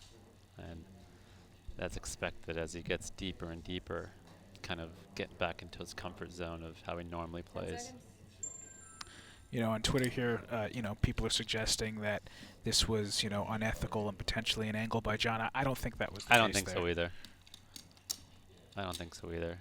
And I think there's no reason to assume that. Again, I've definitely played with John, and he can definitely be a character at the table.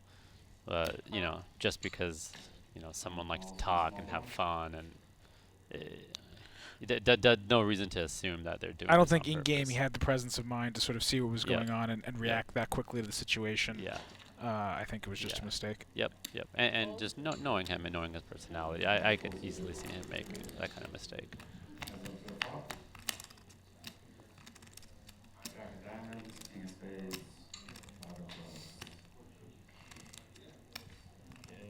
Check. Well, he does it again. He checks back top pair once more. I don't think I've seen John see bet top pair yet. I was about to say before he snapped check back, but I think he's going to check back. If it ain't broke, don't fix it.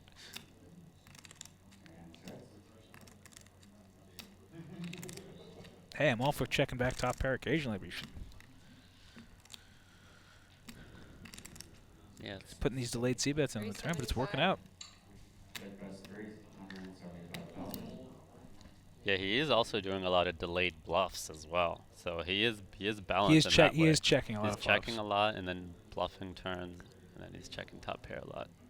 Value betting turns. That's why it's great to be in position. 10 seconds. You can open up the playbook a little bit more.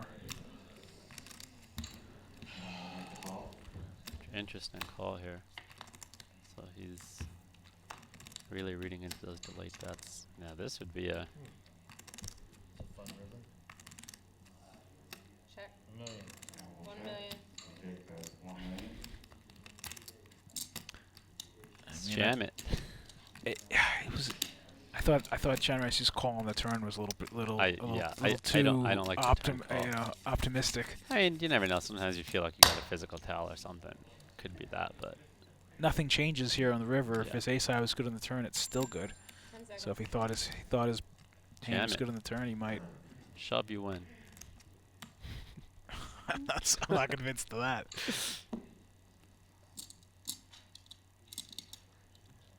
Do you think he's gonna call? I'm surprised he called the turn. So I think now. I'm too I think scared now to that he guess. called the turn, I think he's gonna call the river.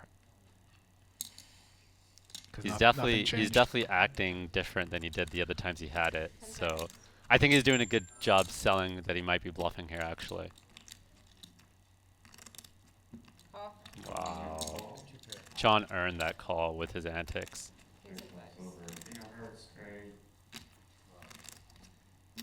All the other times he had it, he was snap acting. Let's go, Jay! I think he talked his way into that call. And John's pulling away even further now.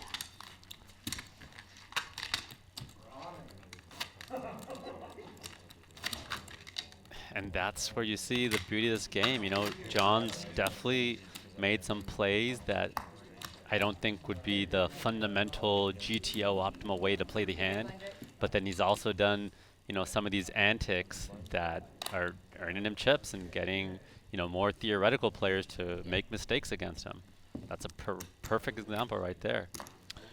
John Ricey is an absolute monster here, three-handed on the button with 23 big blinds. He's going to go for the min raise and just hope somebody ships on him. 10 seconds. I actually felt like he looked weak there, just like looking at him, even though I could see his cards as he has it. Really good job selling that. Call. So was that a button limp? Yes, button limp. Brian's completing in the small blind. And that's a great time to limp when everyone's got undercards. Right, and they're sharing cards. He's got them both completely crushed. And they got draws. Might get a small bet out of John. Could get a check raise out of someone. Yeah, probably not without the club. Oh, and Brian does have an inside straight draw. Oh, he does have a backdoor flush draw. Yeah, inside straight draw, backdoor flush draw. John has bottom pair. I could totally see Brian check raise in here. Yep, there could be some chips going in here. That said, it's not going to be an easy call down with the queen out there. And when you can't define their ranges as much pre-flop by limping.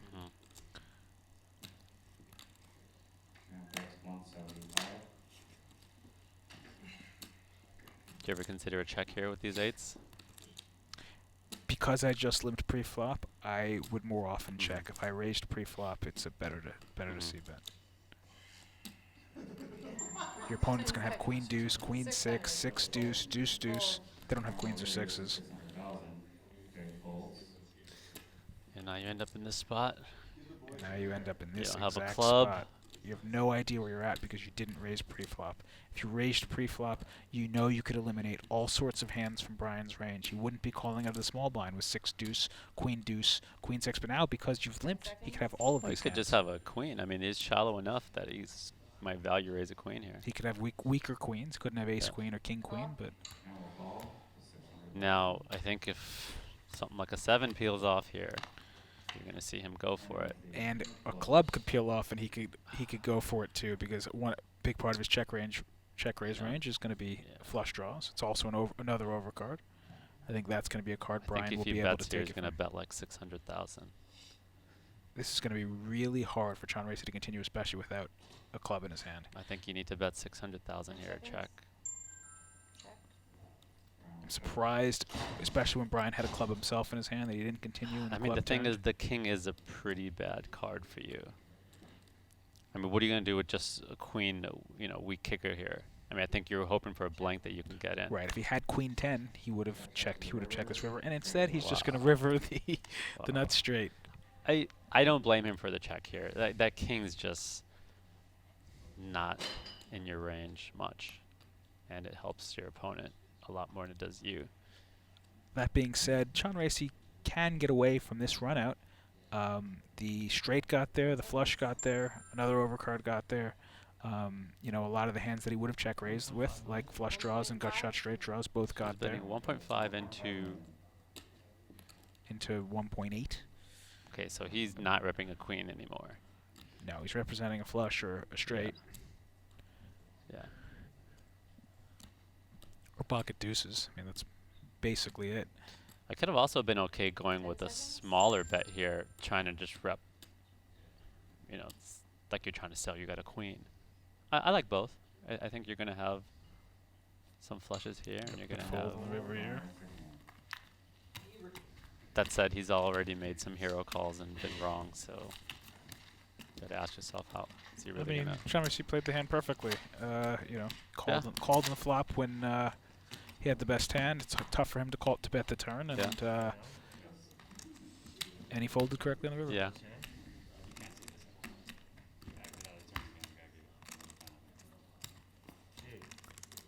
There's been another penalty for acting out of turn. On this hand, there was. Yes. He acted out of turn? I didn't see it. I guess so. I didn't see it either, but he's just been issued a penalty from the floor from what I just heard. And that's why he's walking away from the table. I'm assuming this is going to be a bigger penalty, a 2-round penalty or something.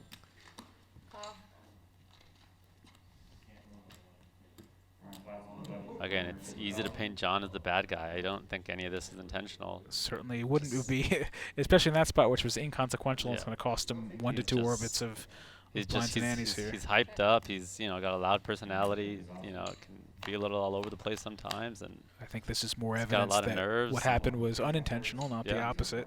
Yeah.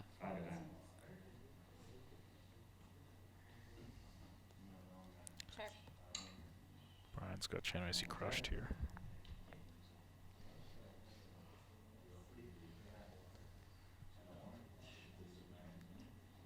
That said, he is distracting the game and causing other players to make unfair mistakes, so he does need to be punished for it, even if his intentions were not poor. And now this is going to be very costly because John Racy has a shove stack here, and there's going to be a dead big blind, so they're both going to be going after it. He's going to be shoving a ton. This turn probably goes check, check.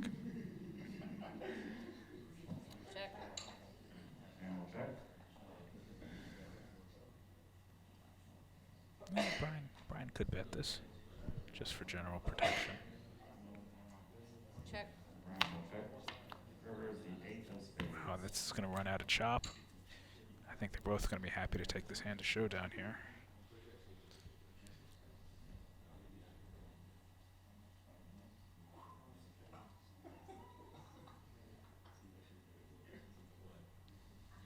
Check.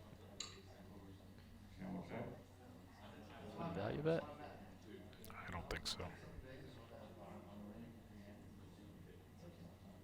Get call from a king high, queen high. These good king highs would have shoved pre-flop, so like it's just like king 7. It's very narrow.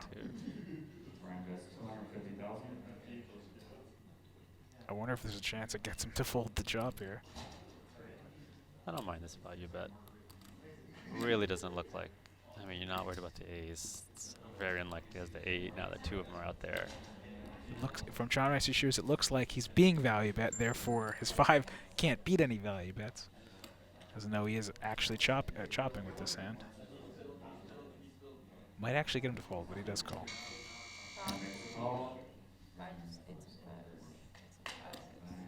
We'll see how long this penalty is. From John, it's going to be at least 3 hands. I would guess it's 3 to 6 hands.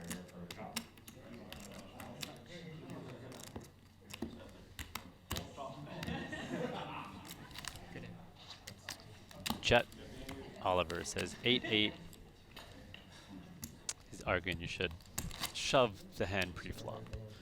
He had too many chips just to Yeah. shove. He had like 23 big blinds Yeah. to start the hand. He certainly could have opened Yep. and then called off if he was shoved upon. I don't mind the limp at all. I think it's not a Especially bad if he spot was at he all. was limping some weaker hands, so you Yep. got eight's three-handed is in your super value range. There's a lot of good value. You limp the 8s. You know, guys are in there with queen 5. They flop a 5, and now you get 2 streets of value out of them.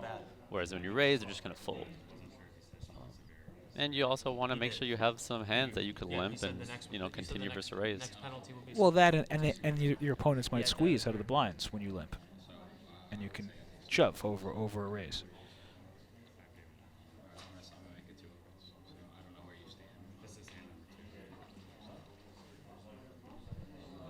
If I heard that correctly, Jason Heidendahl made the ruling that he's going to get 2 orbits. This is hand 1 of 6. Well, I thought Brian was kind of pushing back, saying you said the next penalty would be more extreme. So I was thinking maybe they were only giving him 1 round.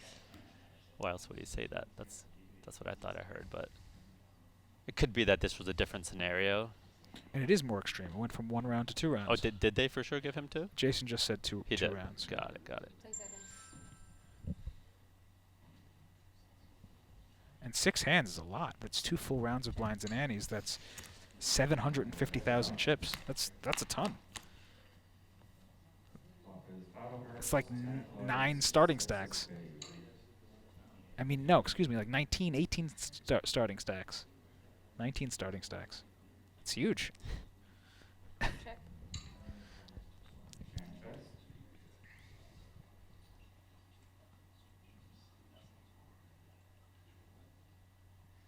I think Brian is going to bet this here with his 8 high and backdoor straight and flush draws. And Sean Racy has him in jail. 425. 425. Yep, and Sean Racy's going nowhere.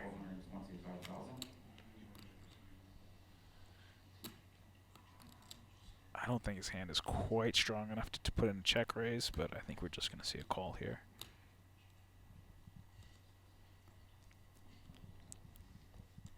With these stacked depths, he could be check raising all of his 10s for value to get in, but a weak 6 is not strong enough, I don't think. Make a call. Turn is jack of clubs. Brian is drawing dead to win this at showdown. Yeah, some of the people in the chat are asking about the penalty. It was for folding out of turn or acting out of turn? Acting out of turn. Where Acting I think it was a yeah. pre-flop fold out of turn or on the flop. Yeah. We didn't really see it. The camera wasn't on him when it happened. Again, people are saying there's no way it could happen so many times in a row. I mean, I've seen it so many times at the table that someone's innocent and they're just super amped up and, you know, look how quickly he's acting and betting. Like, you know, sometimes when you're doing that, you're a little too hyper and it can happen. I've seen it happen to genuine people that are not trying to angle. It's also happening in situations where it doesn't get him any advantage. Chan Racy could either bet himself for value or check and go into check call with this hand. Decides to check, and I think Brian rivered bottom pair. I think he's just gonna take that as a check. Rivered some equity. He can beat a couple of hands, but I think those hands that he's beating, Chan Racy would have bet himself. You know, like 7-8 or 8-9 or something. 6-8 for pair sixes.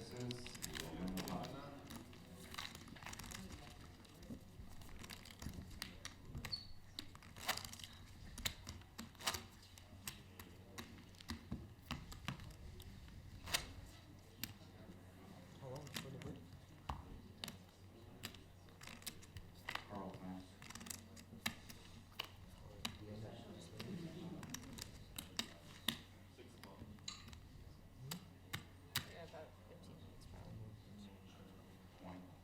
Before the next break? Yeah. Thanks.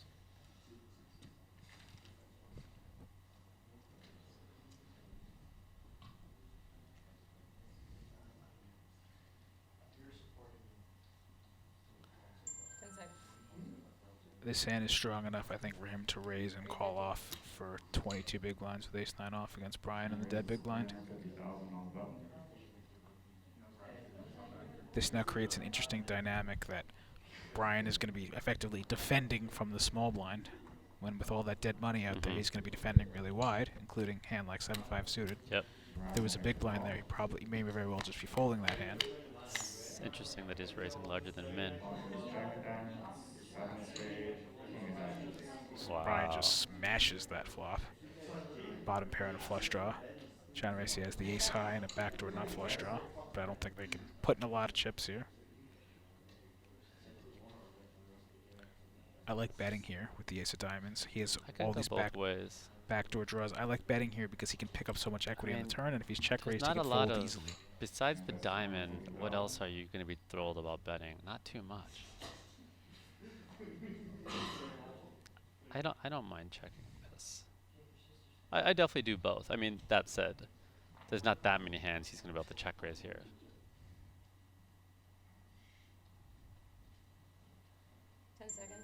This board definitely favors your range, which is why I like the bet. But I'm definitely not against a check either.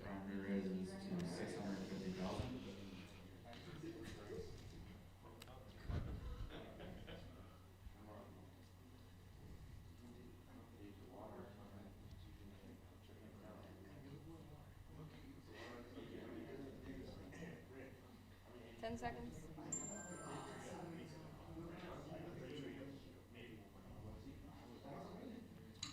This is another reason why I don't like bet calling. You don't really have any straight draws you're too thrilled about that you can turn. No, I like bet folding there. Okay. I wouldn't have bet call. I like betting that spot. I would rather bet fold like ace-9 with the 9 of diamonds. But I really want to get to when they get the check raise, you can give it to them. Oftentimes you're just going to check call, or you take it down, and you can turn a lot of that equity. Like a hand like ace-9 is nice and all with that backdoor equity, but you can just easily fold it to a check raise and be done with it, and you can pick up a lot of equity on the turn a lot of time. I don't know what he's thinking about right now. I mean, Brian could have like 5-6 of spades. Could have 8-9 with a diamond, but I don't imagine he's going to shove 8-9 with a diamond. There's really not. I mean, I don't think he's going to do this with a hand like Queen 10.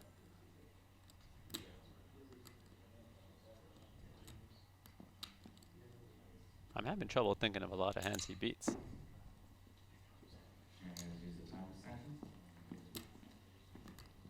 I mean, you're blocking the ace-high flush draw. What do you think? Is there? I don't see how you could call here.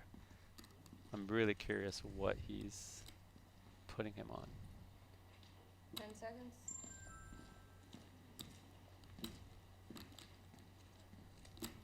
Especially with the penalty, you also know that, I don't know how many hands they have left, but you're going to get some kind of easy steals here, these next few orbits, next few hands, I mean.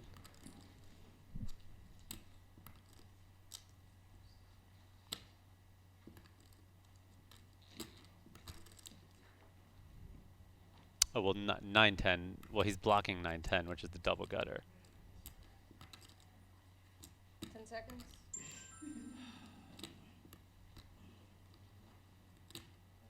I mean, it's got to be 9-10 he's putting him on, but I mean, you have the 9 in your hand. I mean, it's taking away some of those combos. We could have Queen 10. You can have some. Think he's going to go with it with Queen 10 there? Yeah, but I would have just folded the flop after the check raise. Yeah, I felt like Queen 10 he might just check call. It really sucks when you get it in. You get jammed on then on that flop. Got a call versus a king.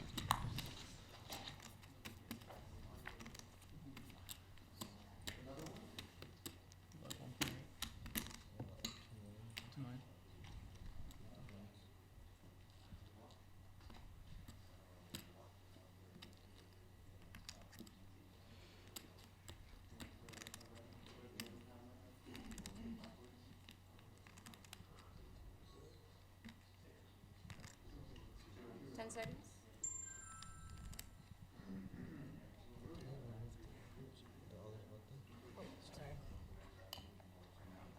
All in. Brian has moved all in on the buzzer. 12 million.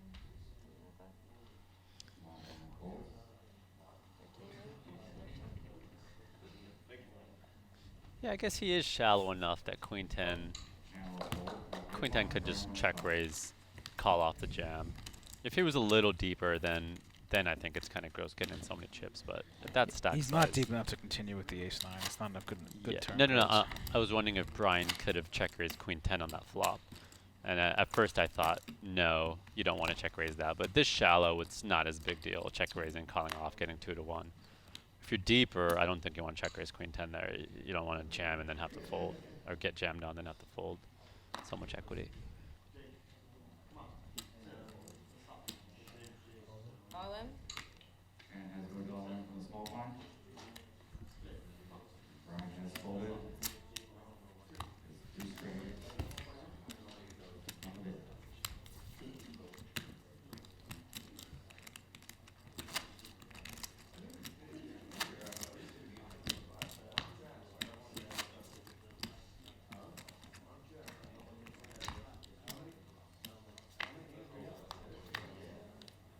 Yeah, you should miss the 300 in. I'm done. Yeah. Yeah, you're fine. You're fine.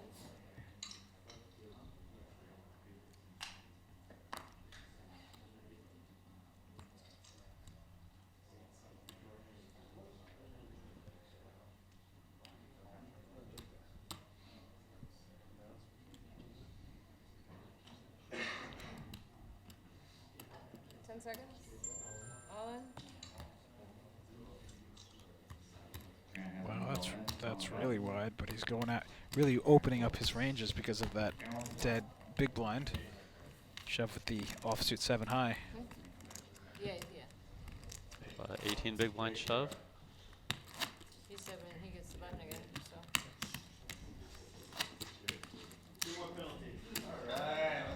So. John's back in the house. I almost forgot this was 3-handed. I need the opposite color. Yeah, Jake, you're in for 75. If I was John, I would slow down my actions here. I really don't want to make another mistake. Just got to take a deep breath, slow down. Don't snap act. Which is going to take him off his game a little bit, but taking your time to think things through a little, it's never the worst thing. 10 seconds. All in. 16, 17 million. Here we go, right back at it. I think that's a little light with ace 2 soft. It was for 17 16 big bigs. blinds. Like, well, you found him with 10 high, but you're flipping. He's significantly short though, right? He's got 16 big blinds. I mean, relative to the other players. Yeah, but I just don't feel like ace deuce plays well enough. You're either flipping like he is, or you're crushed. I think it's pretty close. I mean, if there is any other short stacks, I 100% agree. That said, I'm not 100% confident. John did it. One hand, one time. Heads up, just like that. Sits out, comes back in, takes his chips. Guys, we're heads up play. We're going to take a 15-minute break. We're going to pause the clock from where it's at. So we are heads up play. We're about to take a 15-minute break. We've got John Dollinger, about 21 million chips. Chip lead over Brian Altman with 13 million. About a 3-2 favorite. We're going to take a 15-minute break and then come back and join us for the thrilling conclusion of the WPT Lucky Hearts Poker Open here in Hollywood, Florida. 15-minute break. We're going to resituate the two of you. You're going to be more like right there. You're going to be right there. Okay, that's fine. The other way? The other way.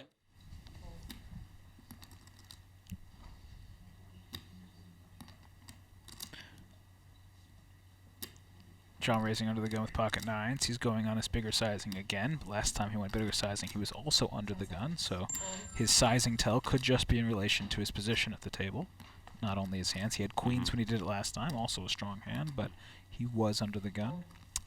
Who's in the big blind this hand? Sometimes people will Peter. vary it based on that. Peter's a short stack. which I'd be more inclined to bet smaller against the short stacks. Exactly. But I do agree about I do change the biggest factor in my sizings have to do with who's in the big blind, not the hand itself. I don't vary it based on the hand, but I do vary it based on who's going to be defending the big blind.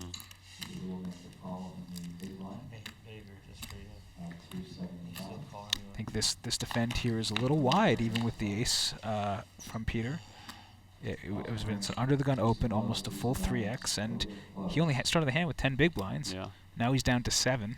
He's gonna have to check fold. He's gonna have to check fold, just like this flop. He thinks he might even have the best hand here, but it's gonna be impossible for him to continue. I'm 9 feet away. Just answer the question.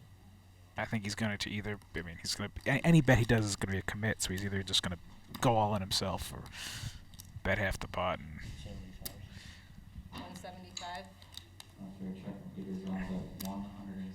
I like that bet a lot. Without going all in, bet really small. Keep him in with some hands. Maybe keep him in with some ace high hands like he has. I don't think he will, but I like this bet versus just going all in. If he goes all in, he just takes it down all the time, and really gets all the hands that he can crush out of it. 10 seconds. I bet 175. He might get some gut shots to jam it on him. Yeah, you can't really continue here without at least the ace of clubs in your hand. You know, if he instead had ace 4 or ace 5. And to be fair, John hasn't been doing anything too crazy. Yeah, ace 4, ace 5, like Scott's saying, makes sense. The hand you can jam here. And John hasn't been going too crazy today. 10 seconds. He's using 2 time banks. I mean, I think he's going to end up letting this go. He's up against an under the gun raiser. I mean, I have a feeling he's sitting there just thinking, you know, John's crazy. He's opening king high, queen 6.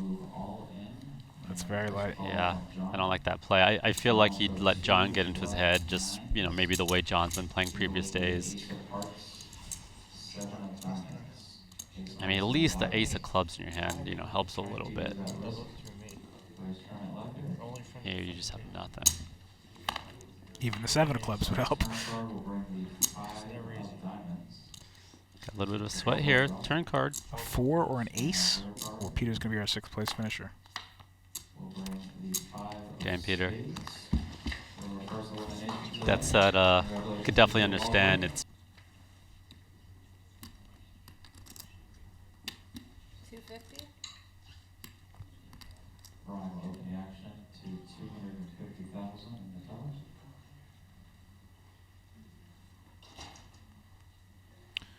Nadim is going to be tempted to big put in these blinds. deuces.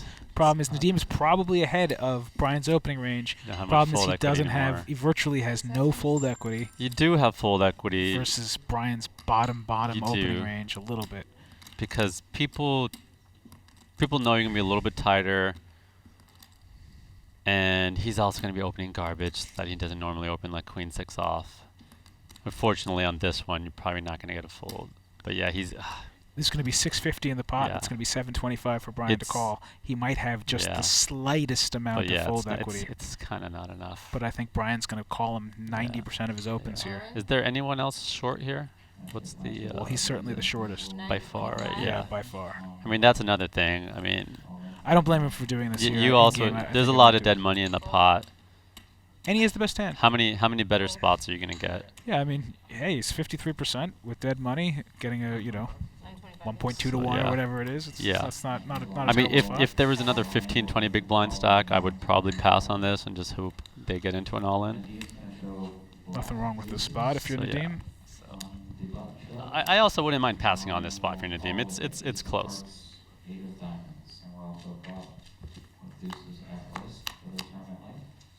Deuce, there we go.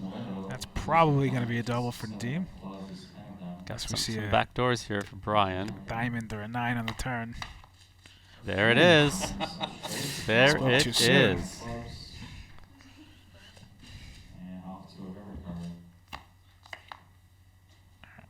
Pair of 8s is no good.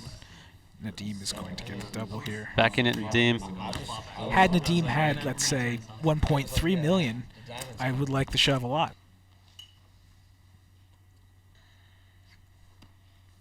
There's a lot of chips for Brian to be shoving Yeah. there. Yeah. I would have thought that he's getting a great price to call on the big blind, and he can just play post flop and put pressure on it post flop with a lot of boards. Yeah. So I'm surprised that Brian wants to take, these higher variance routes when when putting pressure on his opponent's post flop is working very well. But putting pressure on his opponent's pre flop is also working well, and it's not going to work here. Nadeem is going to look him up with Ace King. Well, that's the beauty of a hand like 10-Jack. It plays completely fine against Ace King. It plays completely fine against Better nines, than 2 to 1. Yep. It's almost only a 3 to 2 dog here. How many chips was this? 2 points. Well, it's only 18 big blinds. Perfectly reasonable here. Yep. This is not out of line at all. From small to big. And he outflops him just like that. Nadeem's going to need an ace or a king to stay alive here.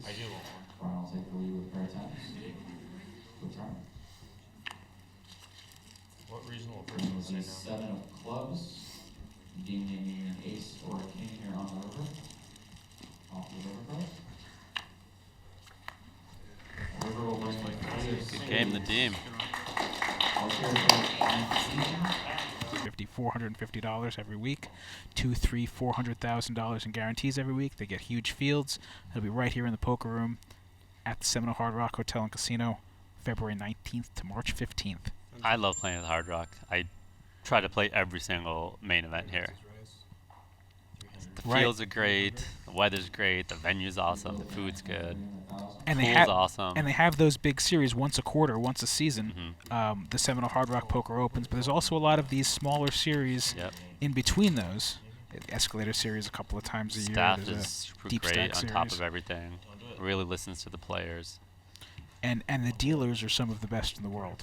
And they play music while you play, which is funny. That's been a question. topic of conversation with Matt Savage on Twitter. Has brought it up, and I strongly believe the music, puts people in a better mood, makes people a little more chatty, and yeah, they do it right here at the Hard Rock. Well, they do it in a low level, and I think sort of like classic rock, which is sort of what they do here, is a very middle ground kind of music. Nobody really hates, everyone's sort of like, they play complacent to it. hip hop too. They'll throw on some Usher, and I see some people singing along to it that I'm just like people I would not be expecting to be singing R&B, and I'm just like, you're on that Usher? All right, I see you.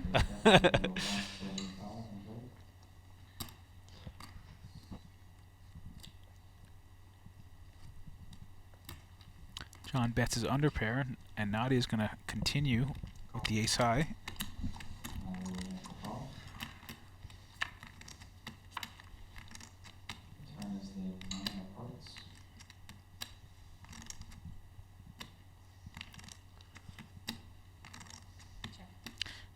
This will be a check back from John. That 9 should smash Nadia if she didn't already have a queen or an 8. That 9 hits her. She could have had a gut shot and made either a pair of 9s or a straight with that hand. The only other possibility she could have is what she has, like an ace high. I'm surprised to see him reaching for chips to bet here on that 9 turn. No, but he does check back. Thinks better of it.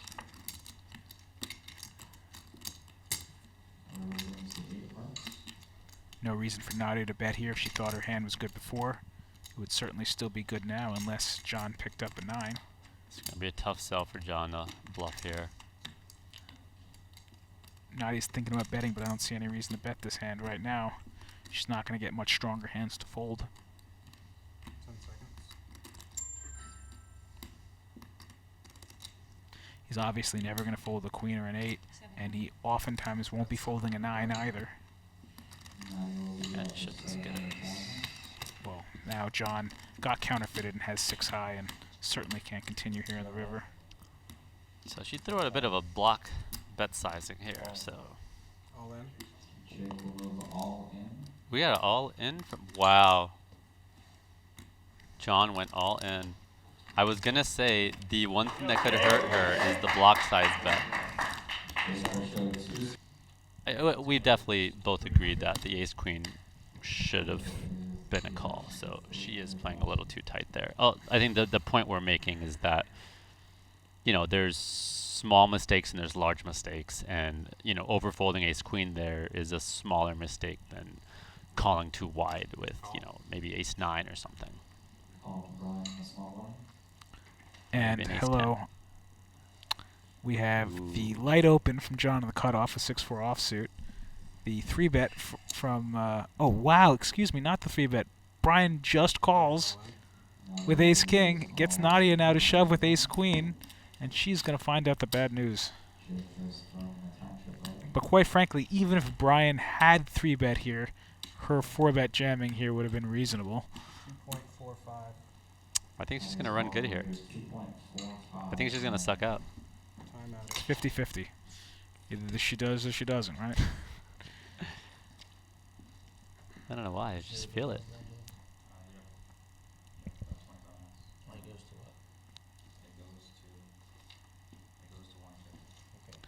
This went exactly how Brian wrote it up. I'm surprised we saw, even though they are very deep, but I am surprised we saw a call from Brian out of the small blind with ace-king. So he's just fake tanking over here, huh? Fold. Fold. Fold is announced. Fold. Yeah, I call. Call. Brian will make the call. Talk about a perfect spot for Brian. He's just never calling with ace-king out of the small blind there. Virtually never. He does it just like this is that rare time that he does. Finds Nadia in the big blind with ace-queen and gets her to shove. I'm guessing he just didn't want to play a big pot out of position, and John's not putting too much pressure. Right. And he can play the hand disguised. Yeah. It's balanced. Probably ace-king suited. He'd be more likely to 3-bet. No help for Nadia. She's going to need a queen. Running deuce-4 to chop.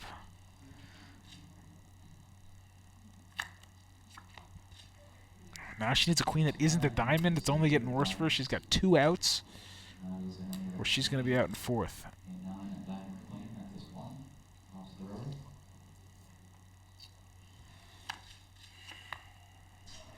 GG, Nadia. I was...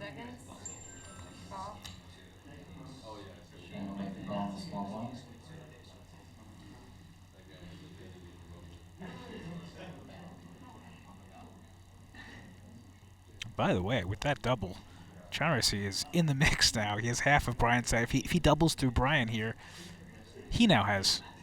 Their stacks will flip from 12 million to 6 million. That was a very significant double up. A very controversial pot. And Charisi continues that call strategy from the small blind, completes, and Brian's putting the hammer down with King Jack suited. I don't think Jack 6 suited is good enough hand to call this big bet out of position here. 10 seconds. Definitely Jack 7 suited. I'm definitely in there with. Yeah, I think this is a little too light to play out of position with. Yeah, how big was the raise? About 3.5 big blinds from the complete. Feels close to me. I don't know that it's a clear fold for me.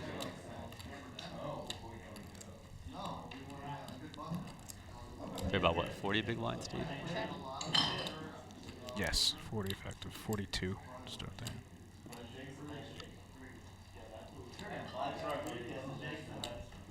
And that'll be the end of John's 1 orbit penalty, and he'll be back in.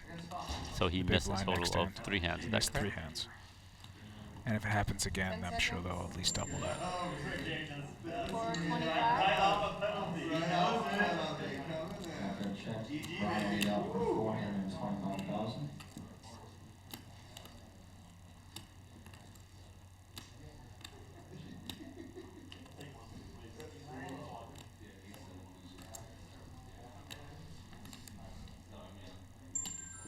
Seconds.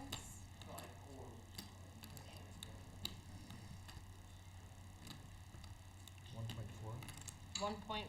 Oh wow, he's taking. Charisse is taking the spot. Not a terrible hand, theory-wise, not a terrible hand to do it with. He has an overcard with backdoor straight and flush draws. And Brian, even though he has him crushed, he has 2 overcards, a gut shot to the nuts, and a backdoor flush draw. Still very hard for him to continue this big raise. He's committed Charisse has now committed a quarter of his stack on this flop, and Brian just has a gut shot and overs. Certainly a spot he could jam with, but it's going to be hard for him to call. Could have some, he could have some Queen 8 type stuff. This is would a be pretty very interesting hard spot. for Brian to just call here. Brian almost has to. He doesn't have to shove or fold, but those are a lot easier for him to just shove or fold. Get it in. Worst case, you get it in versus 10. It's also really hard to fold this. I mean, 2 over is a gut shot, backdoor flush draw. And it's a good candidate to shove bluff it with. Yep. Wow. Does it. Wow. Really good candidate to do it with. He pulls the trigger. That is a lot of heart for Brian. Great. That is, great move. WPT Deep Stacks Tampa will be the very first event to kick off season 19 here at World Poker Tour. This $1,100 buy-in event will take place from June 11th through the 15th at Seminole Hard Rock Hotel and Casino, Tampa. With 3 starting flights, this event guarantees $500,000 and is eligible for the North America WPT Deep Stacks Player of the Year leaderboard. The champion of this main event will also win a $3,000 package to the WPT Deep Stacks Championship event. The final table will be live streamed on WPT.com. We really hope to see you there. In the meantime, stay tuned to WPT.com for more information. For non-stop poker action at home or on the go, sign up today at ClubWPT.com, where you'll never lose a dime playing poker, guaranteed. WPT Deep Stacks Brussels is back for February 2020 at the Grand Casino Brussels Viage for another full festival of poker. The €1,200 buy-in main event will start on the 6th of February, finishing on the 9th. There are also, of course, several unmissable side events like the opener and the high roller to be expected. Take advantage of this beautiful, quaint city in the winter with a casino positioned centrally so you're not far from the history, culture, and, of course, the delicious delights. See you there.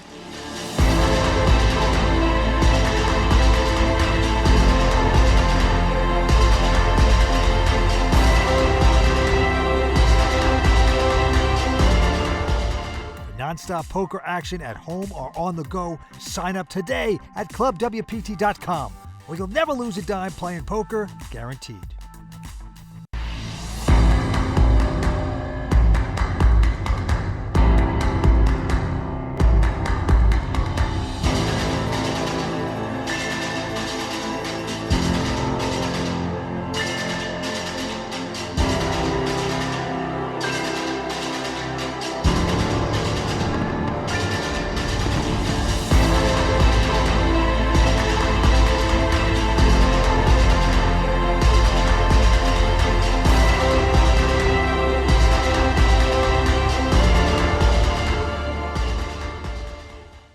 Non-stop poker action at home or on the go, sign up today at ClubWPT.com, where you'll never lose a dime playing poker, guaranteed. Looking for a way to spend your Valentine's Day? Well, how about King's Casino Rosvedov? February 2020 welcomes back WPT Germany for another full festival of poker. Starting on the 14th of February, we have a full lineup of side events, including an opener, a closer, the high roller, and a ladies event. Then the main event kicks off on the 18th of February, running until the 23rd, and has a €3,300 buy-in. With a fully equipped spa, a 24-hour gym, and a 24-hour buffet, King's Casino is the perfect place to play poker, relax, and feel like a king. See you guys then.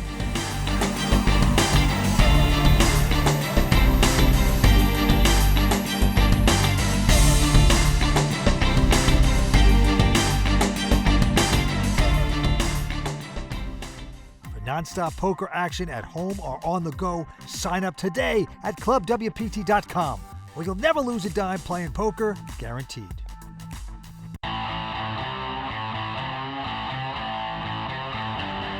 Hello everyone, this is Tuba Arjan of the WPT Royal Flush crew. We're here at Seminole Hard Rock Hotel and Casino for the WPT Lucky Hearts Poker Open.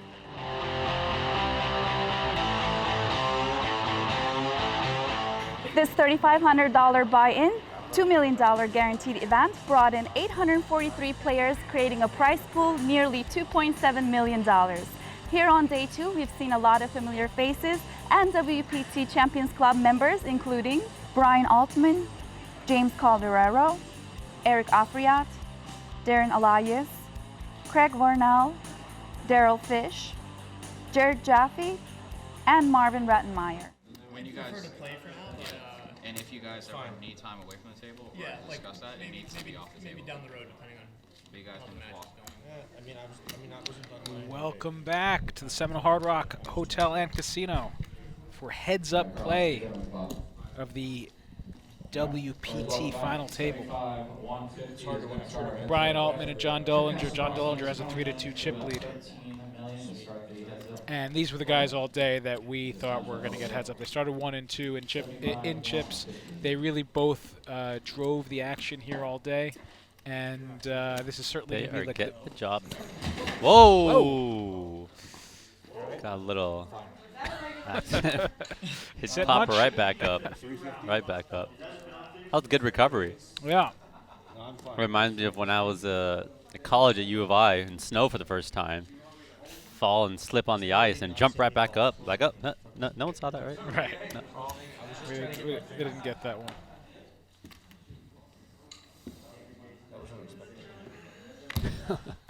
It was unexpected. He rubbed that one off like nothing happened. Oh, God. And oh, man, and now he's got a cooler right after. Wow. Well, these are the guys we wanted to see heads up. Definitely the most action. Oh, wow. I think this should be interesting. This is going to be for sure a C-bet and for sure a check raise. I mean, yep. Based on these positions, it's such an action flop. And Brian has seemed to go on the bigger side. And I wonder if John saw the 4-5 check raise on a very similar board not too long ago, if he has anyone telling him the hands. To 550. Final raise to 550,000. He's not going anywhere. You can't go anywhere here with the D's. Raise to 1.8. Wow. Raise to 1. I mean, you got it. What do you do here for Brian? Click it back? Brian is out of position, and if he just calls, it looks like he has a 6. Exactly. Here. If you just call, it looks like you have a 6. So I think he's going to click it back, yeah. You know, look, calling looks stronger than raising in this spot. Yeah, you got to click it back here. I mean, he's got to be asking himself, could I be up against A6, though? Like, I mean, if he's got it, he's got it. I mean, if he feels like he has a big edge, but if he's up against A6, he's going to get it all in by the river anyway. Yeah, that's true. You're just not going to get away here, so. Or even if it's not all, most of it. It's going to be. He's just as likely to have him for a weaker 6 than a stronger big, 6. yeah. I mean, just like he can have A6, he can have 9-6 or 8-6. It's going to be 5 in the pot. Yeah, they're going to get it in anyways. I think you got to go with the click here. Yep, I like that. 3.3, he does go for the click. And that should be the end of the hand. Call. Snap call. I don't think Whoa, it's gonna he doesn't even think about it. I didn't expect him to fold either. It's just John's not the type of guy to. I mean, he's got the 2 but too. Even he's if you want to call, take your time. Think about calling. Make it look like you might not. Like you might have a 6. Well, I mean, it's kind of intimidating him. He's trying to intimidate him.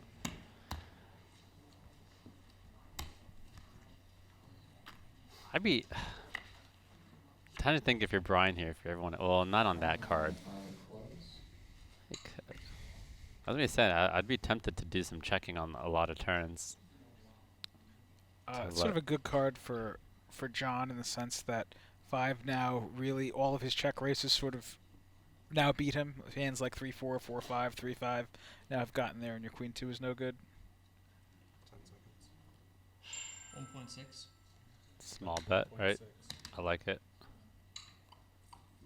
Yep, 1.6 into 7 million. I like that sizing. You're just keeping in a lot of stuff, and you're giving yourself a cheap price. You know, if you have, you know, maybe he has 5x, maybe he has a flush draw, maybe he has 7-8, and he gets to kind of see that river nice and cheap now.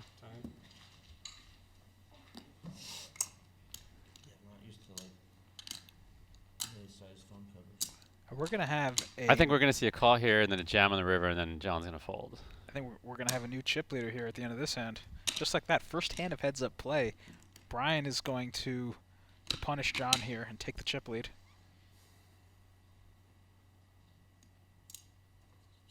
Regardless of whether he folds here or not, I think Brian will have the chip lead.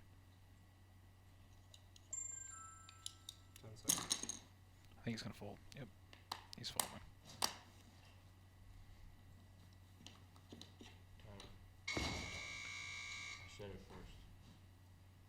Time at it. Second time checkers. saying he said the time first, but it doesn't matter if your time button rings after 30 seconds, they'll automatically take one of your time chips, whether or not you throw the chip out. 10 seconds. Fold. And he does make the right fold on the turn. But they're now about neck and neck. I think Brian now will have a slight edge in chips, but they're virtually even after one hand. Thanks. That means we're really deep here for heads-up play at this blind level. We have 150, 200. And the blind levels now go from 1 hour at 30 play at heads up. We're now at 30 minutes per level, so it'll speed up relatively. So we won't be here all night while they're playing heads up, because they are very deep.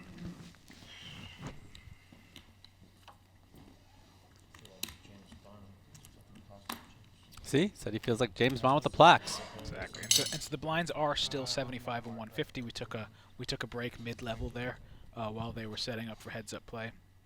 But I don't think it'll be too much longer before we get to 200K, and then the blinds go up every 30 minutes. Raise to 375. Brian opens the action line button to 375. Call.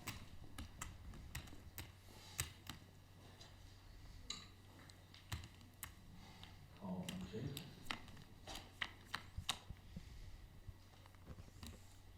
Eight of diamonds, jack of spades, nine of spades.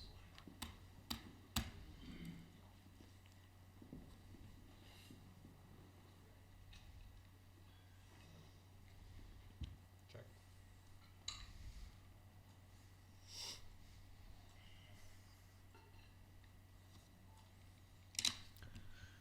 John flopped pretty well here.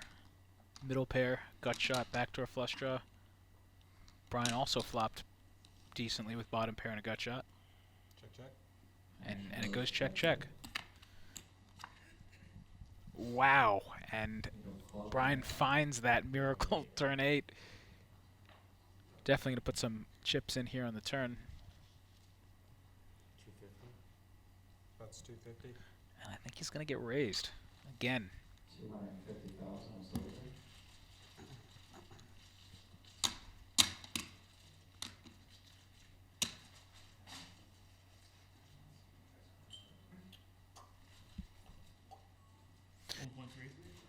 Raise to 1.3. Raise to 1.3 million.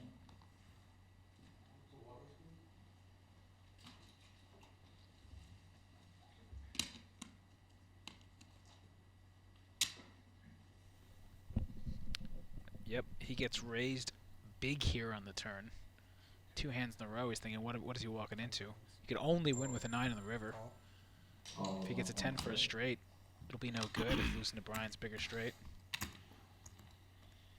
It's a huge raise, and he just. And you do want to be careful leading when Brian checks back. He's repping some sort of showdown value or an 8 or a 9.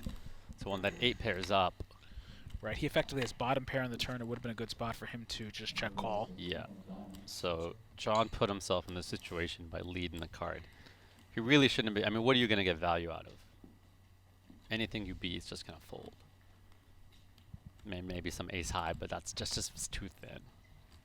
I don't think I would lead a 9 there if I was John. I'm leading a jack. And now Brian's going to go big here on the river. Check to you, Brian. I mean, that card's going to be a little scary for him as well. This is kind of the spot where he went to small sizing versus the other player, where GTL-wise he should have put him all in with the straight, but he went small because he knew he was more likely to get called. I think he's going to go around 2.5 million, 2.5 to 3 million. I don't mind that. I don't want to see him go like 3 mil. I think that's he too went big. 3.3. Snap call. Snap call. Just didn't even think about it. Just like called him up, beat him in the pot. Wow. For a full pot bet. Don't listen to me. And that's a good example of, and I'm sure if you're interviewing Brian right now, he might, have some feelings. Just, he can tell the guy's frustrated. Sometimes you're there and you could just tell like this guy's ready to call you off, and you take a bet sizing that you wouldn't normally take. So that just goes to show how much you can pick up at the table And when people talk about tells in poker, they think that it's all about physical tells and these Oreos and like the way they twisted their Oreo like you see in the movie. But, you know, it's really about just feeling what the other person is feeling, feeling that they're frustrated, you know, feeling how they're going to react when they're getting ran over, when they're getting unlucky. And that's what a lot of, you know, live poker tells are really about. And just like that, in the first two hands of heads-up play, Brian went from a 2-to-1 dog to a 2-to-1 favorite or chip leader without having all-ins. He made trips each in the first two hands, flopped and turned. Certainly helps. Brian is running into these trips. And John always seems to have a piece of it, which doesn't help. That said, on this particular one, I think John really hurt himself leading that spot that he really didn't need to lead. However, what I have noticed is Brian's made a lot of moves all day. However, against John, he's always had it. I don't think he's ever made a move against John. He's been betting for value. Yeah. He's shown up with a lot of hands against John. He's just always had it. He did the check raise on the turn. I guess we don't know if he would have followed through with that 7-9 had he not hit the 9. Right. When he was trying to rep the straight. And that was multi-way as well, in terms of heads-up spots. And even his 3-bets pre, he was all value. Which could be smart. You know, maybe part of what Brian's thinking is, you know, I'm going to make some aggressive moves. They're going to work or they're not going to work. If they get shown down, my image is really bad. Then now I have a bad image and I could really extract value out of John. So he knows John is seeing all this aggro, all these aggro moves Brian's making versus the other players. Well, Brian floated the flop, check calling with king high. Turned a gut shot. Let's see what it does here.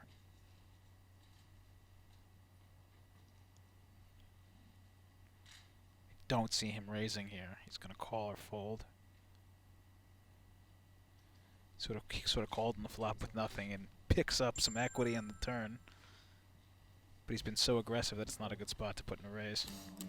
Yeah, and he thinks better of it.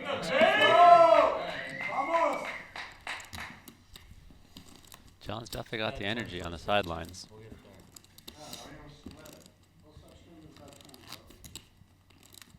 You're still handing heads up, man. It's already over heads up. Yeah, the ante doesn't 200. The ante doesn't go away. Correct.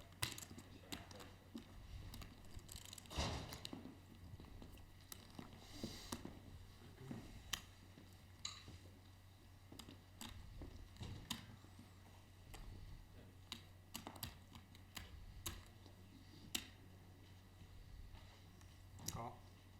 Option.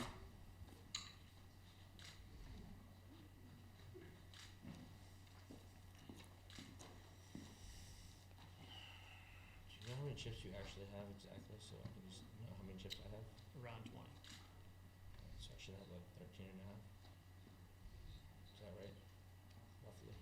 10 seconds. I know, but this is important before I start playing. I'll stop asking. Check. Brian Limpin on the button and a check from Jake to the flop. Ace of spades, queen of diamonds, deuce of diamonds. Check. Check to the ground.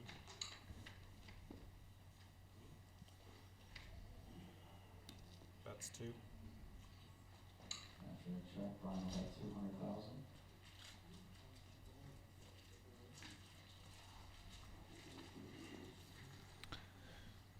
Brian seems willing to stab with everything. He's betting the no equity flop. And check to him on the button here. And we are up to 100, 200,000, 200,000 now, by the way. Call. Call with 200,000. Yeah, I don't mind this bet. I mean, you just get a lot of junk to fold. The B2, 7, 8, 7, 8, high 8, high 9, high 10, high jack high, some king high. It's just kind of a one and done situation. Yep. He put out exactly one big blind, and I don't see him firing this turn. Check.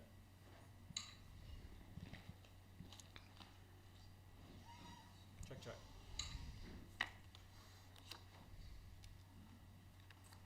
Action checks go on turn. River will bring the deuce of spades.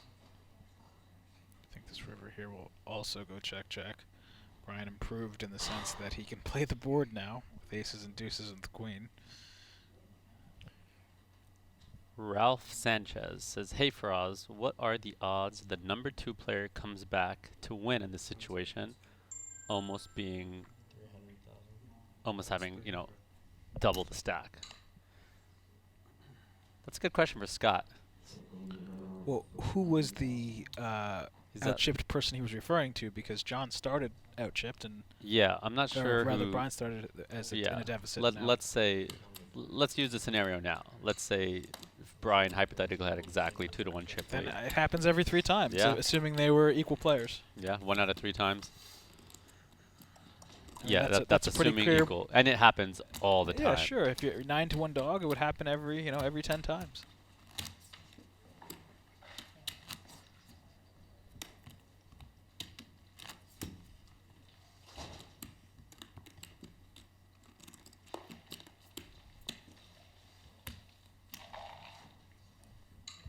So Brian started out as a 2-to-1 dog. Now he's a 2-to-1 favorite. Didn't take all that much. We've got cooler-ish brew You in here. can, yeah, Ralph or Raphael. Sorry, you could essentially add up how many chips are in play, and then take the guy's chips and divide it by the total chips in play. That percentage should be your percentage chance of winning. Is that accurate? Yeah, just your percentage of chips in play. Yeah, your percentage of chips in play. So John has 13 million right now. You take 13 million divided by the total chips in play, and that's his percentage chance of winning, assuming they're equal skill. So Ace King versus Ace 10. Ace 10 could have been a 3-bet here, heads up, but I think Brian wants to slow things down and see some flops. I think he just assumes that he can get John to make mistakes post flop, so he wants to keep inflating the pot. So usually in this situation, you're going to see him take a more polar 3-betting strategy, where rather than linear, you're going to be 3-betting stuff like King Queen, Ace 10, whereas here it's just going to be 3-betting like Ace King and 10s plus, and then some garbage, some random 4-6 King X type stuff. Maybe some 3-5 suited. And I don't even see that is going to be really happening. I think Brian's going to be 3-betting out of position with for value versus virtually pure value. I could see that. Maybe once in a while throw in a weak ace or something like that. Weak just to show down, and or if he feels like he hasn't been 3-betting often, just to sometimes you want to make sure your opponent feels like you're making some moves. If Brian's getting a report, it's don't bluff him and bet for value from what we've been seeing. John seems to want to call down in spots.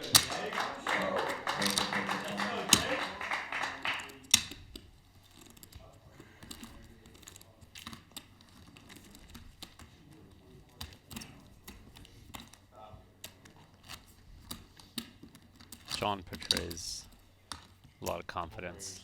He should just, I want to see him with just like a bandana over his head.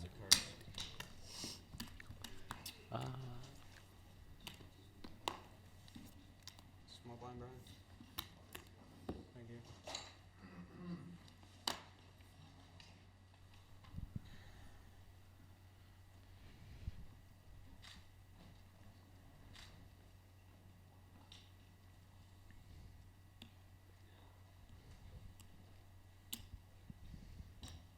Raise to 5.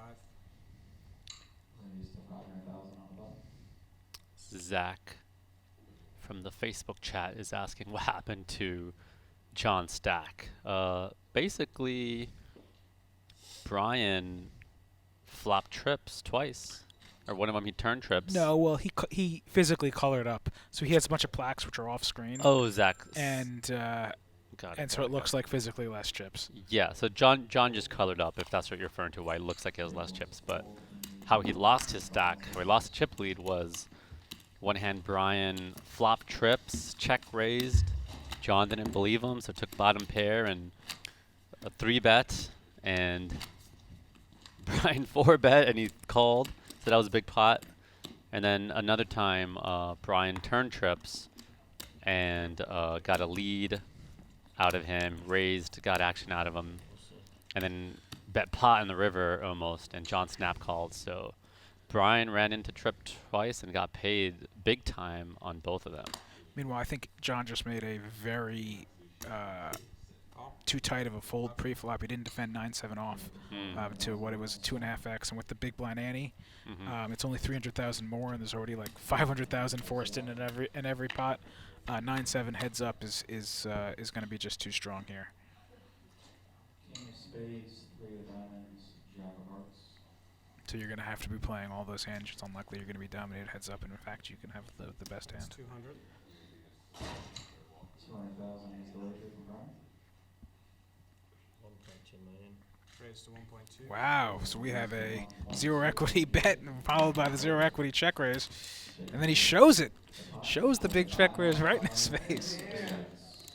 I'm surprised. You had the best hand, John, by far. I'm surprised his crowd doesn't get loud here. That's where you gotta get loud and make the other guy feel bad. Get the momentum going. You can see the frustration in John. He's like making a stand, going for the check raise. If he's going to take that line, I would, what I would suggest he would do would be to play bigger pots pre-flop. Check raise, 3-bet a lot pre-flop and inflate these pots. Make Brian uncomfortable. Make him gamble. Don't just call him pre-flop. Make these moves pre-flop and inflate the pots. Decrease your SPR, your stack to pot ratio, when you see flops. 7 of diamonds, 7 of spades, 2 of diamonds.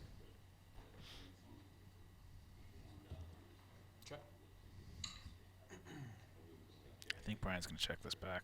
Yeah, doesn't want to get check raised off his probable best hand in equity.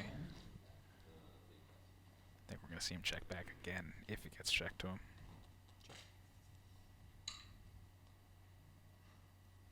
And he's going to go for value on the river. I think we're seeing a check. Yep. Action once again goes check, check. He's not running into anything, but runner, top boat. Very huge hands for Brian. He's not going to get called here by 10 high. 350,000 from Brian. Call. Excuse me, he will get called by 10 high. Brian shows ace. Ace is full. 10 high is so weak there that Brian could conceivably be bluffing with better hands or the same hand. That's got to be a fold. You can call with your king highs, maybe your queen highs. 10 highs just too weak in that spot.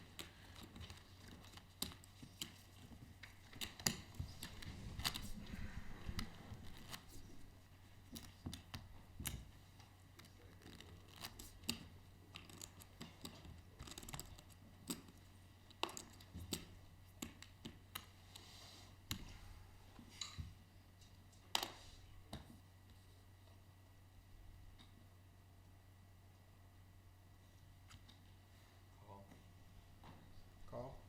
Check, Option. 400,000 more on the button. Option And check. Brian checks the option.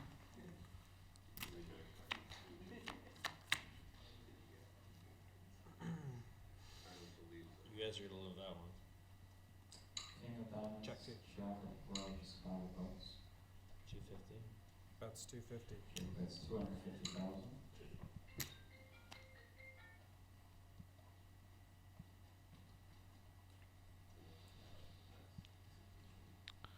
Surprised John is just limping on the button with his ace highs at this depth. I'd certainly recommend that he 650?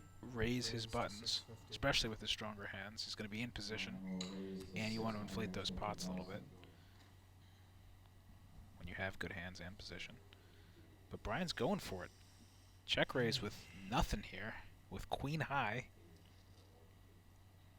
John does have bottom pair, backdoor, nut flush draw. He was calling with much weaker hands before. If he was calling with the deuce on deuce 6-6, this is much better. Yeah. I wonder if Brian's doing this to show him. Brian's not that kind of guy. I would. If I was playing him, I would definitely show this. There's no way Brian shows him a bluff. No way. You gotta rattle the guy up, man. Brian is not that kind of guy. He's a silent guy, not gonna rub it in. I'd be rubbing it in all day. He does turn some equity with bottom pair here.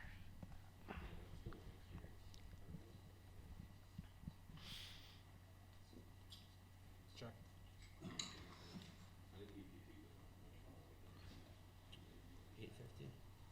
That's 850.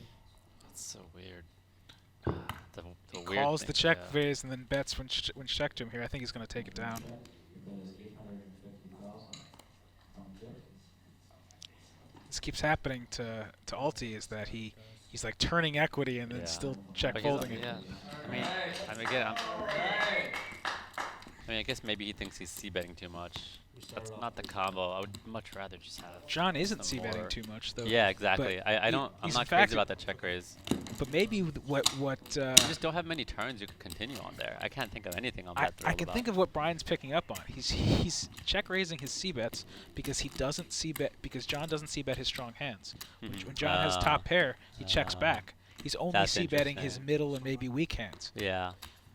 So therefore That might be Brian it. is thinking he can check raise That- when he's getting bet. That makes sense. That makes a lot of sense. But even there, I mean, he has all these gut shots and, well, he's blocking the queen, which is good.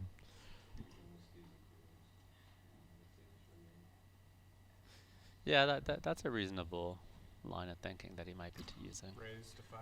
You know, they just had a break. If he has anyone watching the stream, which I'm sure he does, a very easy thing he could have been told is this Yeah. guy is always checking back his top pairs. Mm-hmm.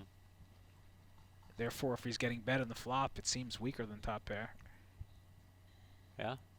Okay. I could get with the check raise a little more with that logic. Call. And he's been right. He's been having bottom pairs when he Yeah. bets, and he's been Yeah. and he's been getting check raised.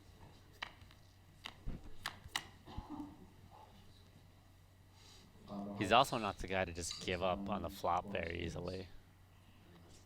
Which makes me want to have something I feel comfortable barreling turns. John in second place again here. Bottom pair to Alti's middle pair.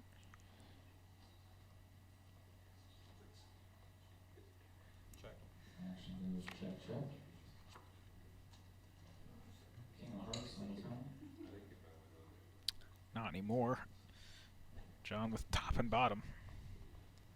You guys suck at whispering. 550. 550. John expressing his displeasure of the volume in the audience. It says, you guys suck at whispering. I bet 550. I love it. I think Alti's going to call here. It does sound a little confident though, huh? When you It say did that sound bet. it sounded very But confident. again, I agree with we're you. seeing the whole cards. It does sound so confident though. But you know, just looking at the strength of Brian's hand, now the hand went down. You know, third pair is strong enough to call a bet of that size. However, with that river, this is a great spot for Brian to bluff, but I don't know if you want to take it against John, who's just been I think he's going to get called if he. Yeah, John's been so call happy that it just seems like a good strategy. Just wait till you have it, and then go for it. He's thinking if he should bet for value himself here. That said, if you bluff him out of the pot, I think this is a good spot to check call.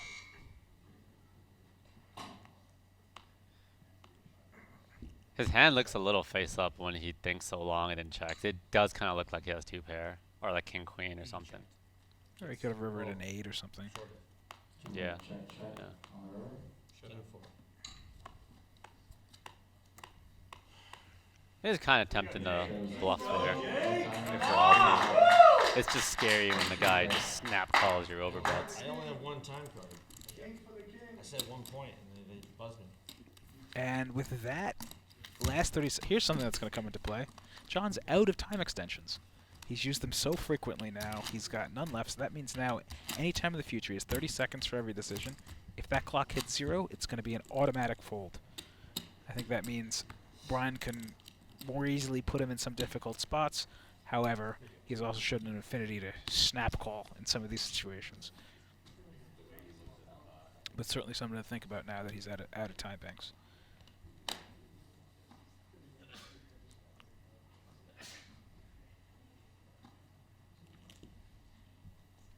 But imagine he's put into it like a really tough river decision. He doesn't know what to do. He's going to have to make that decision in 30 seconds, or else it's going to be an automatic fold. Jake to call 100,000 more on the button, and Brian will check the option in the big line for a queen of spades, 3 of hearts, 10 of hearts.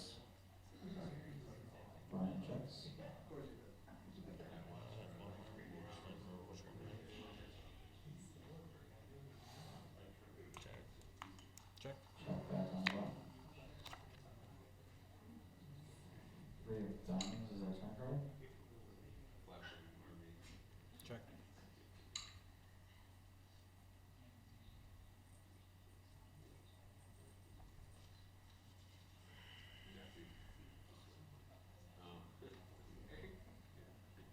Check. Check. Action once again checks through.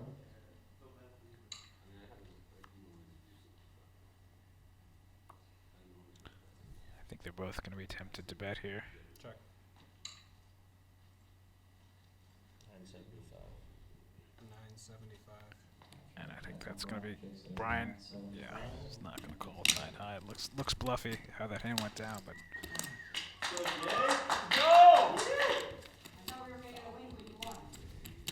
I had it that time. He didn't take the flush draw. He didn't take it. He didn't take the bait. He's hyper focused. It's a heavy ass fucking trophy. We'll take all the small ones you want.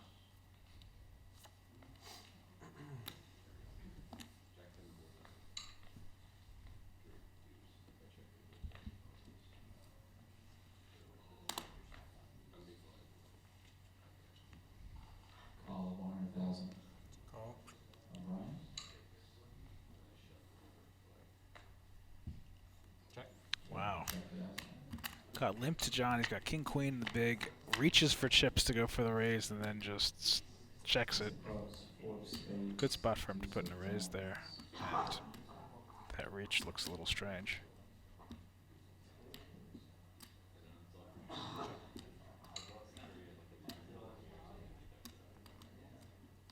Check. Action goes check, check. 9 of diamonds on the turn. Check.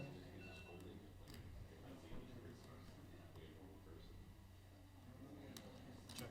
Once again goes check, check on the turn. Rings to 4 diamonds. John's going to check this river, and I wonder if Brian's going to go for it. He's sort of shut down the last couple of hands after John's been calling everything.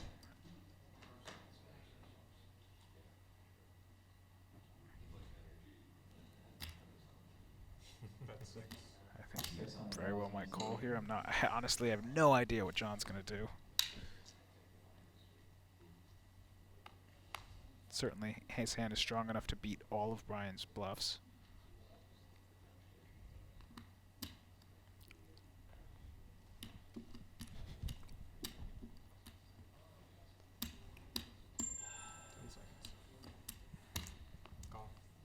It's a good call. It's called. Brian shows 7 of diamonds, 6 of spades. King Jake high. shows king of clubs, queen of Let's go, spades. Jake! King seven high. Yeah, if you are able to pick up on it, you see Brian's taking these river bluffs and these cheap pots, but in the big ones, he always has it. So we'll see if he continues that strategy. Sooner or later, John may pick up on that, and he may have to try to steal a larger one. I mean, he may even get a, fold out of John in one of those big pots, since if he feels like Brian's just always having it in those big pots.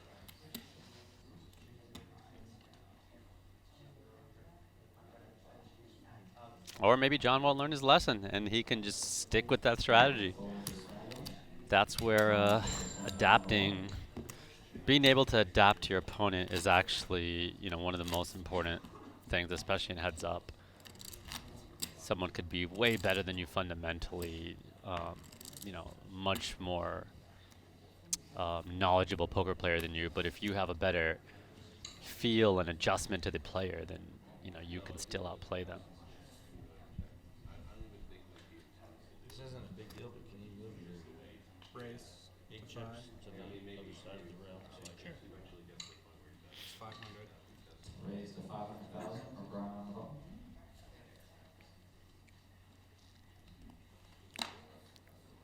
Should see a defend here from John. Call 5.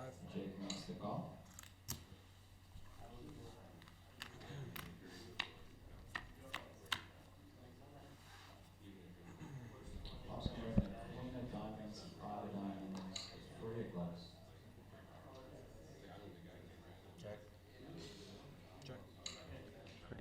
forward c-bet spot for Brian.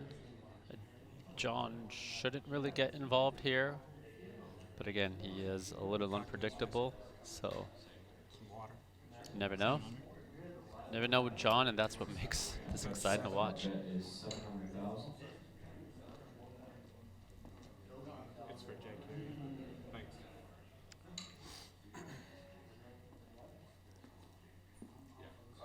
Just more huge hands for Brian. He said so many hands. Heads up. Yep. Brian has been running into a lot of big flops. Or just having him out paired, out picked.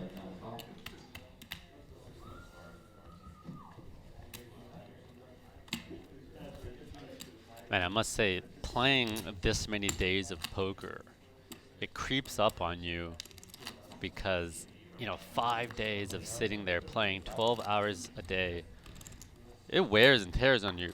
But at the same time, your adrenaline is running so high that you almost don't feel it. And the second the tournament is done, whether you're a winner or loser, you know, winner or second place, you just hit a wall. I remember younger days I've always have all these aspirations of partying after a big win, and I used to do that, but these days you're just drained. You just want to go home and pass out, but you can't sleep because your brain is so wired. You just have numbers and flops and chip counts like going through your head. Wow! Oh my God! This is gonna be an action. Multi-flop trips for like the third time this heads up. Not only is it flop trips, it's against top pair. Run better, Brian. And like always, he's checking back his top pair, although this time is a good check back because you're only running into better when you get continued. Not to take anything away from Brian, he's playing very sick. Seeing him takes, I'm still thinking about that King Jack spot Brian took. Playing very epic. Now, this is Checks actually twice, and now he's gonna get check raised. He's gonna get check raised now, again.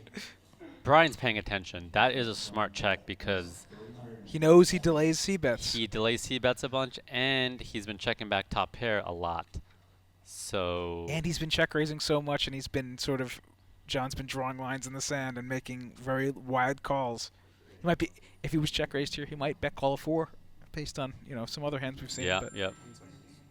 Really smart check by Brian. And he goes huge. He goes huge to 1.5, and he's gonna get called based on what I'm looking at. I mean, you got to call it with the king here. I don't care. It's a huge raise. It sucks having the 7 in your hand because some of 6, 7, 7, 8. Yep, 6, 7, 7, 8. You know, 3, 7 suited. Well, there's probably not gonna do a 3, 7. Oh, you never know. He's not gonna have 3, 7 offsuit. Don't raise, John. Okay. Yeah. And I like both of their plays here. I'm not going anywhere from John. And Brian's gonna bet around 3 million on the river and get called. He's gonna bet like 3.5 million and get snap called. I mean, Jaw could have king. I mean, he shouldn't have checked king queen on the flop, but you never know. He's been checking some big ones.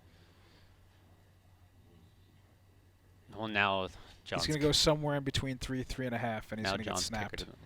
doesn't play. 10 seconds. 3.1 snap call. 4.2. Wow, he goes over, bets the pot. Snap call. Wow. He just snap calls him. He doesn't even think about it. He's realized he's getting snap called in all his value hands. He Yeah. knows he's up against the Yep. king. He says it doesn't matter. Might as well overbet the pot. Brian's just going big when he has it and not bluffing when he doesn't and saving small pots to bluff in, and it's working out. I keep thinking he's going to need to change his strategy at some point, that John's going to pick up on it, but he's just not even thinking about it.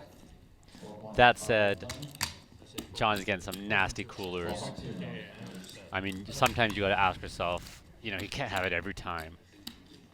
I've been in this spot where you just feel like you're getting ran over, and you're like, and it feels demoralizing at the table, and then you go back and watch the footage. Sometimes they have it every and all time. your friends are like, you ran really bad, like, you know, you never flopped a pair, like, he kept flopping slightly better than you, and that's just poker sometimes. And imagine all the times where you don't see the whole cards, and you just go, you know, months running bad like this, and you don't get to see the whole cards. Really start to question yourself, you know, am I doing something wrong?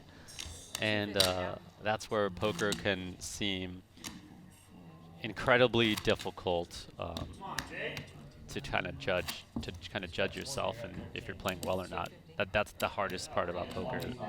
If you could see these hands all the time, it'd be a lot easier. Right. Exactly. The hardest part about poker is not so much the losing itself; it's the fear that you may never win again. I have big mistakes I've made in huge final tables, that wasn't televised, years ago, that I still don't know if I, made the right folds or not, or if I got outplayed, and you'll never know. You just kind of have to have faith. Have faith in your process. 600. Yeah, I'll tell you one thing. Brian's not going to be overbetting without as a bluff. Yeah, I don't. I mean, just for him to not even think about it there, and the 7 in his hand actually gives him a chance to get away from the hand. That is the one card you do not want in your hand. 7's probably the worst card. 8's probably the next worst card. 9. He didn't have any spades in his hand. That's good.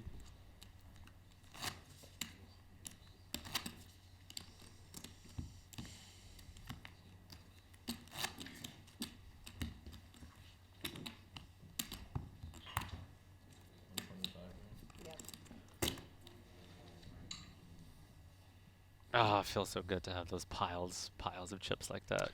Blinds are up, by the way. We're at 125,000, 250,000 with a 250,000 big blind ante, which means there's 625 in the pot every time.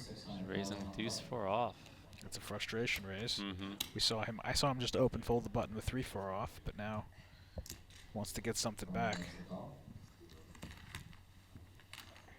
Stay focused, John. Still plenty of play left. 4, 5, 7 flop, 7 spades. Another flop that Brian flops a little better than John. That said, John is opening some of these hands he really shouldn't be in there with, and that's what's going to happen when you play these hands. Interesting again, John c-bets with bottom pair, not with top pair.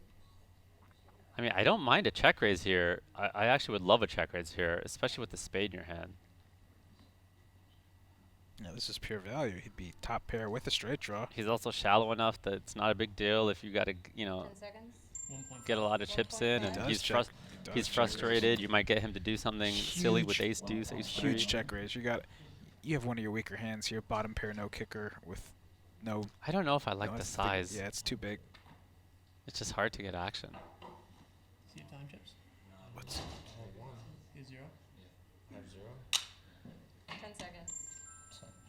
He has no time chips. That's rough.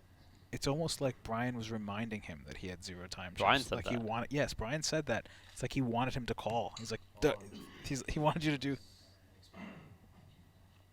No, it wasn't. I said all in. He said all in. All in. There was no buzzer. I said all in. Buzzer sounded at 10 seconds. We said 10 seconds. You're not gonna do this to me. I said all in. What's the I'm rule? not doing anything to you. The hand was expired. That is not happening. I said all in. You said it after. Are you serious? 100%. It is 0. What do you want to do? You want to take this fucking? I have to apply. There was no buzzer. By the floor. There was no buzzer. It did not buzz. She hit it after it hit 0. It's 0, and then I It hit 0. stopped it. We stopped it. So your action was made after your buzzer. At this time, you have no time chips. That is a dead hand. So I'm folding instead of going all in right here. That is correct. And you're cool with that. Yeah. Why not? So wow, if you were following that, I wanted to let that play out, not interrupt it, but time hit 0. I guess he said all in right after it. There's so many things going on. I can't even. Yeah.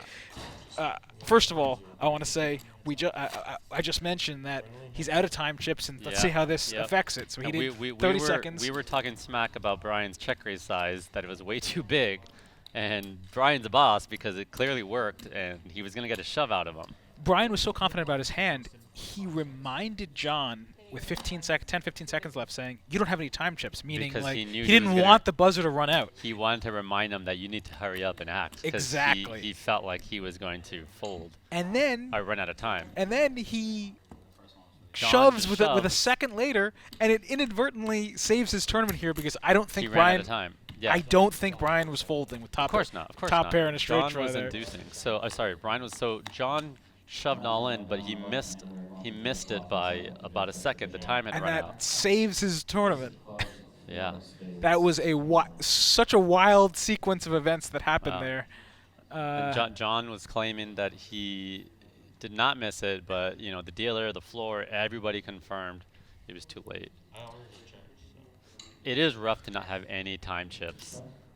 Does Brian have any? I can't see. Brian's got two. He hasn't really been using them. He's got to have a couple. And you see now it allows your opponent to make these huge bets to put you in these weird situations. And you only have 30 seconds to think about it. You don't have much time.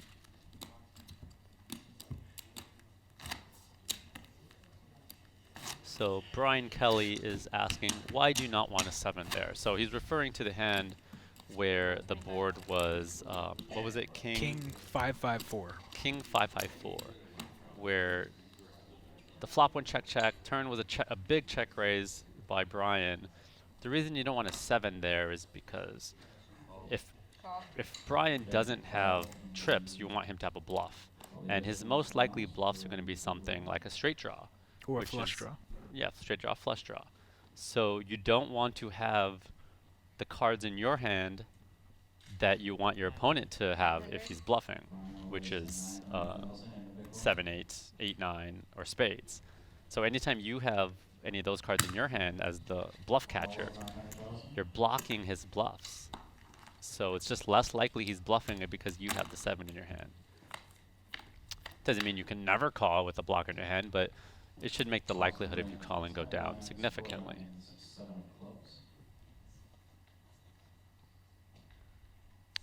I think John is going to win this hand. So Christopher's saying the 7 is irrelevant when the queen comes. So Christopher, you're referring to his kicker not playing. What we're referring to is that you don't want to be blocking the other player's bluffs.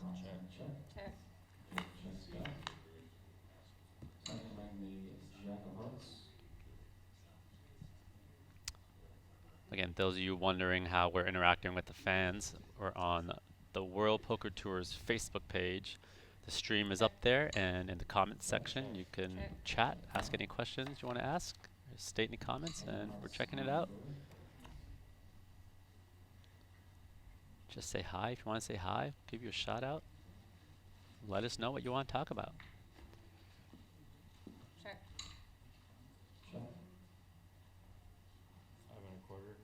5 1/4. 5.25 is the bet.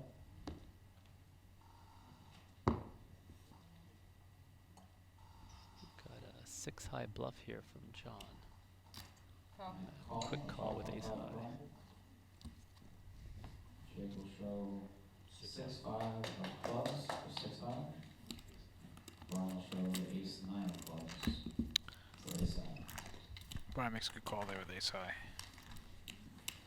Sense the frustration. Neil Blumenfield says he was going to suggest over-under his 12 hands when heads-up started.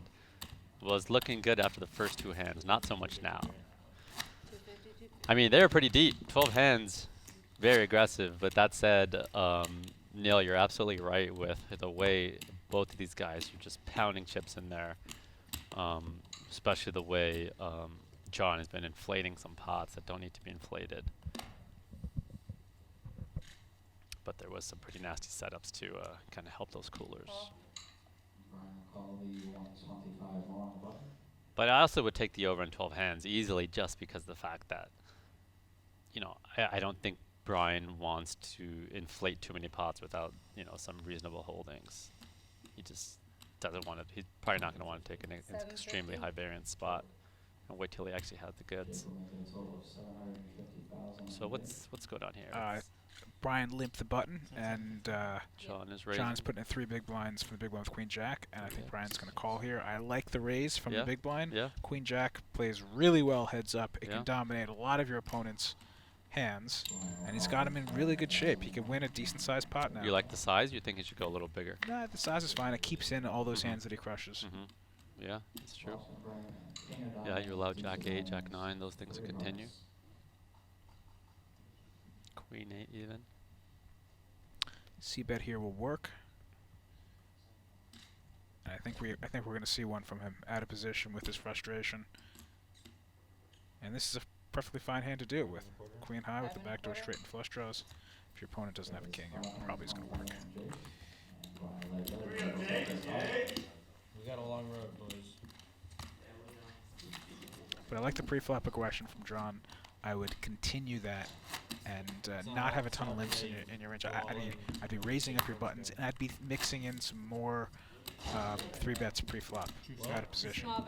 Play some big pots. He literally almost mucked before. Small blind, big blind. Dead. You're big blind. Johnny wasn't going to muck. I'm big blind? Yeah. Okay. Small blind here. Oh, why?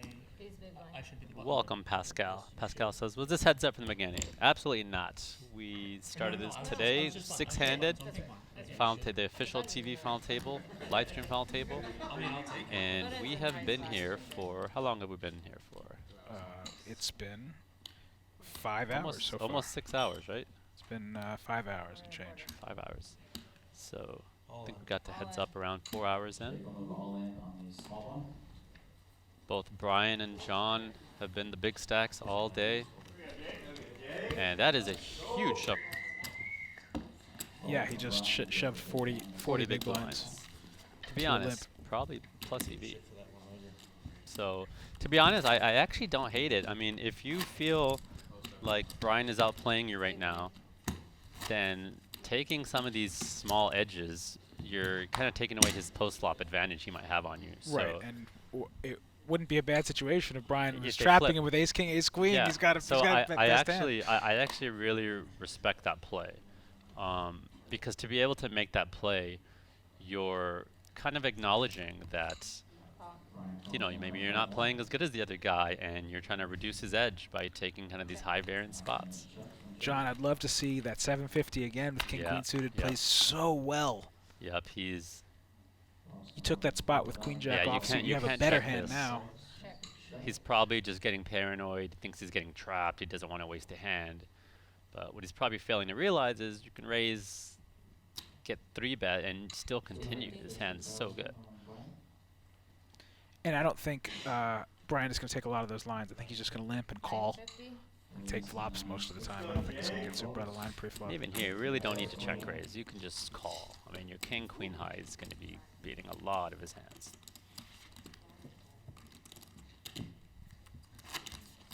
So what's happening is he's going to win a lot, all these smaller pots, if he's just checking there. Like if you're going to get out of line a little bit like that, let's get out of line pre-flop and increase this variance,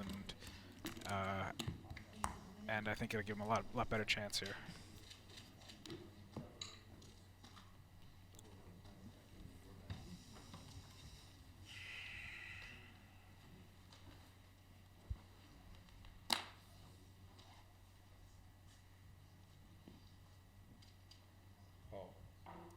So John just calls the 4-5 offsuit. I think we're going to learn a lot about what Brian's plan is pre-flop, depending on how he takes this queen-jack in position. He could just check and see a flop here with it, see if he wants to inflate it out of position. It's certainly a good enough hand to raise with, and he is going to.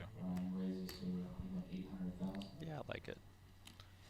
John should fold this. This is his weakest calling hand on the button. You got to fold something. This is a good place to start. Yeah, I wouldn't mind Brian just going to 750 here. I actually like John's sizing a little better. For the reason you said, it keeps in those 9-10, queen 8s type stuff, jack 8. I do at least like the fold from John there and not continuing.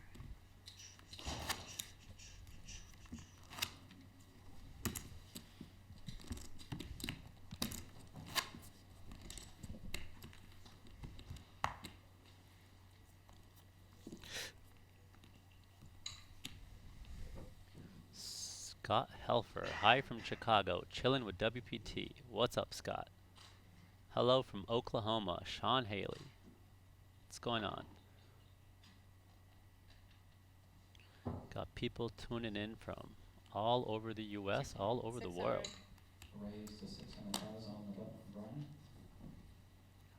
Let us know where you guys are watching from. Louisiana. Anyone from out of the country?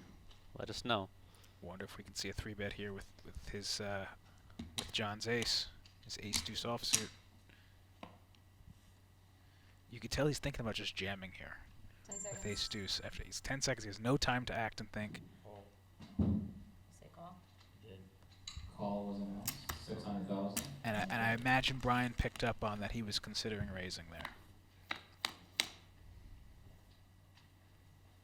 Nine of diamonds, four of Very good diamonds. flop for John. He finally has ulti-pipped. And he's got the backdoor flush draw.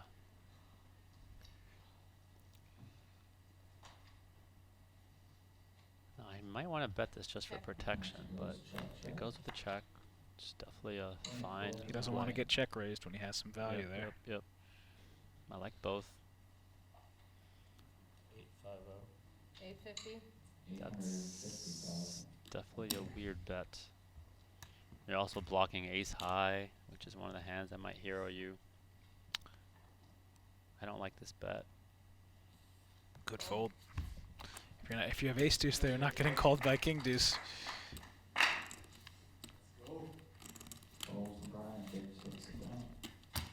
This is gonna go longer than you guys think.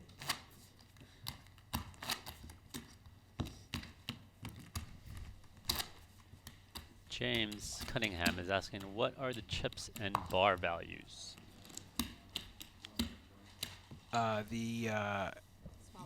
The brown chips are 100,000. The blue chips are 25,000, and the plaques are probably 250s.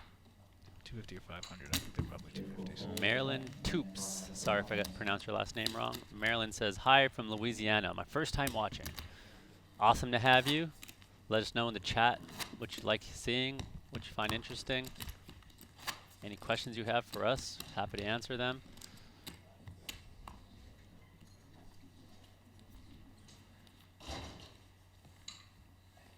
Randy Lemans from New Brunswick. What's going on, Randy? I can still hear you guys. 600. 6. Brian opens up to 600,000. Call. Call in the big blind of 600,000. David from Germany. David Jones. What's up? Omar from Iowa. Australia. Shannon from Australia. There we go. Another from Australia. Carol Chester.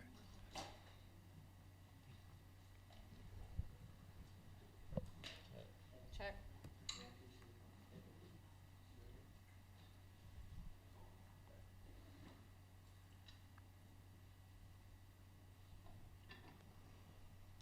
Cut. 400. Okay, check. Brian bets 400,000.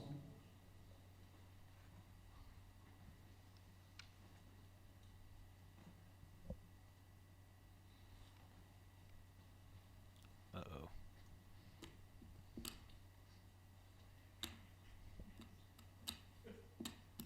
Seconds. Yeah, I know. It's kind of a habit, isn't it? Fold. Fold. Okay. It's a good fold. You have your worst hand. Omar from Iowa says, I'd love to get into a big tournament like this. Well, one way you could do it is play on ClubWPT.com, where you can subscribe and play, and they have 100,000 in cash and prizes each month, and $1 million bonus opportunity for winning a WPT main tour event. And I believe there's all sorts of ways on ClubWPT that you can qualify into one of these events and earn a free seat. So check out ClubWPT.com. There's actually a lot of buzz from that bonus. So that means if you win your way into a tournament and then end up winning that WPT event, you get an extra $1 million. Even some of the first prizes are only 400K for these. This one's 500, not even 500K. And you get a bonus million. Yeah, you get 1.5 million if you won this as a qualifier. Wow. Damn. Some of the first prizes, most of the first prizes aren't a million. What am I doing here? I should be grinding to ClubWPT.com as well. Get that extra milli. Flop of king of diamonds, 7 of diamonds, 5 of spades. Check. Action goes check, check. A lot of Australians. What's up, guys? 6 of clubs. Good to have you. Check. Walter from Vegas. 650. Minnesota. People from all over the place. That's the beauty of poker. It really connects people from all over. Love sitting down in the casino and just meeting all sorts of characters from all over the place.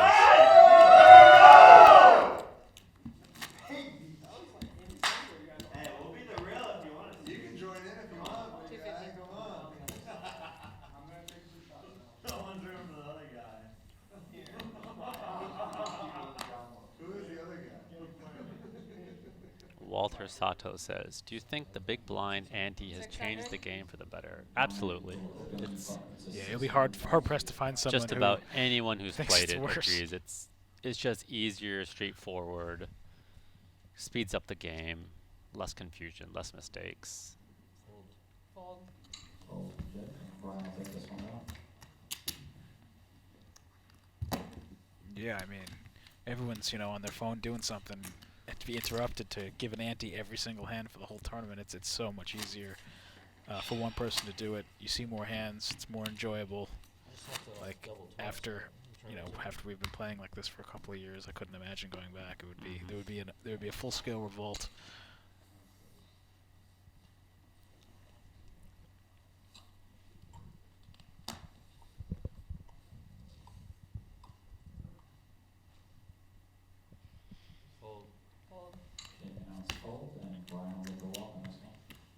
John Ryan says, Faraz, are you still traveling mostly or have you settled down anywhere?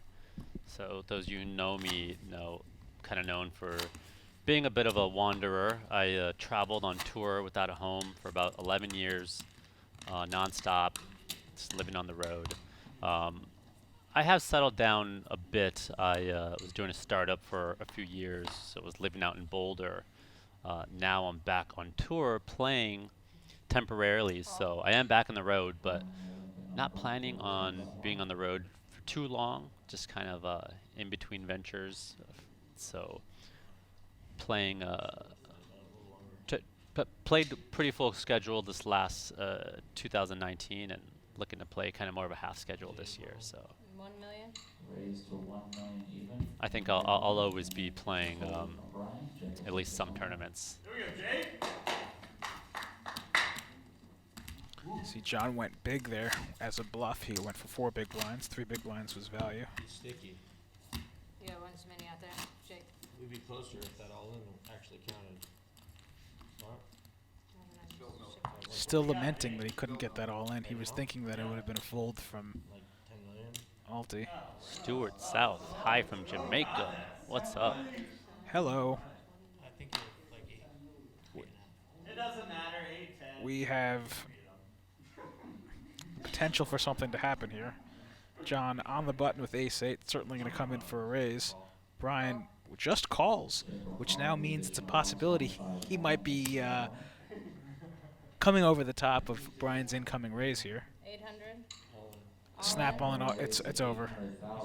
He said all in. Wow. Aces to ace-8 offsuit. This is going to be Raise hard. 3-bet jam. Limp on the button, raise from Brian out of the big blind, and snap jam from John on the button. This is going to be very hard from Doverham. This is one of the worst spots you can get in Nolan Hold'em. Trying to become a 2-time Lucky Hearts Poker champion. 756. 756 for the sweat. Flops gonna bring the 7 diamonds. Either running 8s or running straight cards, or Brian is going to be the champion. He's refusing the handshake, doesn't want to jinx himself. Oh, he tried to shake his hand early. It's over. On the turn is going to lock up a victory onto the river. There's that smile. I haven't seen Brian smile all day. He's been a machine. Lucky Hearts Poker Open champion. First time in WPT history. Anton Wig, the rail. Giving Brian a big hug. Jonathan Jaffe. Jonathan Jaffe just took down the high roller, the 25K high roller the other day. Two-time Lucky Hearts Poker Open champion. Brian won the showdown, but same difference. Congratulations to Brian Altman. Second WPT title here at the Hard Rock. Another $500,000. Played great. What can you do? He's one of the crushers. Also, congratulations to John Dollinger. Played well all day, just wasn't his day, heads up. John Racy really waited everybody out. I'm sure he's happy with third place. This was a fun final table. It really was. A lot of interesting spots, some stuff that, you know, like outside the box stuff, some, you know, extracurricular activities.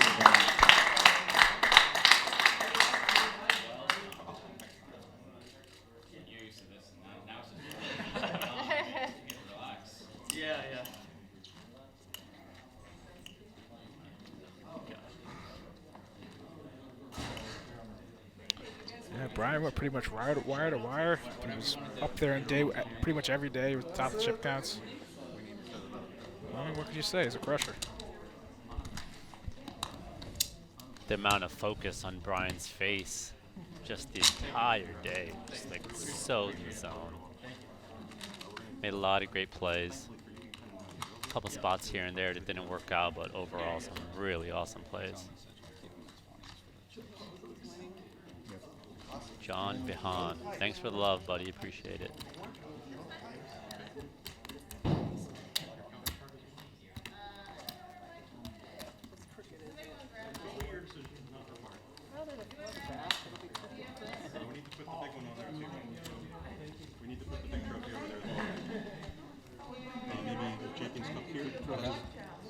Well, thank you for joining us here at the Hard Rock Hotel and Casino in Hollywood, Florida. It's fun, guys.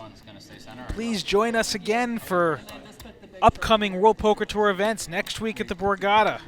Then we'll be in Germany and Fallsview in February. Until next time, come back, see us again at the Hard Rock in April, May 1st. Start that again. Congratulations to Brian Altman, John Dollinger, and everybody else at the final table. I'm Scott Baumstein alongside Faraz Jaka. That's a wrap. Peace out, guys. Till next time.